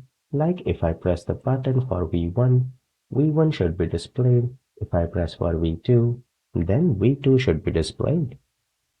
But what I want here is at a time, only either v1 will be displayed or v2 will be displayed. In order to accomplish that, where we have the import statement here, let me create one property. I will say constant new version, and by default I will set that to be false here, and then I will add a computed property, and then we can create a computed property that will check the value of new version. So we will say const current component is equal to computed here. We'll have arrow function, and inside there what we will check, let me align that here. We will return and we will have a ternary operator based on new version dot value. If that value is true here, we will pass the component lucky number v2, else we will pass the component lucky number. So here you can see when we are returning, we are passing the complete component. That way we can dynamically fetch which component should be displayed. But how can we use this particular computed property that will return the complete component and not a property or an object? In order to display a dynamic component here, we have a component tag. Let me use that here. We will remove lucky number. We will add something called as component. And inside there we have a parameter where we will bind is, and we need to pass what component needs to be displayed. Now here, rather than using computed property, if I directly pass the component lucky number and save that, you can see lucky number is displayed. If I modify that to be v2, it displays version 2. So in the component here, it expects what component needs to be displayed. Now here, if we add our computed property, that is current component, the default value is false for the new version, so it displays v1. But if I toggle this to be true here, it will display v2, and that works. Now what we need to do is we have the buttons here. I will add a click event here, and what I want to do is I want to set new version is equal to true for this one. Copy that. For v1, I will make that false here. And where we have to toggle, we can directly assign the not value, not new version. With that, if I save everything, by default we have v2. Let me refresh here. And now if I click on toggle component, that is working. I have v2 here. If I display v1, that works. If I display v2, that is also functional. So with that, you can see how we can dynamically toggle components, and we can directly pass components to this particular tag, that is component. Now there's one tip that I want to give you guys right now, is if you notice when we are toggling the value of new version, it is a ref right here. Now I have said before that when you want to access the value, or if you have to update that, you have to use dot value. But here we are not using that. If you try to use dot value here, let me show that, things will not work. And I will prove that as well here. If I do dot value and save, and now if I toggle, you can see it is not working. And in the console here we have an error, cannot create property value on boolean true. That means it is trying to create property of value on boolean field, that is new version. So that means when you are accessing ref inside template, you do not have to write dot value, you directly access them And that works. The reason behind that is refs are automatically unwrapped when used inside templates. That means when you are using in template, you no longer require the dot value. It will automatically be unwrapped. But if you have to access that inside setup here, then you will have to access it using dot value. So I hope you remember that tip, and that should help you in the long run. Now when we are toggling component and when we are working with dynamic component, you will notice one thing. We have a random number generator here. If I modify the value here to be 1000 for V2, and if I toggle the component, come back here, you can see the value resets to 100. The reason it resets is when you are toggling, it works as a if condition where the component is unmounted and when you bring it back, it is mounted again. So it is basically removed and then it is re-added. If you want to keep that in memory here, we have an option. We will include this particular component in something called as keep alive here. And I will add that. If you add it between keep alive here, then the component will not be unmounted. If I refresh here, let me do 1000, and if I toggle that, you can see the value remains here. Even if we generate a lucky number, come back, that number is still there. So that means that the component is not unmounted. Vue will basically preserve all the data when the component is inactive. Now with keep alive here, we have few more settings. Let's say you have 10 or 20 components. You do not want to cache or keep alive all of the components. You only want to keep alive the V2 that we have here. In that case, we have something called as include, and we can say I want to include lucky number V2. That is the component that I want you to keep alive here. And if I save that, refresh here, generate a number and toggle that, that number is preserved. If I change that to be V1, that is lucky number, and save it here, if I refresh, now V2 will not be preserved here. You can see lucky number is 91, but if I toggle, that goes away. But if you want to preserve multiple components, we will have to bind this include here, and then we will have to add an array. Let me do that here in the double quotes. We will have lucky number and lucky number V2. Now with this it will not work. I believe we need to include that in a single quote. Let me see that. Yep, that did not work. We have to include this in single quote here. If I save that, it should work now. Let me try that. And perfect, you can see it is preserved. With that we can include multiple components, and similar to include we also have exclude. So if you have multiple components and you want to exclude something from keep alive, you can do that as well. Now rather than having everything in app.vue here, let me create one more component. I will call that new folder, well, new file here. I will call that lucky number parent component dot view. Perfect. I will cut everything that is there in app.vue, paste it here, and we will have to import the lucky number again because the route will be different. Let me do that. And I will also import lucky number v2. Perfect. Let me go back to the app.vue here. Let me create template and script setup here. And inside the setup, I will import lucky number parent component. Let me close the script here. And right here, we will have lucky number parent component. If I save that, perfect, everything is working. With that, our app.vue is super clean now. We have a lucky number parent component, and that has all the logic. I want to introduce you to another powerful feature in Vue, that allows for more flexible and reusable component, and that is slots in Vue. With the use of slots, we can send some content from parent to the template of child component. You already know how we can send props, but that goes into script section, and then you can access that in the child component. But using slots, you can basically pass some data that can directly be injected in the template section. Let me show that. We have app.view, and the child component is this lucky number that we have inside app.view.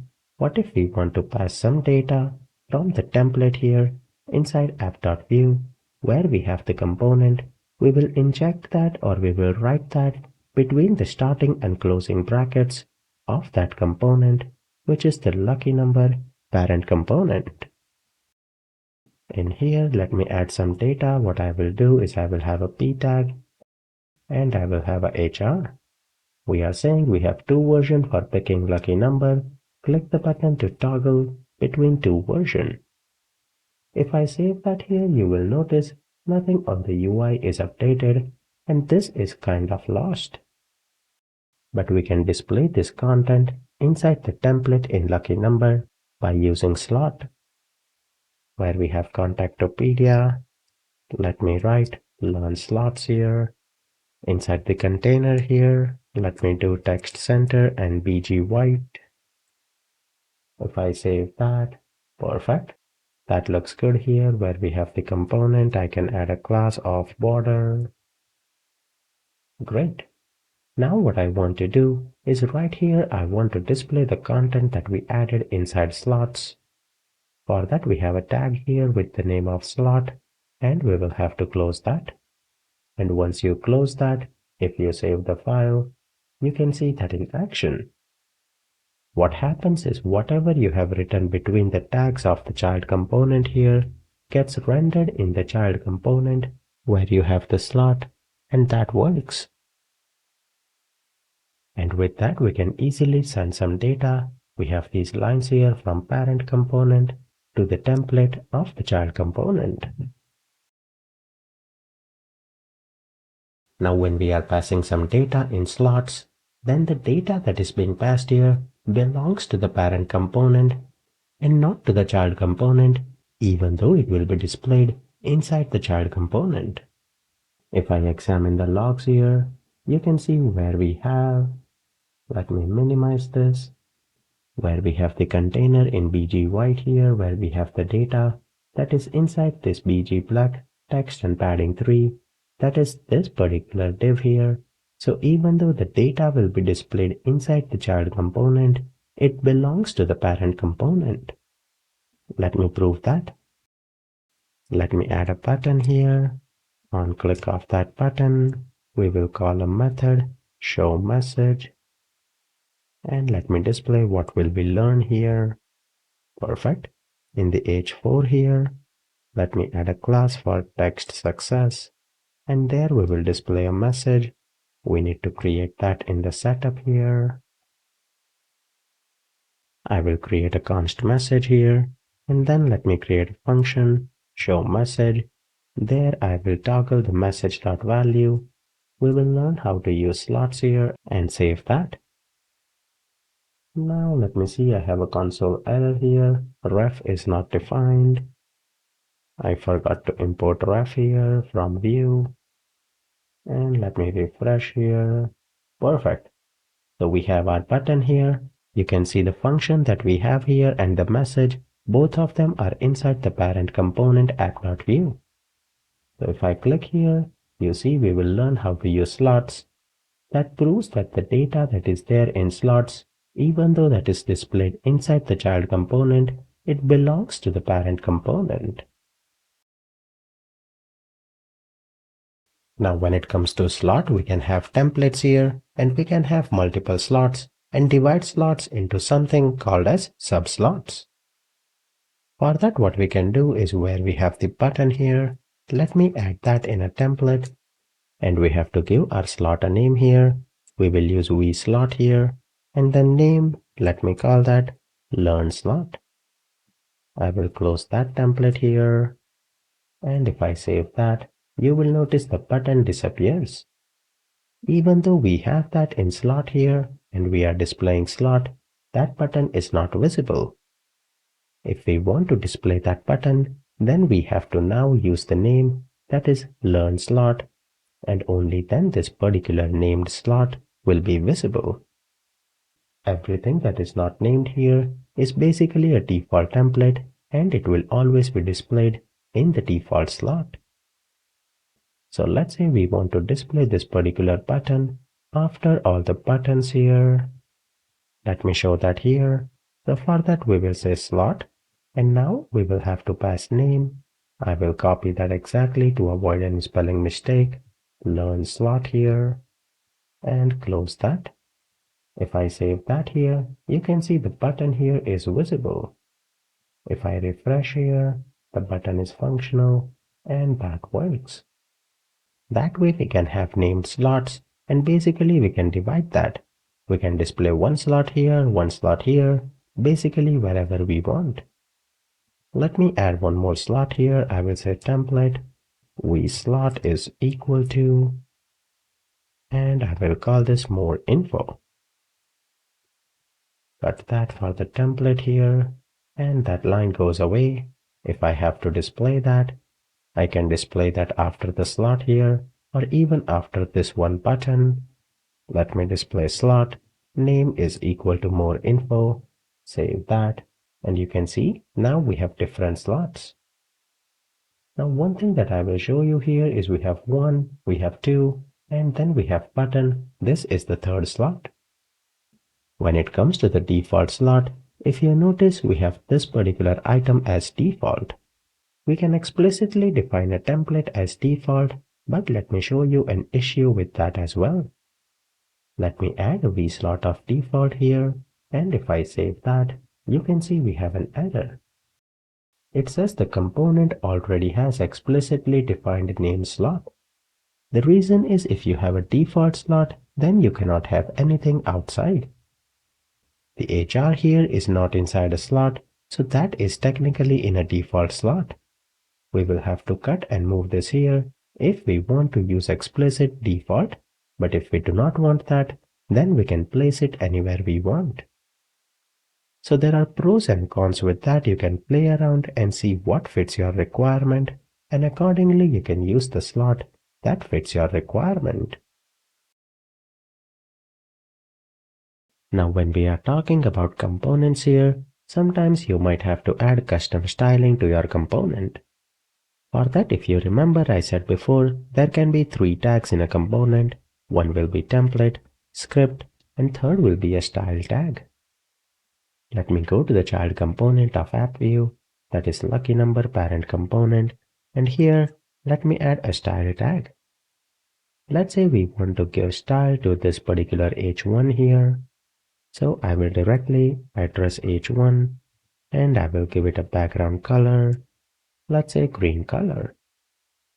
If I save that, nothing happens. Let me refresh here and perfect, that is applied. But when you add a style in any of the component, that style is not limited to that component. It applies on all of the component. Inside the app component here, let me add an h1. I will display hello view, and if I save that, you can see the green background color is applied to that div as well. If we go back and change that to, let's say, pink here, you can see both of them are updated. Now this can be annoying because if you are working on a child component, you want to add a style that should apply only to the component that you are in. How can you do that? That is pretty simple. Where you have the style tag here, you can add a keyword called as scoped, and that will scope this particular style only to this component. If I save that here, now you can see the hello view does not have the pink background.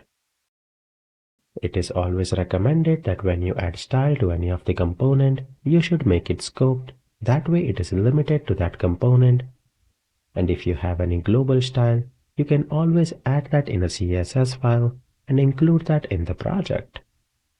Now one thing that I will even tell you here is when you scope, It does not mean that it is working because we are in the child component. Let's say if I cut it from the child component and if I apply it to the parent component, it will work exactly the same. And even if we remove scope, because it was in parent, it also applies to all the child component. That is not relevant. When you have a style here and you do not scope it, it will be global throughout the application.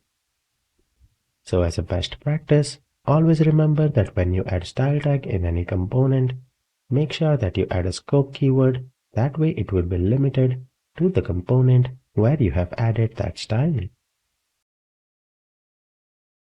One of the fundamentals of any programming language is understanding lifecycle of those components, and we will do that in the next videos. Let me do a little bit of cleanup here. I do not want the button counter. Well, button counter, I think that is simple. Let me leave that. I will delete lucky number here. Perfect. And we have app.view. Let me empty that here. We will display hello view. And that's it. With that, we have a very simple template here, and the button counter, it displays just a button. Let me save all of that, and then we can continue with this in the next video.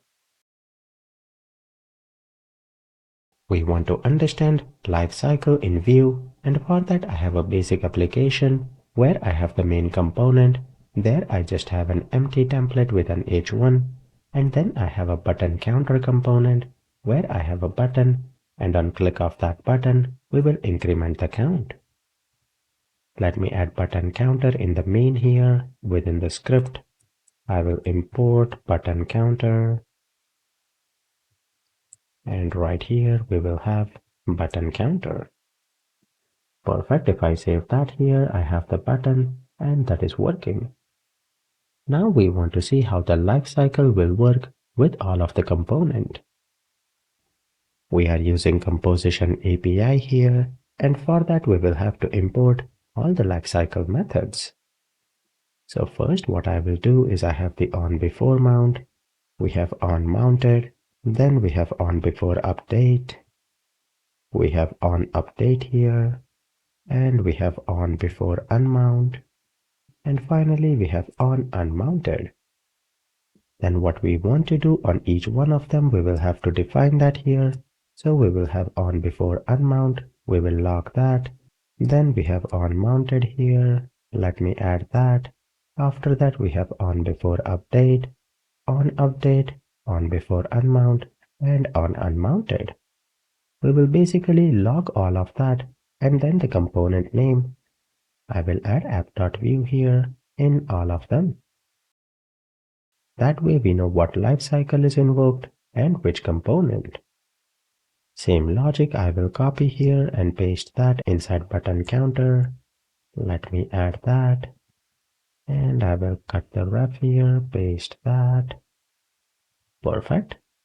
I will have to change the component name here. It will be button counter. Let me update that. And perfect. With that, if you save everything and open the console window here, let me refresh the application. You can see by default what happens here. Let me scroll this up here. First we have the onBefore mount for app.view, and then we have the onBefore mount for button counter.view. After that we have the onMounted for button.view, and finally we have the onMounted for parent component, which is app.view. What we can see here is a parent component is mounted only if all of the child components are mounted. That is why we have the onMounted for button counter before we have onMounted for app.view. So that is something that you should always remember. With that, we have seen the first method that gets invoked is the onBefore mount for the app.view. Now when I click the button, we will see the update event for button counter. Let me do that. Perfect. You can see it triggers the onBefore update and onUpdated for button counter. It did not call the updated event for parent component because nothing in parent has been updated. If there was some event that was emitting and updating some data in the parent, then the onBefore update and onUpdated would have been invoked for the app.view. Now let me do one more thing. Where we have this setup here, well, right here before the lifecycle, let me add a constant message is equal to ref, and we will say hello view. Then I will have a function show message that will update message.value to hello view from function. And finally, let me add a const here that will be a count and it will be ref0. In the template here, let me add a few things. I will add a button here, and on the click of that button, I will display show message. That will basically toggle the message here. Let me make this dynamic here. We will display message. Perfect. Let me leave some space here, and then in each one, I will display the count. Then right here, we will add a button to increment the counter. We will have count plus plus. That should be okay. We have the error here, ref not defined. Let me add that here. And if I refresh here, perfect. Now where we have the button counter, let me add an if condition. I will add an if condition that this will be displayed only if count is equal to 1. So that means by default when the page is loaded here, now the button counter will not be mounted, so you will not see that event. If I refresh here, now you can see we only have onBefore mount and onMounted for app.view. Now if I click on this button, it will update the count to be 1, and on top of that it will also mount the button counter because count is 1. Let me show that. I click 1 here and you can see it updated that, and it also displayed the next button, that is button counter. But what you should notice here is what are the lifecycle that were triggered. On the button click here, first it will invoke the onBefore update for app.view, and then it calls the onBefore mount. Because before it updates the app.view, it has to mount the new component, that is button counter. And after that component has been mounted, then it finally called the onUpdated for app.view. Now if I click it one more time, the button will go away because now the value will become 2. But before I do that, if I click on the button, inside the button counter here, it will only trigger the onBefore update for the button counter, and that is valid. But now if I click this particular button here that will increase the count to 2, then it will unmount the button counter. Let me click that here, and perfect. You can see it triggers the onBefore update for our app component, and then it will call the onBefore unmount and onUnmounted for the button counter because that component has been unmounted. Finally, it will call the onUpdated for the app component, and that will end all the calls. If you click on show message here, it will only update the app component. Let me do that. And there you see onBefore update and onUpdated in the app component. So with that you can see how lifecycles are working when we have parent and child component. Basically parent component does not finish unless the child component is done. Only after that the parent component will be mounted or it will be updated. Now the lifecycle methods that we have, they themselves are synchronous, which means that they will execute in sequential order. But you can use async operations within these lifecycle hooks to fetch some data from API, or if you have any other operation. Like inside the onMounted hook, typically we will use async and await to load or fetch all the data before the component has been mounted on the DOM. Before I continue in the next video here, let me clean everything here. I do not want anything here, remove that. In the template here, I will say hello world and save that. I do not want the button counter component. Well, I can leave that component here. In the template here, let me display counter right now. And perfect.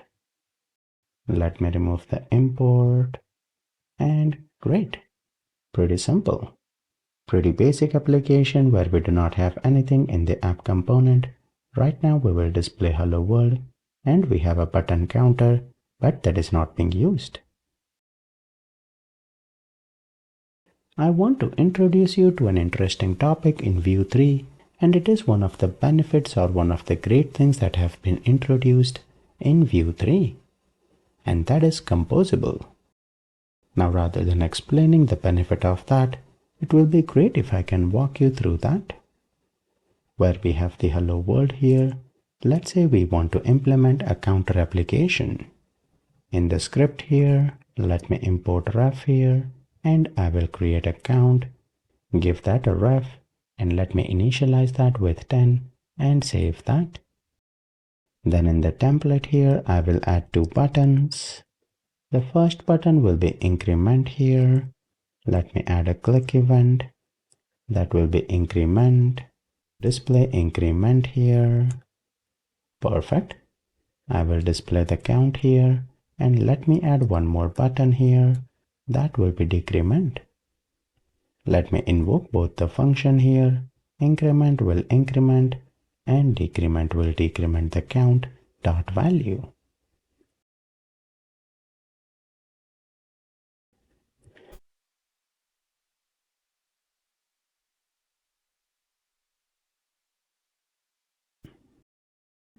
If I do the npm run dev here, and if I go to the browser, you will notice increment and decrement are working as expected. Now right now the logic is super simple. But if you can imagine that let's say your application has lots of logic in the app.vue or in some other component, what if you want to break something out in a different file and that way you can reuse that across multiple components? We can accomplish that using composables in Composition API.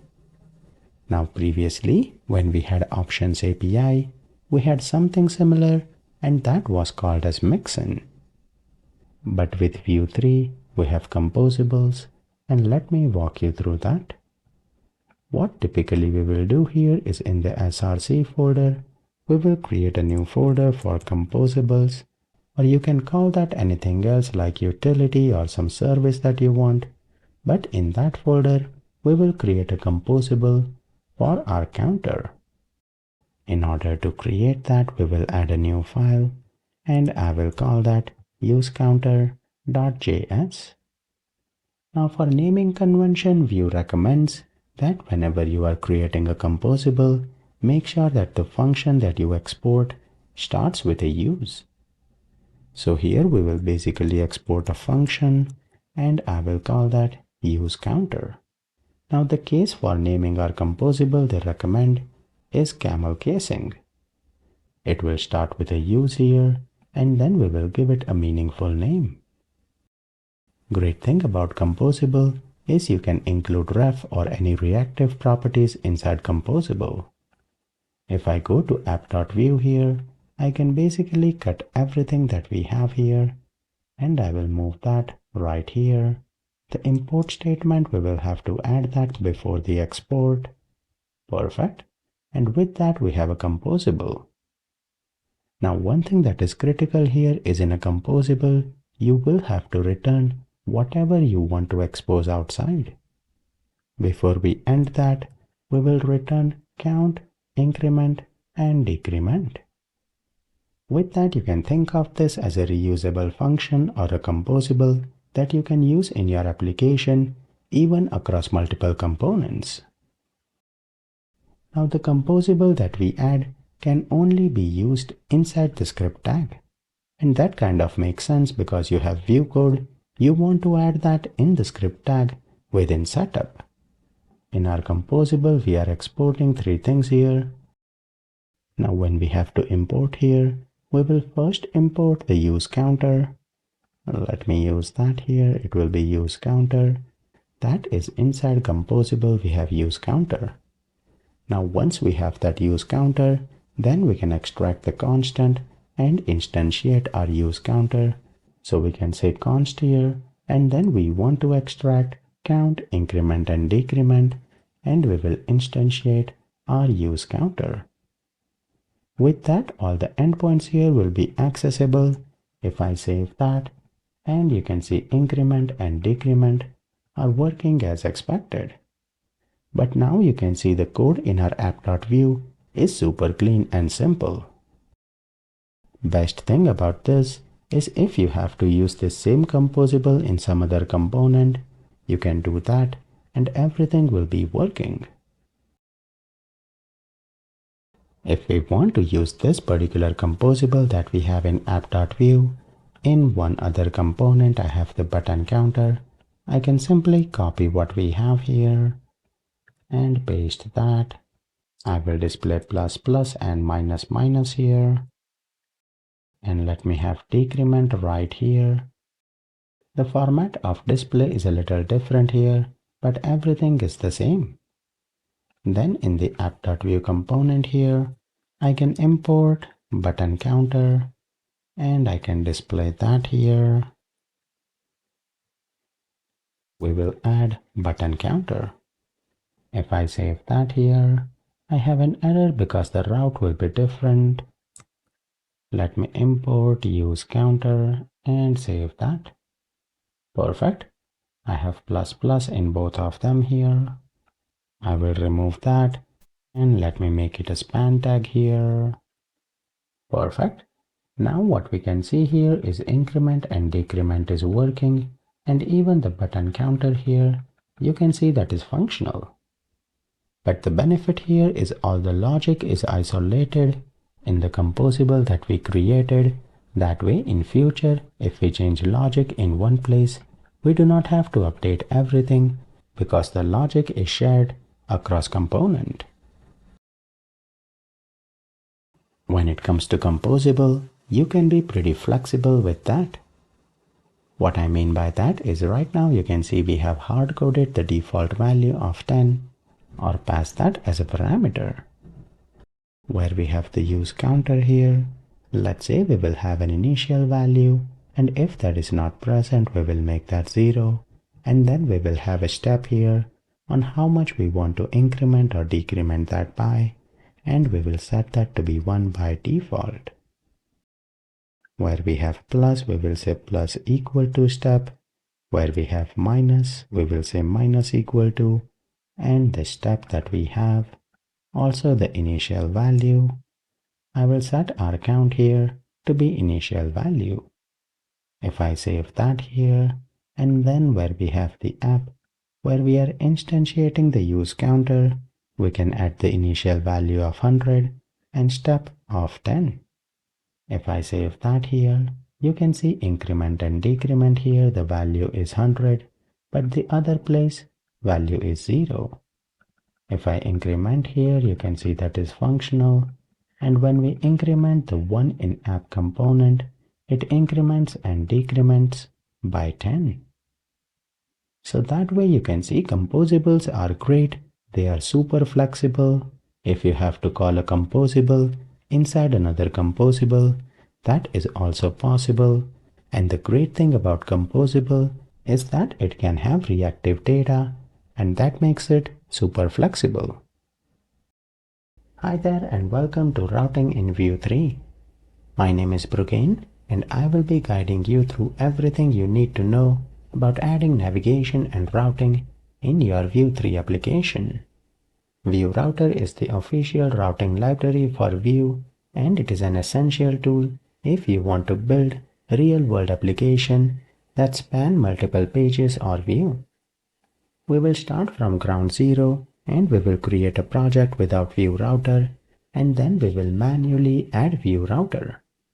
We will create multiple components and create router in the view, and then we will see routing in action. We will have header footer component, and then we will also see how we can configure routes with dynamic values, pass multiple properties in the URL, how dynamic route binding work, what are named routes, what is redirect URL, and how we can add a not found page and much more. We will also explore Navigation Guard and see how we can protect access or pages from unauthenticated user. This course is hands-on. You will be building as you learn with real examples that help you understand on how routing works. Whether you are getting started with Vue 3 or you are moving from Vue 2, this will help you to build applications that are scalable, dynamic, and easy to navigate. Let me continue with routing in the next video, but before that, if you are new to the channel, make sure that you subscribe to the channel. That way you are always notified of the new videos that I release. But with that, let me continue from the next video. We want to create a new project. Let me open Visual Studio here, and I will select folder here. That will be Vue Router here. Let me select that here, and inside there we want to create a project. I will open terminal here. Let me create project here. We will use the command npm create view at latest.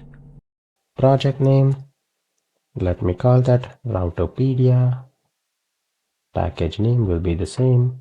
TypeScript, I do not want that. No JSX support. I will select no for Vue Router because I want to show you how we can add that package and Vue Router and how we can configure everything from scratch. We will select no, no for Pinia, we test no, and no ESLint. Perfect. So everything will be no here. Now we have to navigate to Routopedia, and then we will say npm install. Once the package are installed, we will run the command npm run dev, and that should bring up the web page here. And perfect, our application is running. Now in the current project, what I want to do is start from ground zero. Let me delete all the components, and I will delete all the assets here.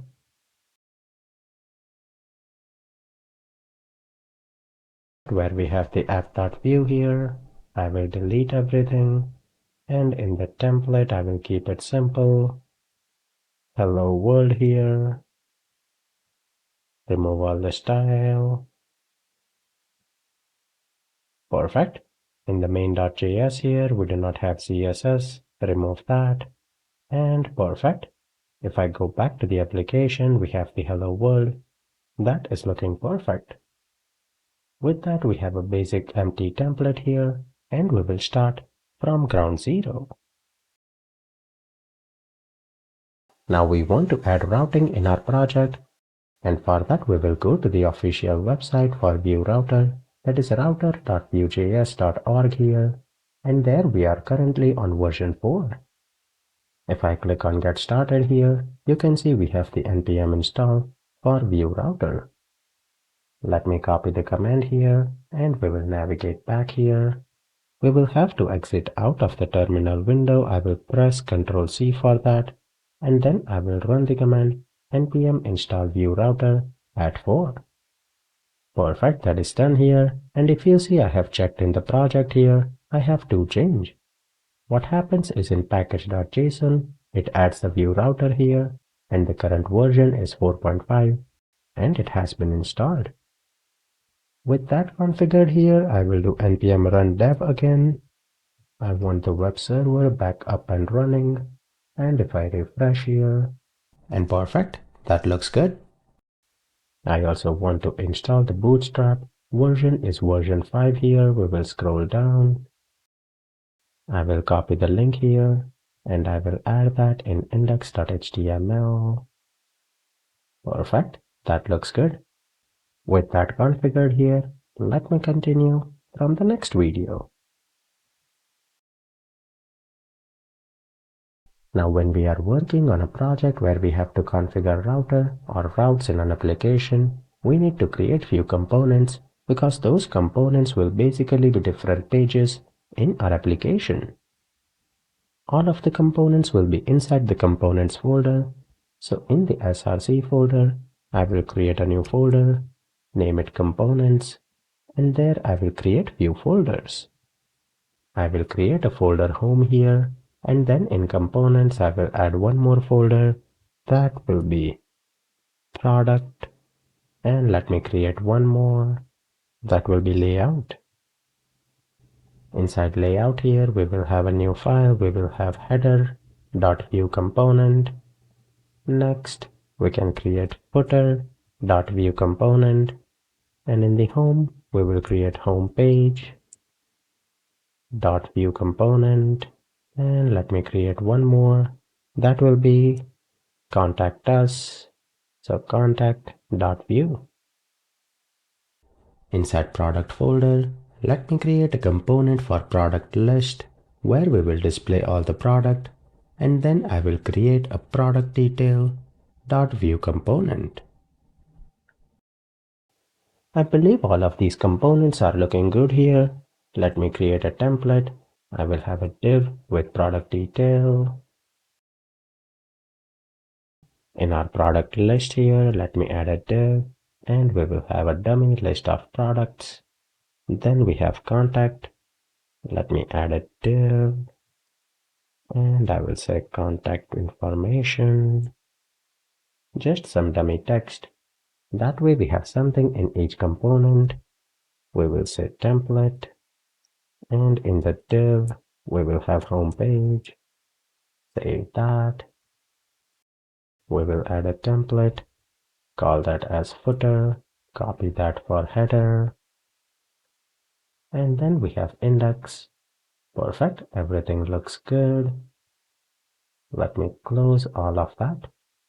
If I save that and go back, we have the hello world and we do not have any console. Perfect.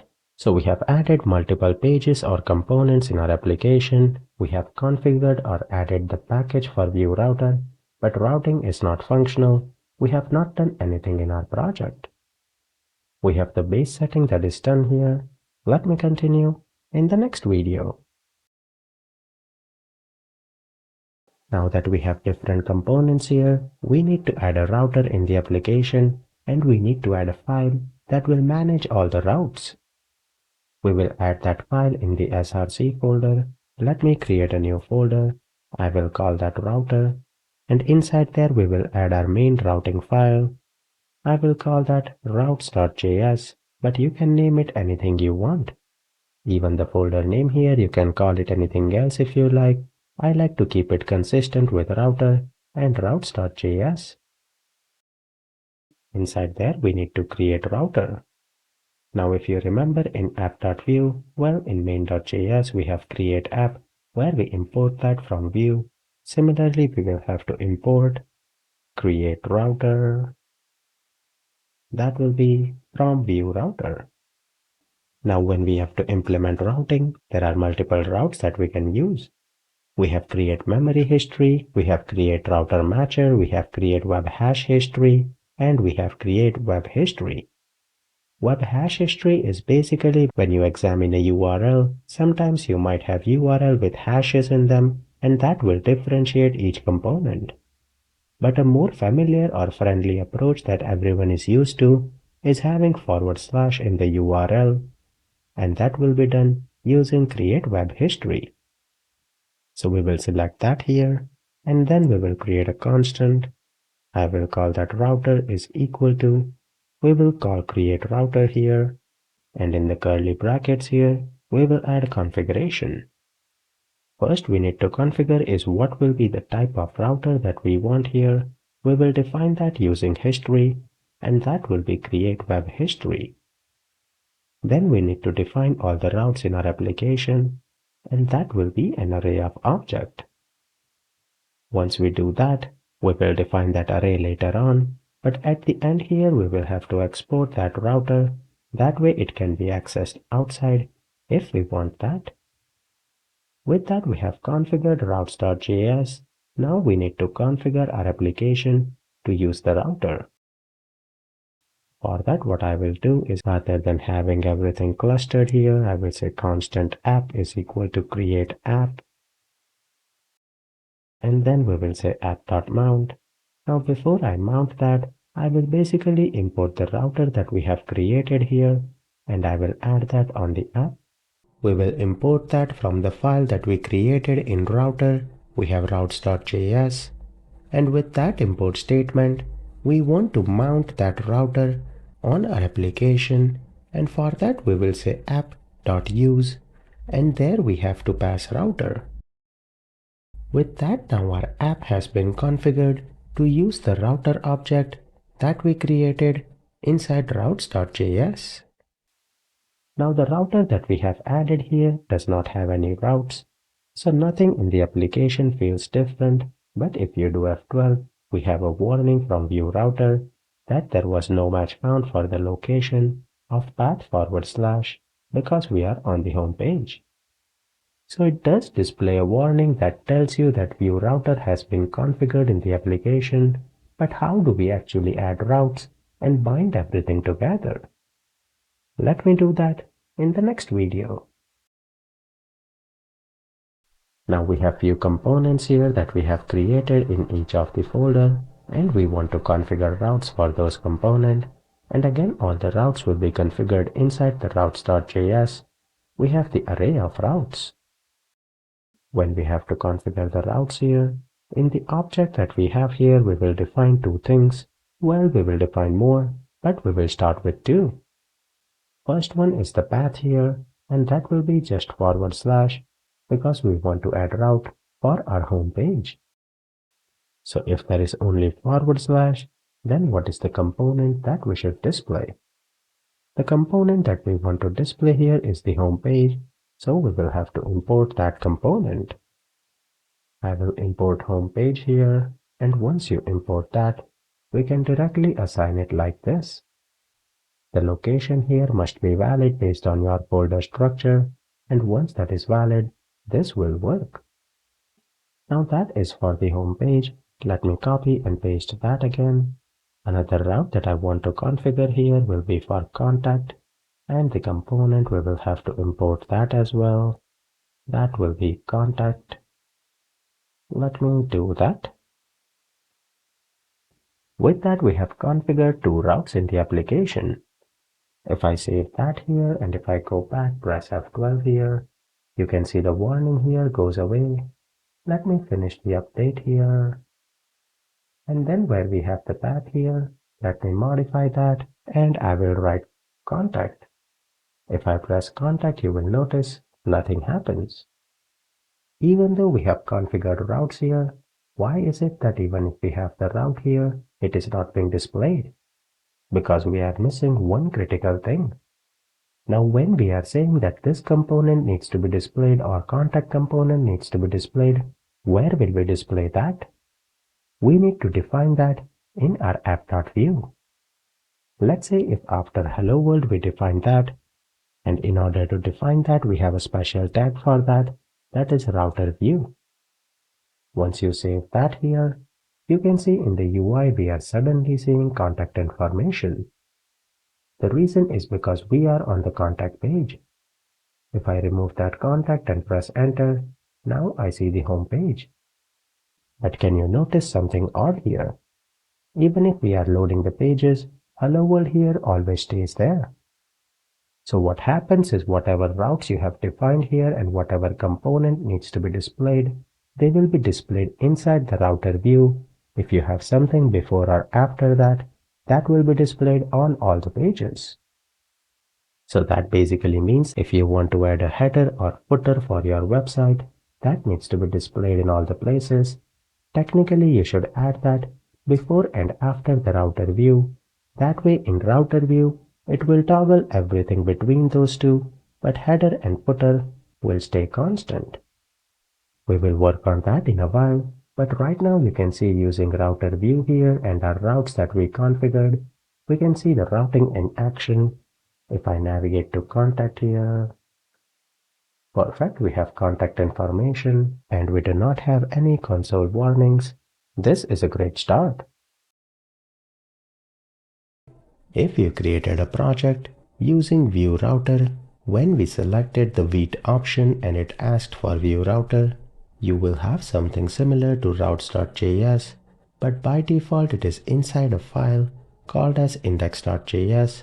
But in that file, most of the configuration will be same But there will be one thing that will be different. Inside the create web history here, there will be something called as import.meta.env.base_URL, and that is needed because we are creating our application using Beat. You can think of that as a configuration that is needed for router and make sure to add that import here. But with that, everything else that you see will be similar to what you would have if you created a project using Vue Router as yes when we were creating the project using Beat. So make sure to add that configuration before we proceed in the next video. If you remember in app.view where we added the router view, we can add header before that, and after that we can add footer. So let me go to getbootstrap.com, and there if we search for navbar and scroll down, we have that here. Let me copy that and I will add it right here. Perfect. If I save that here, great. You can see we have navbar, but the click here is not working, and I believe if I go here, I forgot to add the CDN for JavaScript. Let me add that in index here. I save that. Perfect, this is working. With that, we have added header in our application, but let me configure it based on our routes here. If I go back, this dropdown, let me call that as product, and we will have product list here. And let me add product detail. Perfect, looks good. We have the home page here. Next, I want to add a contact us. Then the li here. Well, let me cut the anchor tag here, and I will paste that in the form here. And I will call that login. Remove the disabled for now, and remove the li. I believe that looks good. If I expand that, perfect, we have login here, we have product, contact us, and home. But if you click on them, nothing happens. We need to make sure that this is functional, and let me do that from the next video. Our navigation is working here, but what I will do is let me cut the nav here, and we will move that in its own component that we created. That is the header component. I will add that here, and then I will have to import that component. Let me add script here. We will have setup, and we want to import header here. Add the header. Let me add the closing tag here. We need that component, and perfect. Now what I want to work on is when I click on contact us, it should take me to that particular URL. When I click home, it should take me to the home URL. We will work on the header component here, and we have home. Now when you are working with Vue Router, we will not be using anchor tag. We will be using something called as router-link.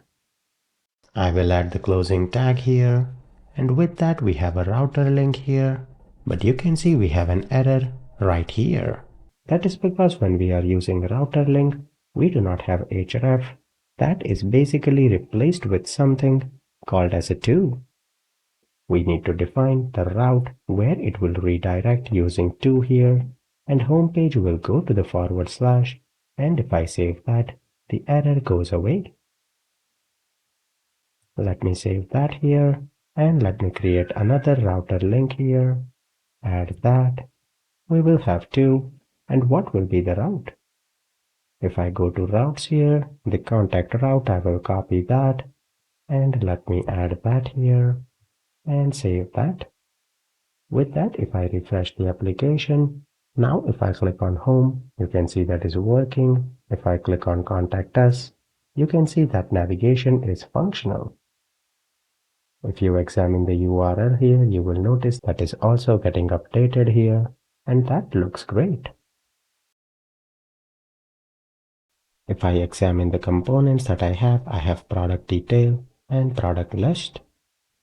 For those components, I want to register routes as well.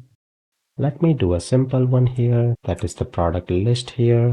Let me add that and let me import that component. I will also import the product detail here.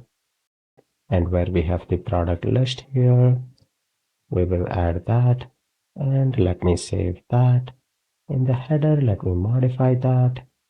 Product list, it will be 2.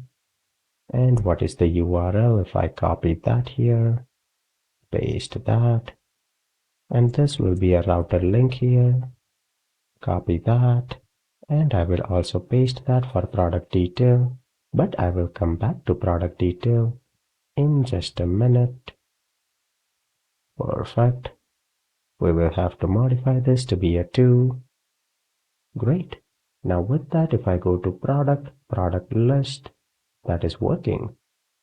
Now in a real world application, what will happen is product 1 will take us to product detail here, and that will display details about that product. So basically we need to link ID and we have to pass that in the parameter. We need to think about how we will register a route that will accept an ID, like a product ID in this case. Well, we can do that as well. We will say path here, and we can say it will go to product slash, well, let me add the forward slash here, and then after the forward slash, we want a dynamic property, so we will write colon and then ID. That ID will be dynamic on whatever we have in the URL. That will be populated here. Or to be explicit, you can call that product ID. What component needs to be displayed? That will be product detail. With that, we need to configure product detail so that it will accept product ID as a parameter. Let me open that here. We have product detail. And we need to accept a route parameter with the name of product ID. We will configure that in the script here. Let me do that. And here we will have to import something called as useRoute from Vue router. Once we import that, then we need to create an instance of that, and let me assign that to a constant of route. Let me log the route.params here using console.log. That will have all the parameters if there are any in the URL. Let me show that. Right here after product, if I write 12 here, and if I do F12, whoops, I have a mistake here. It will be only 1. If I do product /12 here, perfect. You can see the route is capturing that parameter, and that is product ID. We can display that in the parameter here, product ID. That will be inside route.params. We have product ID. Save that. And perfect. You can see that is working. If I change this from 12 to just 2 here, that is updated. So with that, you can see how we can pass parameter in the route, and based on the parameter that we have passed, how we can capture that using route params here and display that using route.params, and the name of the parameter must match what you have defined in your routes here, that is product ID. Where we have the product detail, you can see it expects a product ID. But what if where we have the product here, and if a user clicks on product detail, we will navigate them to the product detail, the same component, but if the product ID is not present, we will display no product ID. So that means we want to register same component but at 2 different routes. That is possible as well. If I copy and paste that here, I want to register a new route which is only product here, and that will take me to product detail. But when we go to product detail here, route.params.product ID will not be there. So I can add a div with a if condition, and I can check if route.params.product ID is present, then we will display that. else we will display no product ID found here, and perfect. If I save that, you can see that is working because in the URL I do not have any ID. But let me navigate to home page here, and then in the header we will have to register that route. That will be product.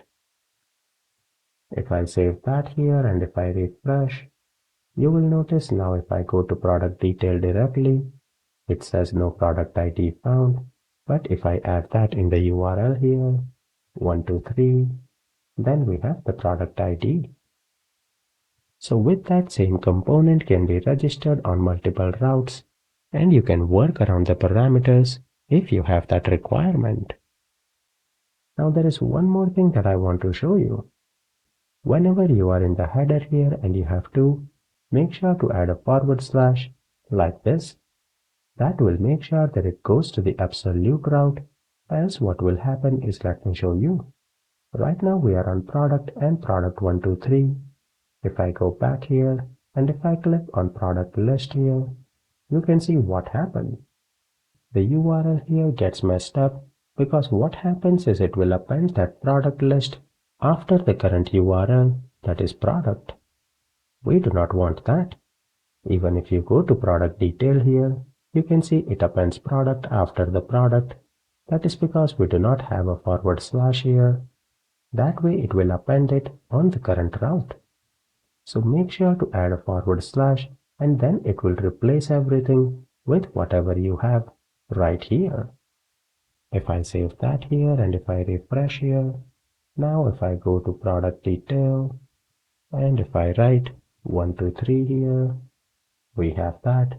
But now if I navigate to product list, you can see the URL is populated and it removes the product and directly adds product list after localhost, and that is perfect. Now if you have more than one parameters, you can do that as well. Let me open that here. Well, not in index. Let me close that. Where is my routes? It is right here. In the routes here where we have product ID, let's say we want another value, that is category ID, and if I save that, now what will happen is if I go to product detail here, and if I add an ID, 123, you will notice that does not work. Because now it thinks that you are expecting two parameters. Let me scroll here, that way it's more visible. Perfect. Now the route here is expecting product ID and category ID, and you have only provided one thing, that is product ID. Let me add one more value for category ID, and now that works. If I go to product detail, I can even add category ID. Let me do a if else here for that.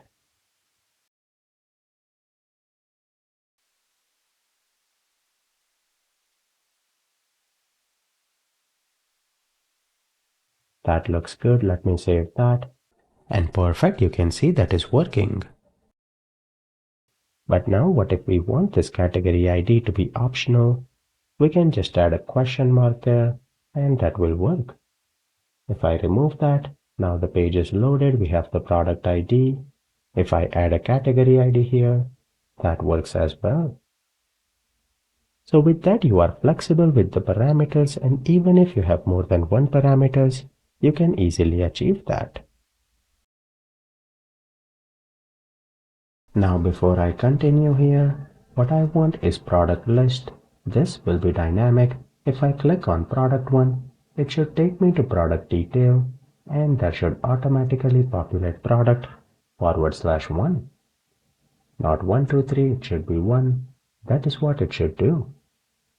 Let me go to product list here, and let me add a script setup here.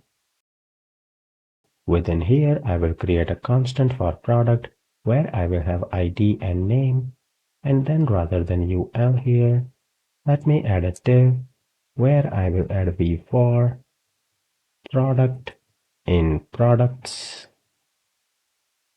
and I will have a closing div.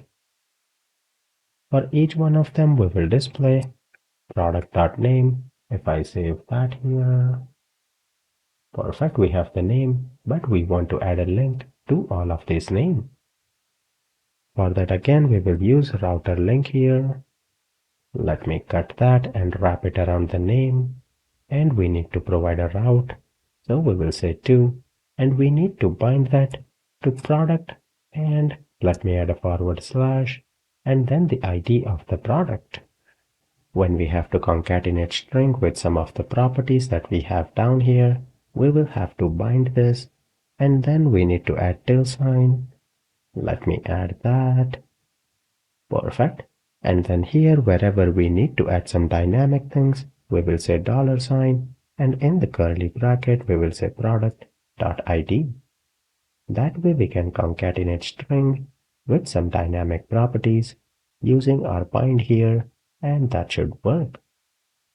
Let me click on product 1. Perfect. If I go back, product 2 and product 3. So perfect. That is working. Now if I go back to routes here, you can see in each route we have path and a component, but we can also provide name to our routes. Like the contact here, I can provide a property that is name here, and I can call that as contact. Did not work here because I have equal to, that will be colon. What we have done here is basically this route, we have given it a unique name of contact, and when we have to access that, we can now access a route using a name as well.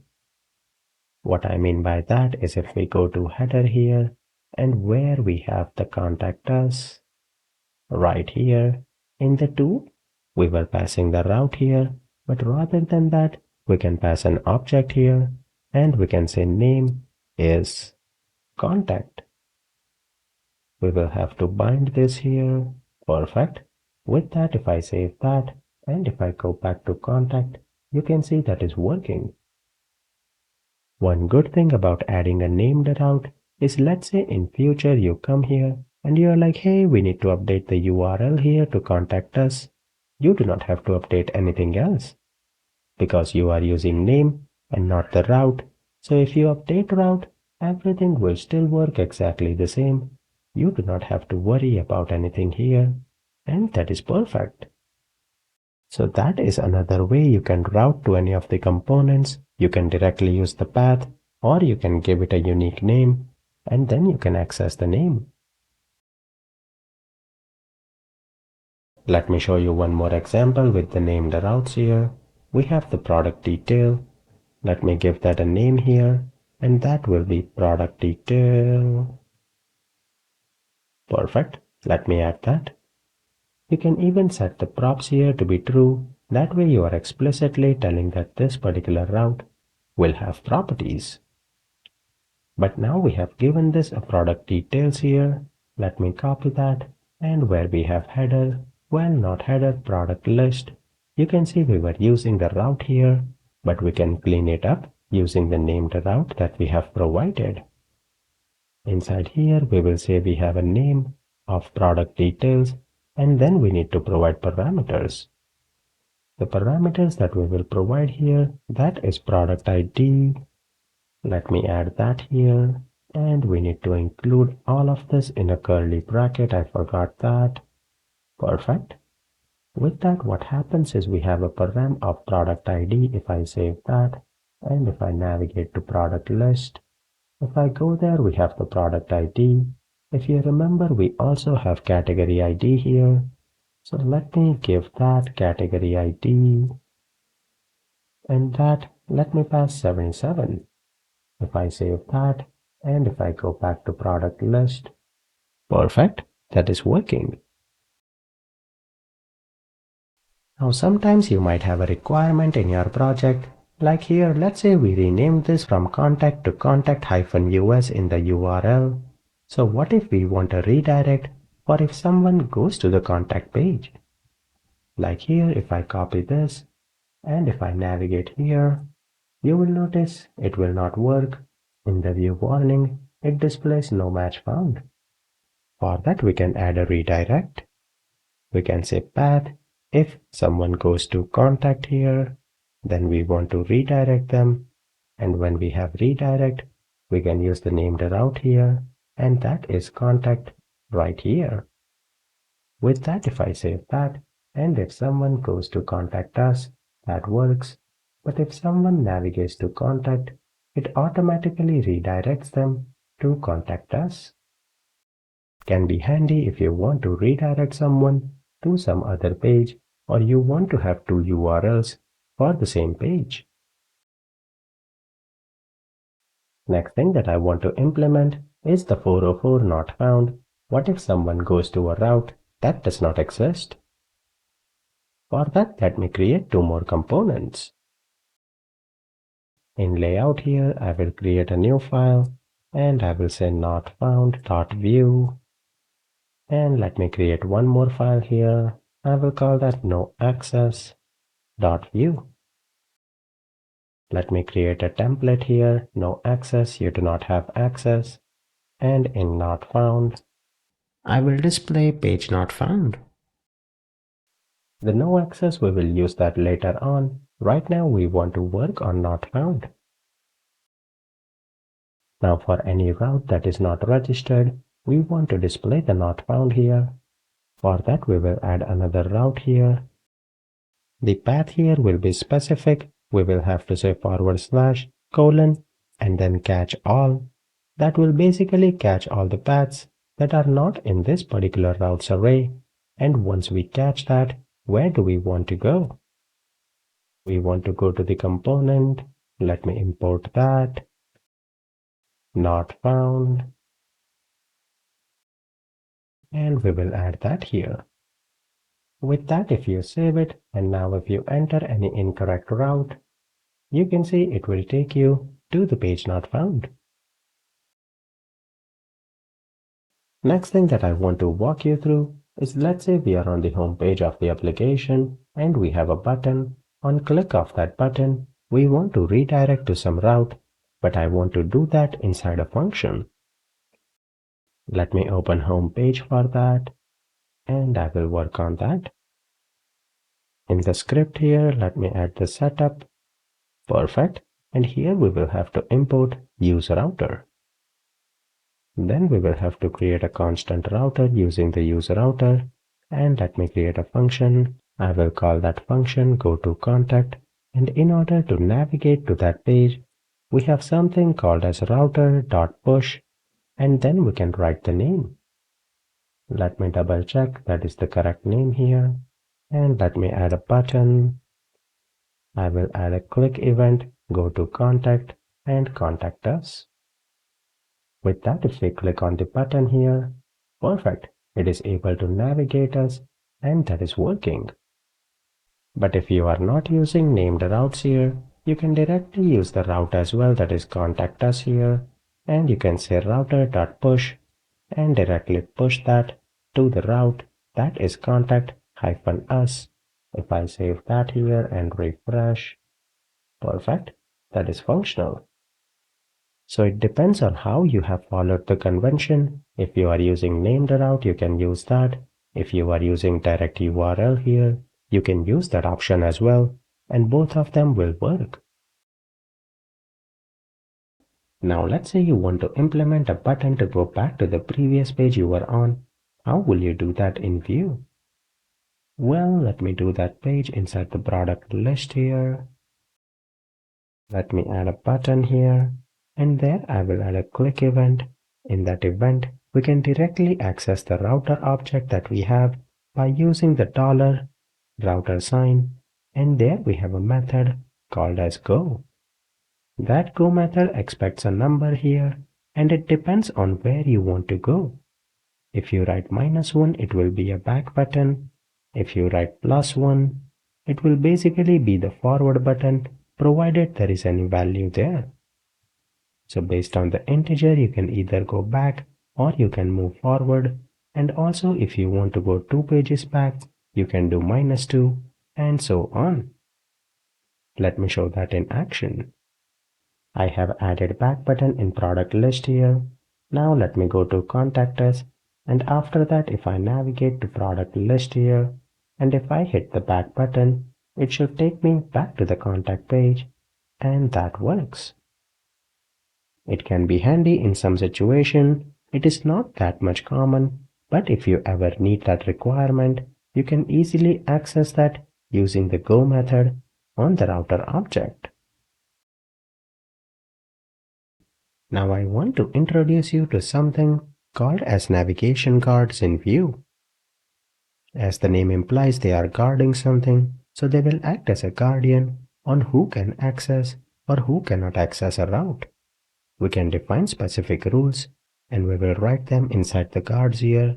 But for that, if you remember, I have added in the header here, scroll down, I added a link for login, but I did not add that component. Let me do that. I will create a new folder for authentication and I will create new file. I will call that login.vue. There we will create a template. Right now I will only display login there and that should be good. Now let me register that route in the routes here. The path will be login here and component I will have to import that. Import login and that will be the component. We can even give that a name of login here. That way we can use name component or we can use the route. Then inside the header here we will modify this to be a router link. Perfect. We will add the link here to, that will be login. If I save that, let me see if that is functional and perfect. That works. Now when we talk about navigation guard, they can be global navigation guard or individual route guard. Global navigation guard we can add in routes.js. Before we export that, we have the router here. We will say router dot and we have a method before each. Now in that method we have three parameters. We have to, from and next. What to means is basically where we are going to. From means where we are coming from or where the request is coming from, what was the previous route. And next basically means that go ahead, everything is good.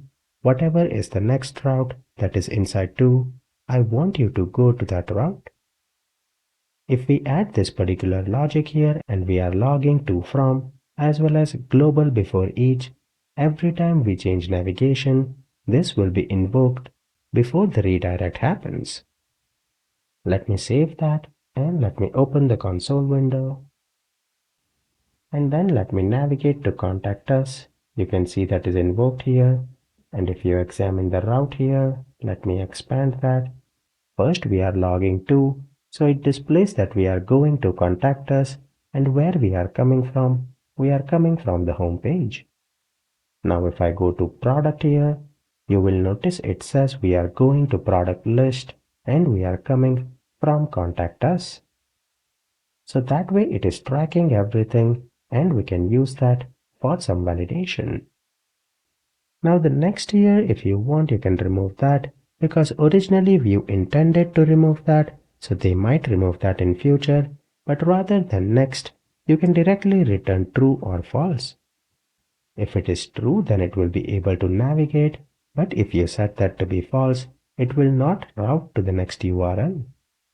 Let me show that. If I save this and if I make it true, you can see when I click, it navigates me. But if I make this false here, then none of the navigation in the website will work. Well, it is redirecting because I did not add a return statement before that. If I save that here, you can see nothing is loaded. Because every time it is returning false, that means it will display this global before each and it will even display where to redirect. You can see it is contact us, but that component never loads because the before each is returning false. So this must return true, only then the navigation will work and you can see now it is functional. If we try anything else, you can see that is working here and perfect. That looks good. We can use the before each here to accomplish the login in our website. What I mean by that is, let's say if a user logs in successfully, then they can access all the pages. But if a user has not logged in, and if they try to access product or contact, then it should redirect them to log in. For that, what I will do is, where I have path here, let me use named routes here, and I will give that a name of home, and then we have name of login.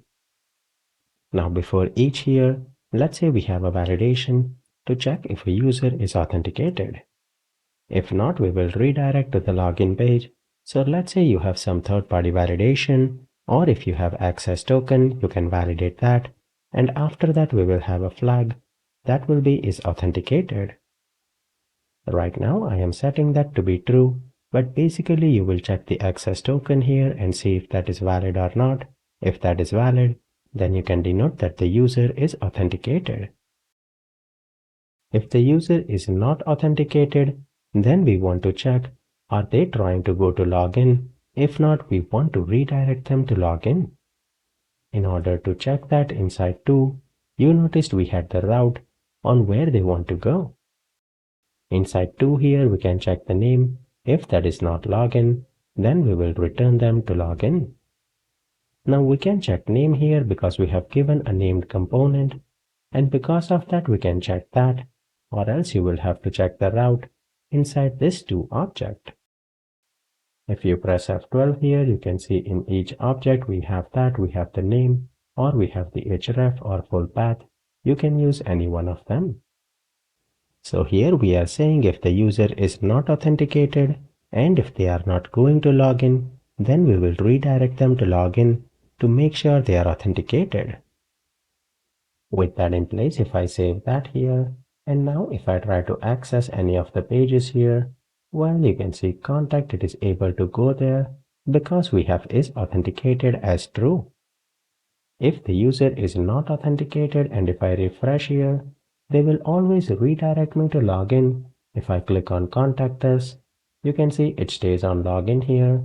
If I click on home page, it stays on login. So that is working. Now we will not be implementing the actual login functionality here, but you get the idea of how you can use guard to redirect them to login or any other page if that is needed. Let's say if you want to add a condition that home page can be accessed by user even if they are not logged in here, then you can check here if to.name is equal to, and I believe it is home. Let me double check. Yep, that is correct here. So if that is home, then we can return true. And with that, a user will be able to navigate to the home page even if they are not authenticated. Let me show that here. And perfect, that is working. But if we try to go to contact us, it will redirect me back to login, and that works as expected. Now the method that we added here, this is called as global card, but we also have per route card. So the before each that we have here applies to all of the routes. But let's say there is this product list here where you want something special or you want to implement a custom logic. What we can do here is, let me give it a name of product list. That is not required, but I'm just adding that. But on top of that, we have something called as before enter here, and there we will have to and from, and we can log some things if we want. So here we can log before enter here, and let me change that before enter per route here. Perfect. With that, if you scroll down here, let me make authentication to be true here, and I will remove the logs here. Perfect. If I save that, and now if I go to home page, that is working. But if I go to product list, I will see two console logs, one from before enter per route and global before each. Let me show that. You can see it got incremented. Let me refresh and show again. If I come directly on this page, we have the global one that gets executed, and there we have before entry per route. So if you want to add the validation on each route, that is also possible. Now for the routing for product list, I want to make sure that only if a user is admin, then they can access that component. For that, I will have a constant here is admin, and I will set that to be true. And then we can add a condition. If is admin, only then we will return true here. Else we will return false here. Let me do that. So that way, only if this condition is true, which we can check with some other API or access token, then they will be able to access product list. If I navigate back to the home page, right now they will be able to access. That works. But if I set that to be false, if I click on product list here, you can see nothing happens. What you can also do is move all of this logic into a separate function here. Let me add that. I will add a function is admin, paste that here, and I will create a function is authenticated. There also we will have something similar where we will have the authenticated flag and we will check whether that is true or not. This logic that we added here is somewhat similar to what we have here. So of course you will not implement both of them. It will be one of them, but I want to show you all the options. So with that, what we can do is now we have these two methods. We can invoke those methods in before enter. What you can do is right here, let me delete that, and we will add is admin and is authenticated. That way it will check both of them, and both of them are true right now, while the is admin will return false, so it should not go there. Let me try that. Yep, product list is not working. Now if I make this true here and save that, and perfect, we have the product list. We can improve this here. If you remember, we added a no access. We can use that here. If there is a route that requires admin and it is not an admin, then we can return to a component of name. Well, I will have to import that. Import no access. And then name here will be no access. I will have to add double quotes here and save that. And now let me make this false again. If I save that, well, we did not register a route for that. Let me do that here.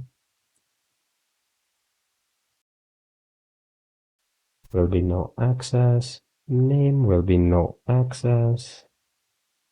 And we do not have a redirect here. Let me remove that. What I want is component. That will be no access.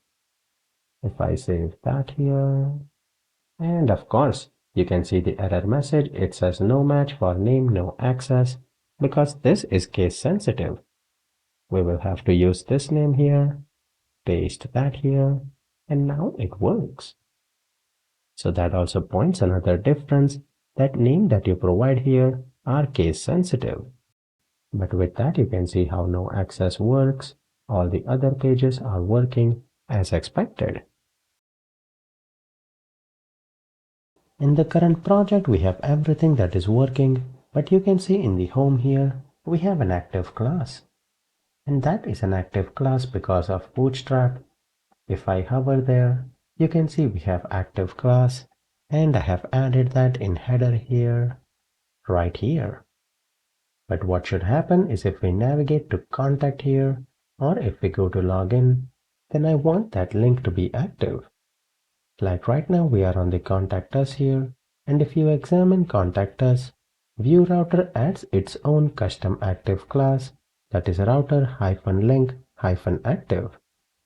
That class will only be there on contact if you examine active. We do not have that, because right now we are on the contact component here, and that is the active class for the Vue router. Now because we are using Bootstrap, we want to use its active class. Or even if you want to use some other active class, you can tell Vue router that rather than using the router link active class, I want you to use some other class name for when something is active. We can do that configuration, but before that, let me remove this active class in header here. And now home does not look active. We will have to add that configuration in the routes here, where we have the array of routes. After that, we can add a link active class, and in Bootstrap, the default class is active. But let's say you want to add something else here along with active. You want to make it btn primary. You can add whatever class you want. With that, if you save here, right now we are on the contact. You can see contact is getting the btn and btn primary. If I go to the full screen here, you will see that in action. If you log in, because we have some other style here, that is why it is not reflected. But here you can see the active in action. So that way, if you are using Bootstrap, or even if you want to change the default active class to some other class, you can easily do that using the configuration link active class. When we work in a production application, it is common to make some API request to fetch some data or update some data. In this particular section, we will explore how we can do that. Let me open a folder here. And I will create a new folder. I will call that API request. And then in the terminal here, I will create a Vue project, npm create Vue at latest here. I will give it a project name of API request demo here. I will select no for everything else.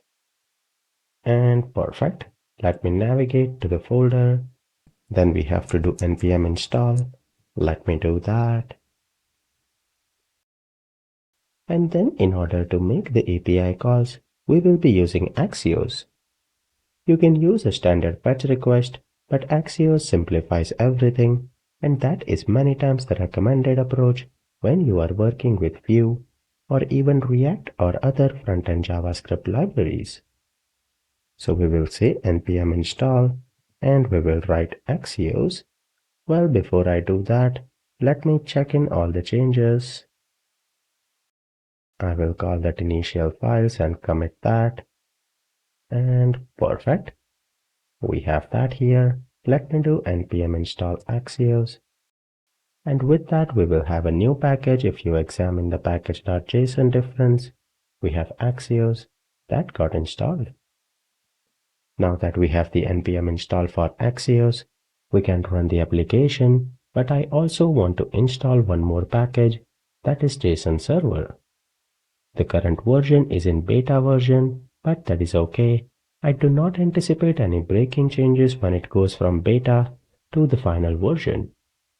What JSON Server will do is it will create a dummy database from local file that we will create, and I will explain everything to you. But right now, let me install the JSON Server here. We have the npm I here. Copy and paste that. And perfect. Let me wait for that. With that installation complete, what we will do is we will say npm run dev to run the project. Perfect. That looks good. Now here we want to clean everything and start from ground zero. So what I will do here is where we have the src, delete all the components, delete all the assets as well. And then if we go to app.vue, we will clean it up. I want to remove all the script here, and in the template I will display hello world. And let me delete all the style here. Perfect. In the main.js, we do not want the CSS. Remove that. And I believe that looks good. Let me go back. We have the hello world. And we do not have any console errors.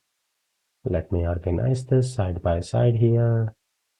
Before we continue, let me go to Bootstrap and let me get the CDN.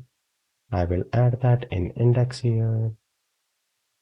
The CSS, let me copy the JavaScript and add that. Perfect. With that, we have added Bootstrap to our project, and now we have removed everything. Our application is pretty simple. We do not have anything in the main template, so we can start from ground zero. Now we want to make an API request, and to get started here, let me navigate to JSON placeholder, and there you can see it is a big and reliable API for testing and prototyping, and it is powered by the same JSON server that we will be using later on. If you scroll down here, you can see there are endpoints here for to-dos. If I run the script here, you can see it will get me random data. If we scroll down here, we also have users, and that will retrieve 10 users. So what we can do is let me copy this URL, and there what I will do is I will say /users, and perfect. You can see it retrieves 10 records here, and it has some dummy data. Now we want to invoke this endpoint and retrieve the data from there and display it in our application. In the script here, we will add setup, and there we need to create a user object that will be reactive, and inside there we will have users array where we will store all the users that we retrieve. Let me go back here, and the user object looks good. We will have to import reactive, and after that, when do you think we should call that API and retrieve all the users? We have already seen the lifecycle methods that comes with Vue, and one of the most used lifecycle hook is onMounted. So that means when the component is mounted, then we want to go to Axios, retrieve all the users, and we want to display them. We will have to import that onMounted, and then here we will call onMounted. There we want to add arrow function, and we will have the call. In order to make the call, we will say axios.get. It is a GET request. And then the parameter here is the URL. We can go back here, copy this, and I will add that in single quotes. Now what happens is once you call axios get, it will wait and get that request. But what you want to do is after you get a response back, then you want to iterate through that response and populate the user's object. So here we have a method .then, and there we will get a response object back, and that will have all the data inside response.data. I will do console.log here, and then let me log response.data. If I save that and refresh here and examine the logs, perfect, you can see we have array of 10 object. So that means our get request is working as expected, and using Axios we were able to go to the endpoint, retrieve all the users, and we retrieved them in response.data. Now if you want here, you can store the obj user or the user object that you have. .user will be response.data, and then once you have that, we will go to template here. I will add a div, call the project as requestopedia, and then within a div here we will have v4, and we can say user in user obj. We will display user email and username. We have those exact properties here. You can see we have name, we have email, we have phone number, username, website, and much more.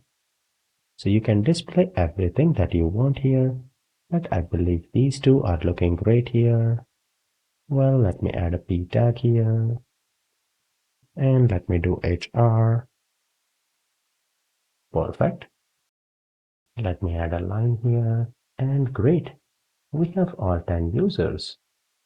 With that, you can see how easy it was to use Axios to make an API call, and we were able to retrieve all the data, and that looks perfect. Now if you wanted to use the traditional fetch to make the same request, that could also be done here. I will show you quickly what we will do. We will call the fetch endpoint, and there, let me copy the URL here, and on fetch we also have then, and we will get a response back. When we get the response back here, we will have to convert that to JSON. So we will say response.json here, and once we convert that to JSON, Then we have the data. So then here we will have an object that is data, which is filtered JSON, and that JSON we can use directly. If I do console log.data here, and if I remove this one, let me comment that here, and if I examine the log, you can see we again have the 10 records, and that works. Now because we have the data here, we can say user object.user equal to data, and that will bring back all the user. If you want, you can use the fetch here, but I will be using Axios in the course because it is more concise and developer friendly, and also it automatically parses JSON data, so we do not have to manually convert that. Like you can see in fetch, we had to do response.json. Now we have seen how to make API calls here using fetch and Axios, but I want to give you a better example for all the API requests. Let me go to JSON server here, open that, and this is what we will be using. Now what we have to do is we have to create a db.json file, and there whatever format that we have here, like if you have post, comments and profile, then you can have endpoints like this, and it will work right out of the box. If you post something, it will create new records here, and that will work. I do not want to work with this example, but basically you will have to create something in JSON format. Let me do that. What I will do is in API request demo, let me create a new folder for data, and in that folder, I will create a new file. I will call that db.json file. Then here we will have to use the JSON format, and let's say I want to create destination here, and that will have an array of objects. What each object will have is it will have an ID, it will have name, and let's say how many days you will require to travel that country. Let me add 7, and we will have a fun fact here. And let me add a price for the trip. Let's say it is $1,000. That looks good for the first one. Let me create few more here. They are suggested by my GitHub Copilot. Let me go with that. With that in place, now we have 4 records in our destination table that is there inside the db.json. But our server is not up and running right now. To do that, what we will have to do is we will have to open a new terminal window. I will open new terminal. The other terminal window that we have here, that is running our application. But in the new terminal window, we need to run our JSON server. And we need to tell our JSON server that the database or the DB file that you will use, that is db.json, and it is inside data folder. The current path is API request. So inside there we have this API request demo, and there we have JSON server. So we will navigate here to API request demo, and now inside the API request demo, we have the data folder. So here, in order to run our JSON server, we will type JSON-server, add a space, --watch here, and then we have to give it the route for the file that it has to watch. So in double quotes here, we will say data folder, and inside there we have db.json file. Press enter here, it will run the server, and perfect. You can see it has given a local URL here with destination. That is what we have here. And if you navigate to that link, perfect. You can see it is making a GET request and it is getting all the destination. So our JSON server is live and it is up and running. Let me hide that here. And now we will work on making all the API calls to our JSON server. In app.vue here, we will remove the fetch and I will bring back the Axios that I had. We have a different endpoint to get all the destination. This will be destination obj now. Perfect. And inside there we will have destination list here. And what is the endpoint? If I open the terminal window again, not new terminal, but the other one, we have the destination URL here. Let me copy and paste that here. Perfect. With that, we will get all the destination. We will store that in destination obj.destination list. That is perfect. We will iterate here. Let me replace that. We will say destination here, and it will be destination.id. We have that, yep. I will use that for the key name that is valid here. And well, rather than displaying a div here, let me update the look and feel little bit here. I will add div, give it a class of container, and padding 4. Within that div, I will add another div and add an h1, give it a class of text success and text center. Call that Travelopedia. I will add the horizontal line here, and then let me create a table here with some bootstrap classes of table, table stripe, and table length. Within there we will have thead, and then we will have tr. In the table row, we will add th for name, copy that, we have days, and we have price. Then we need a tbody here, where we will have all the values. We will create a tr with v4 here, and in destination.obj, we will display destination name, days, and price. The tr here, let me give it a class of table light here. Let me remove this here, and if I save that, let me go back here to the website and rearrange, and perfect. You can see we have Travelopedia here. Let me delete this, and that is working. We can see all the 4 destinations that we have in our db.json, and that is great. So with that, we are retrieving all the destination from our JSON server using Axios.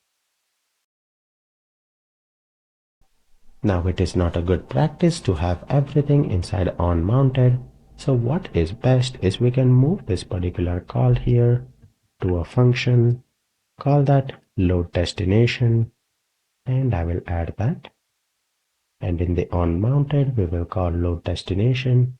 And if I save that, everything is work exactly the same. But now we have a more organized way where we have all the endpoints in a different function. And on the onMounted or any other methods or hooks, we directly call that function. That way, onMounted does not have too much code and it looks more organized and easily readable. Now we want to add a loader while the Axios is getting the request, because sometimes when you have API calls, it might take a few seconds. For that, I will be using cssloaders.github. We have quite a few loaders here. Let me go with the basic one here, and I will copy the CSS. We will add that in the main here. I will add style. Make sure that you add scoped here, because we only want this loader on this particular component. I will paste what we copied here, and if I go back, let me copy the HTML. Let me display that right here. I believe it is being displayed. Let me add a div, give it a class of vgblack, and perfect. You can see it is being displayed. We selected a white loader, so it was not visible. What I can do is in index here where we have the main app here. I will add a bootstrap class for bgblack and vertical height 100. Perfect. That looks good. Let me close this one. And we do not need this bgblack right now. This will work where we have the container. I can make this bg white. And perfect. That works. Now I want to add a boolean flag that will track when we are getting the request. Right here in the destination list itself, we can add a flag where we will say is loading and set that to be true. Then where we have the function load destination, we can say destination obj.isLoading is true. Well, here, let me make it false by default. So when we are loading that, we will set that to be true. And after we get the data, we will set that to be false.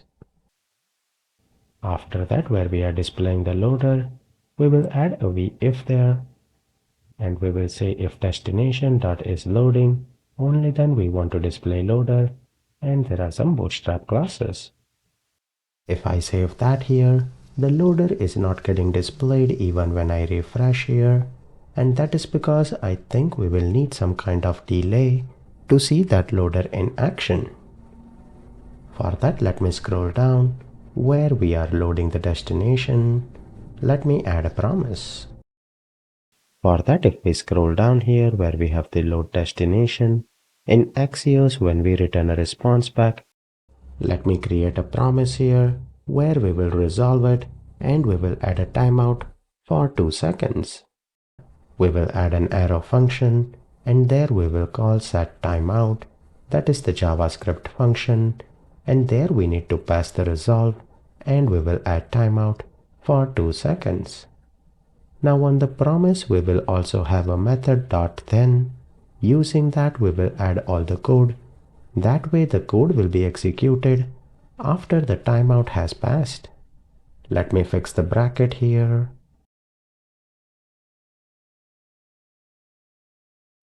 And perfect, that looks good. Now the promise that we have created here, this is nothing new. It is basic JavaScript, so I will not go into much details. And this looks good. Let me save that. And now you can see it is loading after 2 seconds. If I refresh here, you can see there is a delay and then it is populated. But now if you notice here and if I refresh here, we see Travelopedia and then we get the data. I believe that is because let me scroll down where we are toggling the Boolean condition. Well, we will have to do this inside the promise here, or else it will get executed and then it will asynchronously wait for the execution. But if I move it inside here and if I refresh, perfect, we have the loader and then the data comes up. That is perfect. Let me add that for 1 second and that is great. I can scroll up here where we have the if. I can add padding 4 and let me see that. Perfect. That looks much better.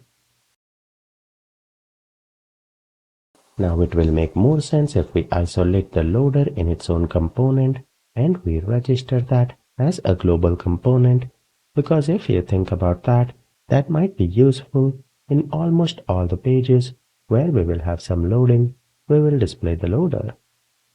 In the src, I will create a new folder for components, and inside there I will create a new file for loader.vue, and we will have template there. We will also have style there. It will be scoped, and let me add that. And I will copy everything from app here. We have the span, paste that here. And if I scroll down here, we have the scoped style, cut that, and I will add that. Perfect. Now I want to register that as a global component. I will go to main.js here. Let me import loader.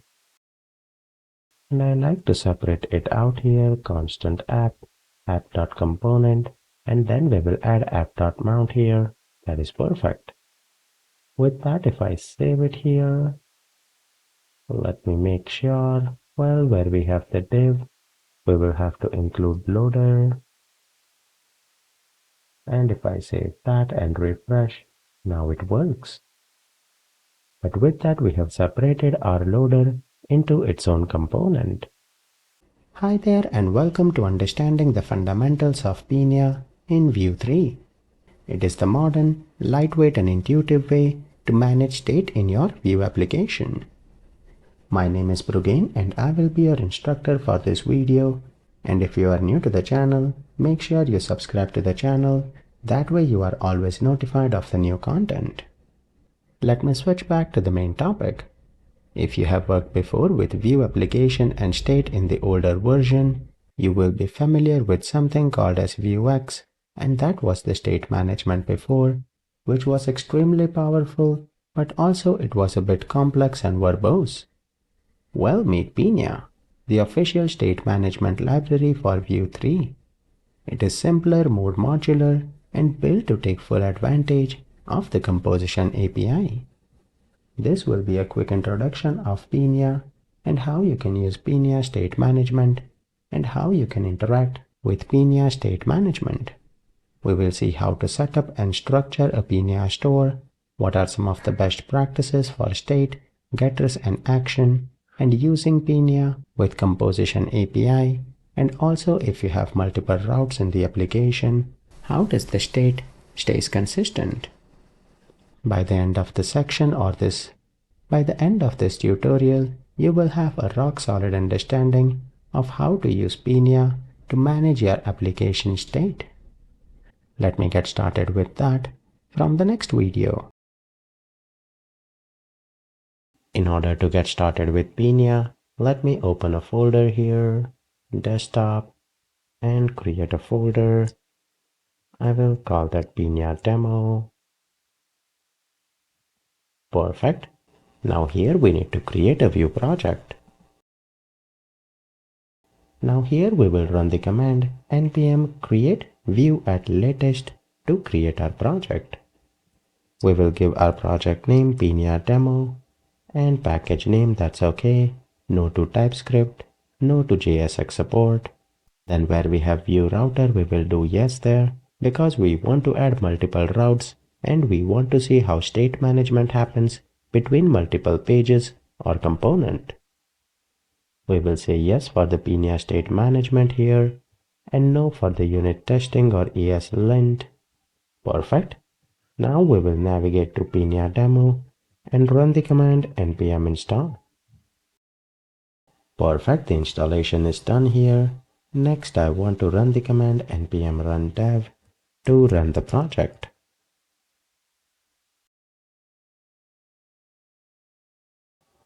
Let me assign that side by side here. Perfect. And now before we continue, let me do some cleanup because I want to start from scratch. For that we will delete all the components. We do not want that. And we have a store. I will delete that as well. Perfect. Views, I will delete that. And we have the main router here. I will leave that. Assets, I will delete that as well. Perfect. Now in main.js, we do not want the CSS. Let me remove everything related to Pinia here. We will start from ground zero. The only thing I have left there is the router, and that is okay. Where we have the app.vue here, let me remove the nav link. I do not want that. And I will display hello world right now. No image here. The router view, that is okay. Let me leave that here. We do not have the component. Let me delete that. Perfect. Everything is empty here. Let me remove all the styles here. That is not needed. Perfect. Let me press F12 here. We have an error here with the home view, and I believe that is because of the router here. But we need to create two components to basically display or toggle some things. What I will do is I will create in the src folder a folder for components here, and inside there I will add a new file. I will call that home.vue. That will be the home page, and the new file will be info.vue. Let me add a template here. I will display info, and in the home right now I will display home. Perfect. Now I will configure the routes here in router index.js. I will import home here, and let me import info. The default one here will be home. That is perfect. The component, perfect. Next we will have info. name will be info, and component will be info. If I save that here, perfect, we have hello world and home, and that is because right here in the header we have hello world, and then we have the router view. In the next video, let me add bootstrap and let me add a navigation for our header. I want to add bootstrap in the project before we move forward, so we will go to getbootstrap.com. The version I'm using is 5.3. Let me copy the link and I will add that in index here. Let me paste that and I will also copy the JavaScript here. Perfect. Whoops, I added that here. Let me add it right here and perfect. With that, we have added bootstrap in the project, but if you remember, we have the light and dark theme. Let me use the dark theme, and for that we will go to index where we have the body. We will add property data PS theme. That will be dark. If I save that here, perfect, that looks good. Before we continue here, let me go to the main component here, that is app, and there I will add a div. Give it a class of text center, padding top 3, green color will be text success, and age 3. We will give it a heading of Countopedia. Let me add a new line here. After that, I will add a div, give it a class of row, and there I want to add 2 buttons. We will basically add a router link to navigate to different components that we have, which is home and info. So here I will add a div, give it a class of column 4, offset that by 1 here, and in there I will add route will be for home page, and then let me add some classes here, form control, make it a badge, rounded bill, and text bg warning with padding 4. Within the router link, we will display home, and if I save that, and I have zoomed in, let me zoom out, that is great. Let me copy this again here, paste it one more time, that will be info. When we have info here, we will have to change the route, and if we click on that, perfect, you can see the navigation is working as expected. Now we want to see Pinia in action, but for that we will have to add Pinia to our project. Now I know initially when we created the project I said yes to Pinia, but then I deleted everything because I wanted to start fresh and show you how we can add that in your main.js. In order to add Pinia in our project here, we will write import and then we will import create Pinia from Pinia. We did not have to install a separate package for Pinia because we selected that, but if I examine package.json, you can see we have that dependency right here. So it is automatically installed because we selected yes when we created the project, but we will have to add that to our main.js. Once you add that here, where you have application where it is adding the router here, we will also have to add app.use, and there you can directly call the create Pinia, or you can have a constant here. I will call that Pinia, where we will create an instance of create Pinia, and then on the app here we will say app.use, and we want to add Pinia.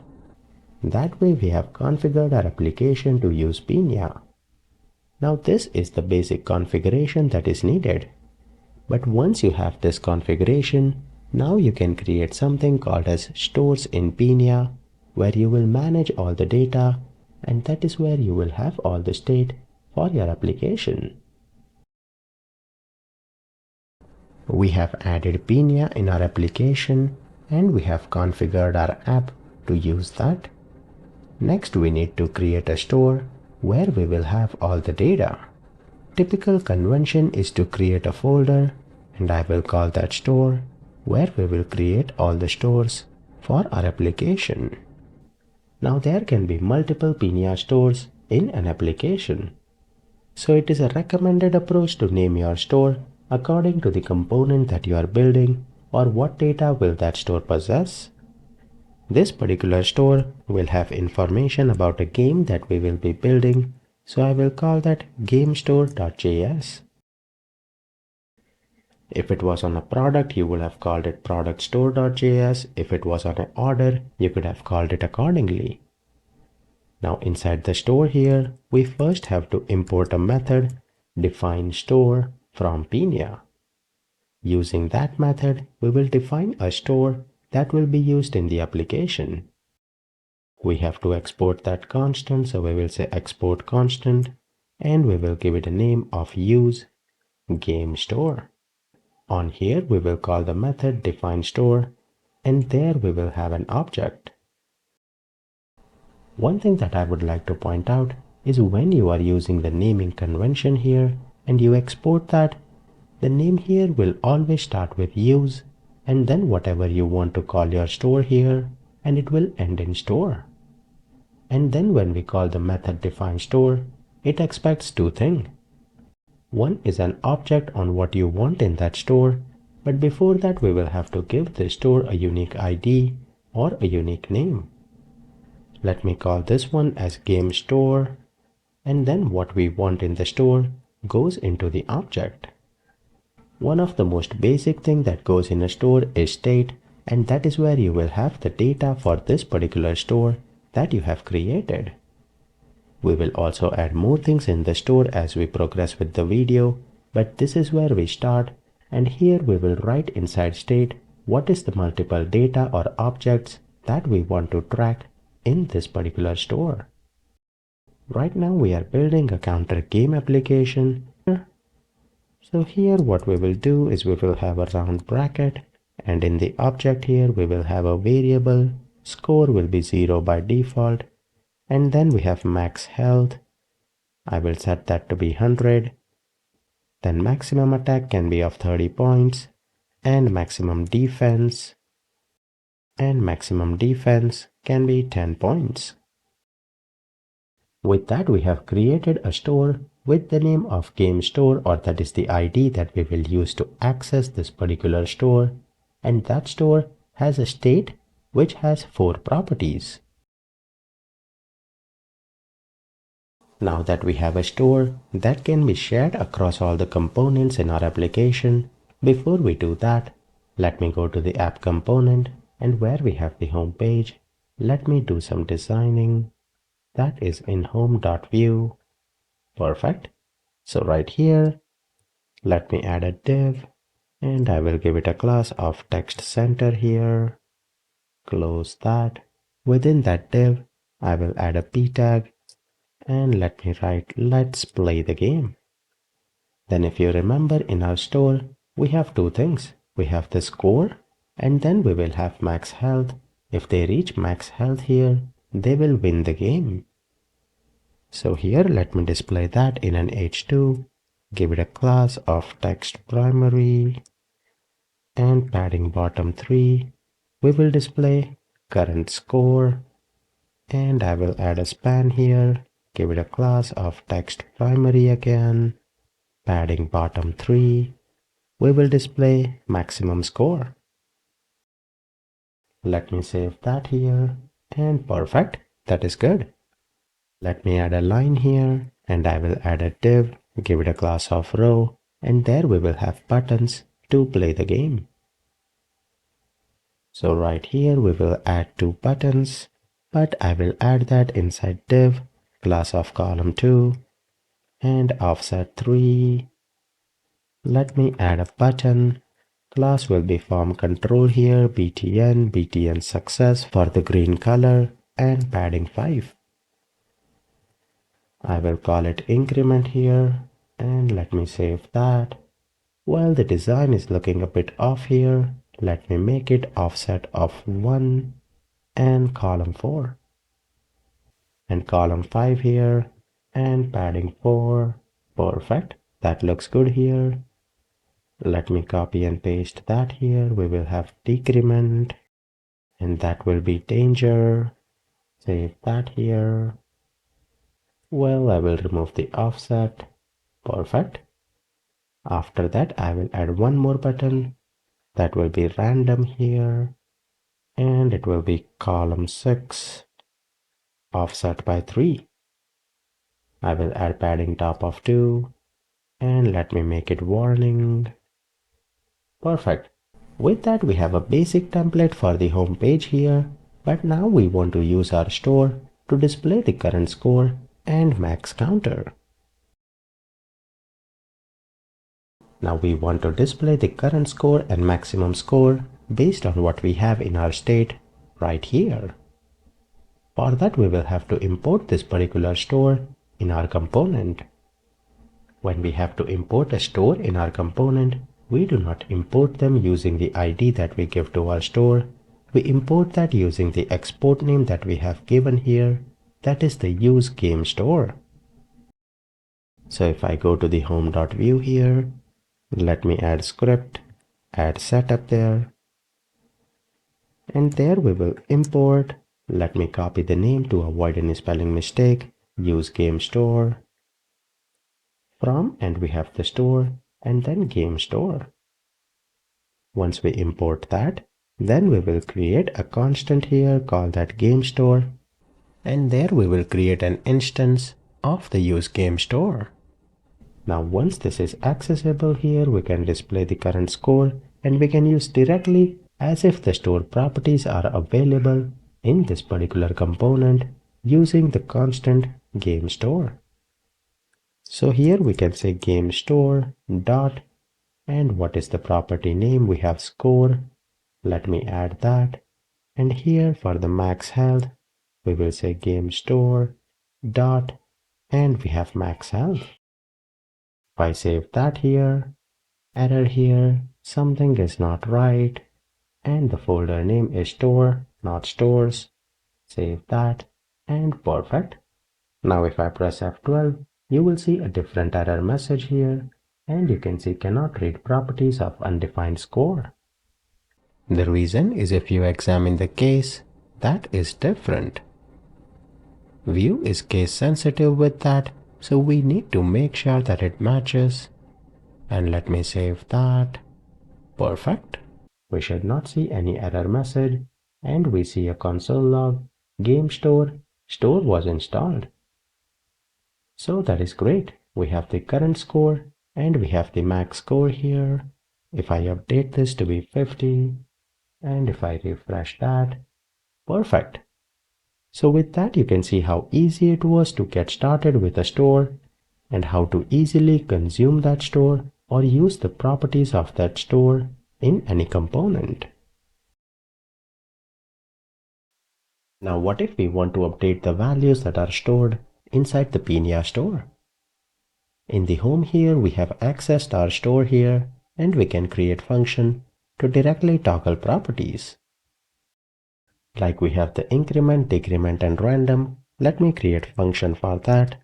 I will call it increment here, where we want to access the game store.score and increment that randomly.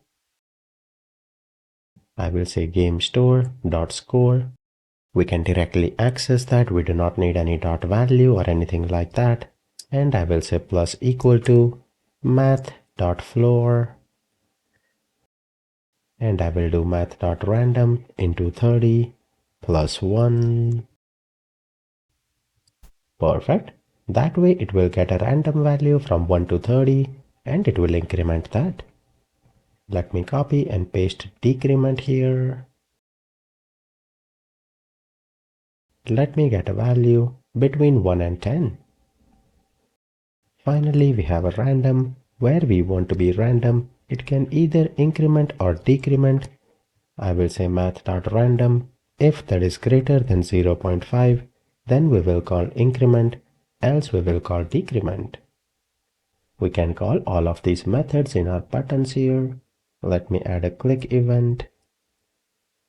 And here we will call random. Next, let me copy that. We have decrement and we have increment. Let me use that. And Perfect. That should be good. With that, if I call increment here, you can see the score increases, and that is perfect. If I call decrement, it is not decrementing, it is increasing because we need minus equal to. Let me save and refresh that. And now if I call decrement here, perfect. If I call increment, that is working. Let me try random here. That called the increment.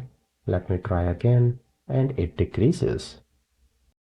So our random is also working here, and with that our buttons are functional now, and we are basically updating the state that is there in our game store. In Pinia, if we want to get values, we can also implement something called as getters, and getters are similar to computed properties for the state of a store. Let me walk you through an example of that here.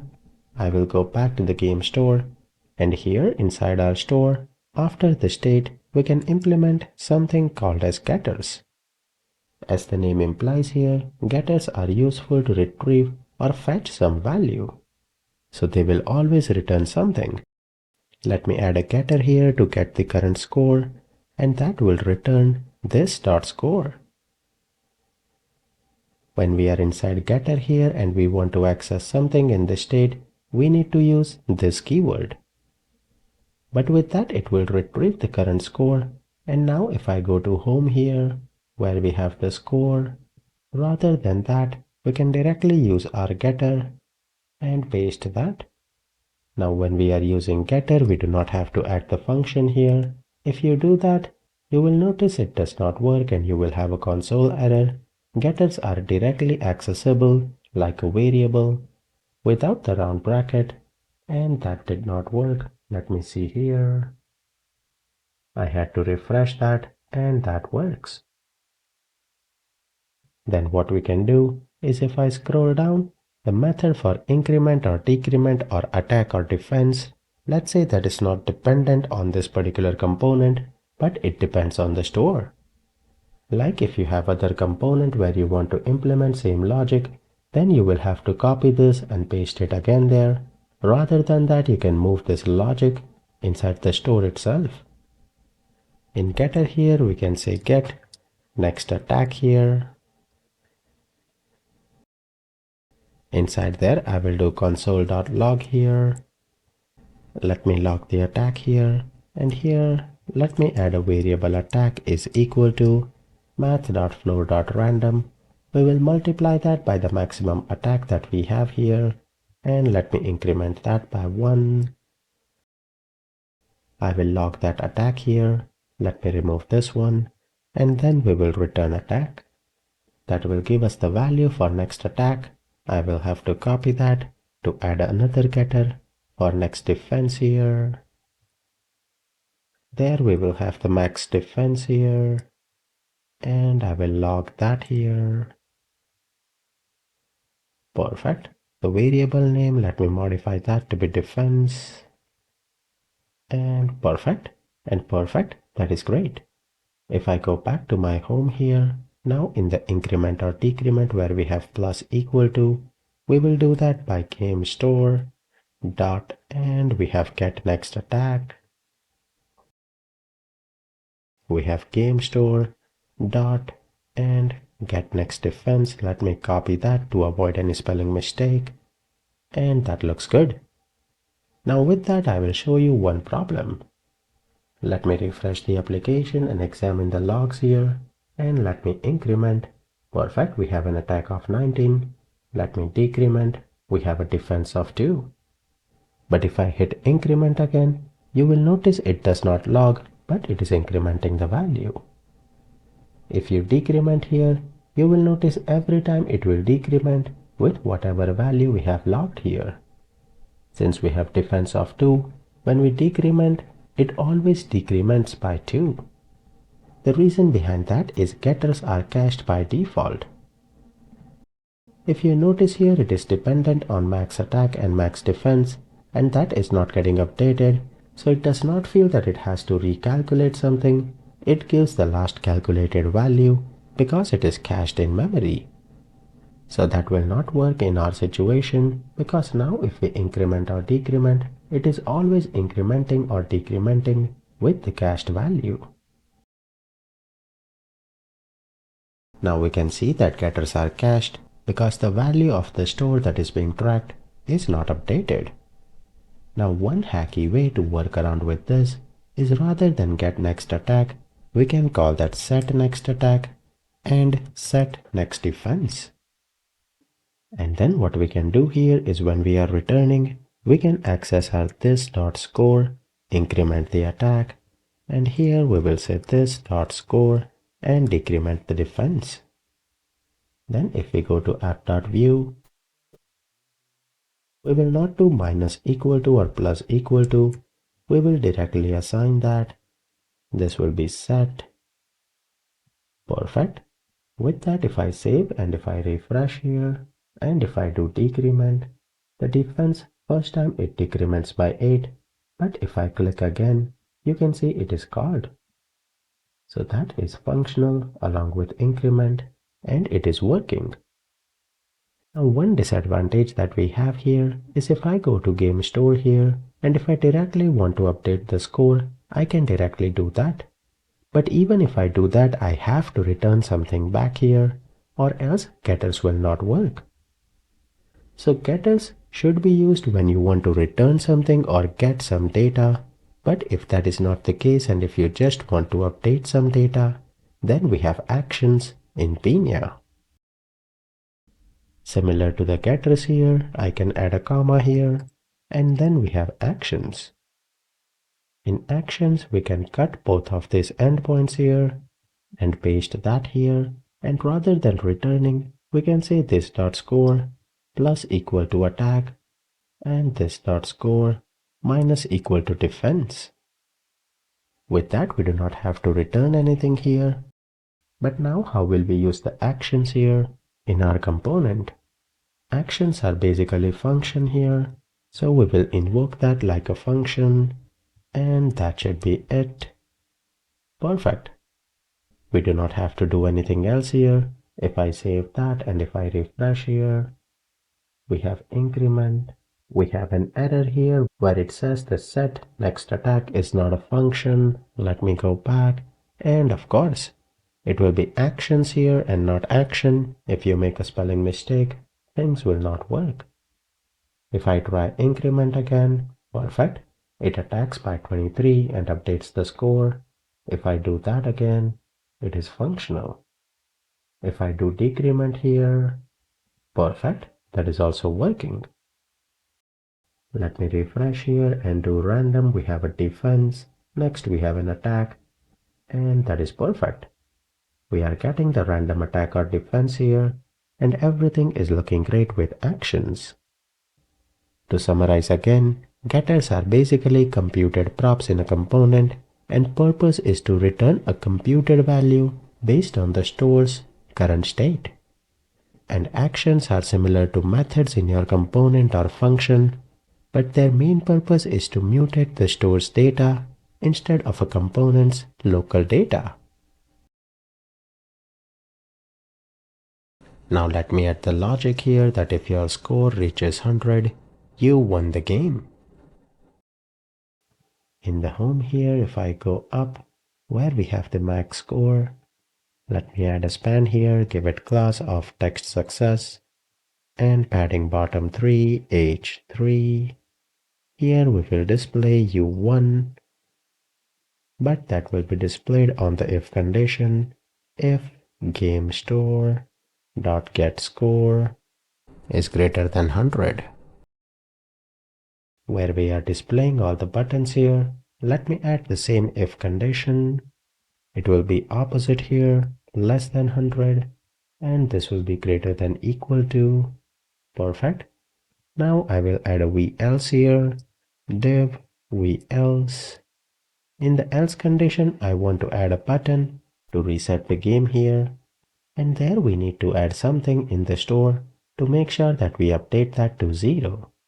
Now we can directly do that as well here. We already have access to this particular property that is score, and we can make that 0. Or what we can do is here we can add something called as reset score, and that will update the score to be 50 again. If I go back here, let me invoke that. I will add a click event. On the click here, we have game store, and there we have added a getter here. Let me call that. Now if you call that, and if I refresh here, and now if I increment, perfect. We can see 1 here when it became 108, and then if I click reset game, everything is working as expected. But if you take a look at what you have done is you have added a getter here that is updating a value. Now even though you can do that, I do not like to go with this route because getters are simple, they should be returning some data and they should be used to fetch some data. We are not doing that here, so why not we add that in the action here? Let me do that, reset score, and then right here where we have this, we will invoke the function. If you save that here and try it again, that works as well. But this is more meaningful because now you have isolated the responsibility of getters to fetch some data, and actions will be there to update some data. And that is one of the best practices that you should follow along as well. Now in the home here, let's say if the score decreases below 0, then we can display you lost. So here, let me add a span, and I will say if score is less than 0, we will display you lost here. Perfect. That is great. And in the if here, we will have to add an AND condition. Well, it will be an OR condition, or GameStore.score is less than 0. If I save that and if I do decrement here, and perfect, we have the you lost here, but the buttons are being displayed. Well, this will be an AND condition, and the score needs to be greater than 0. So if it is between 0 and 100, only then we will display the buttons. If I save that, perfect, we have reset game here. If I decrement again, and perfect, that is working. If you notice, we have two components here, home and info. And when we are using the state here, we are using that in the home component, but we can share the state across component, and that is the power of Pinia. In order to see that, let me go to the info tab here, open that, and in the template, I will add some information here. This is an info page. I can add some dummy text there that this is a simple game where you can increment, decrement, or randomize the score. The score starts at 50 and you can win by reaching 100. Now the 100 that we have here, that is the max health that is there in the game store. We can retrieve that and then we can display that as well. Let me add a getter for that. I will call that get winning score here. And there we will just return this dot max health. Perfect. Now if we want to access that in this component, we will have to use script here. Let me add the setup keyword, and there we will have to import use game store from the location. Then we need to create a constant for game store and create an instance of the use game store. Now we can access the Pinia store in this component as well. What I will do is right here I will display game store dot what is the getter, get winning score. Save that here. We do not see that here. Let me refresh, and that is working. Now let's say I want to add an input tag here where I will dynamically toggle the get winning score.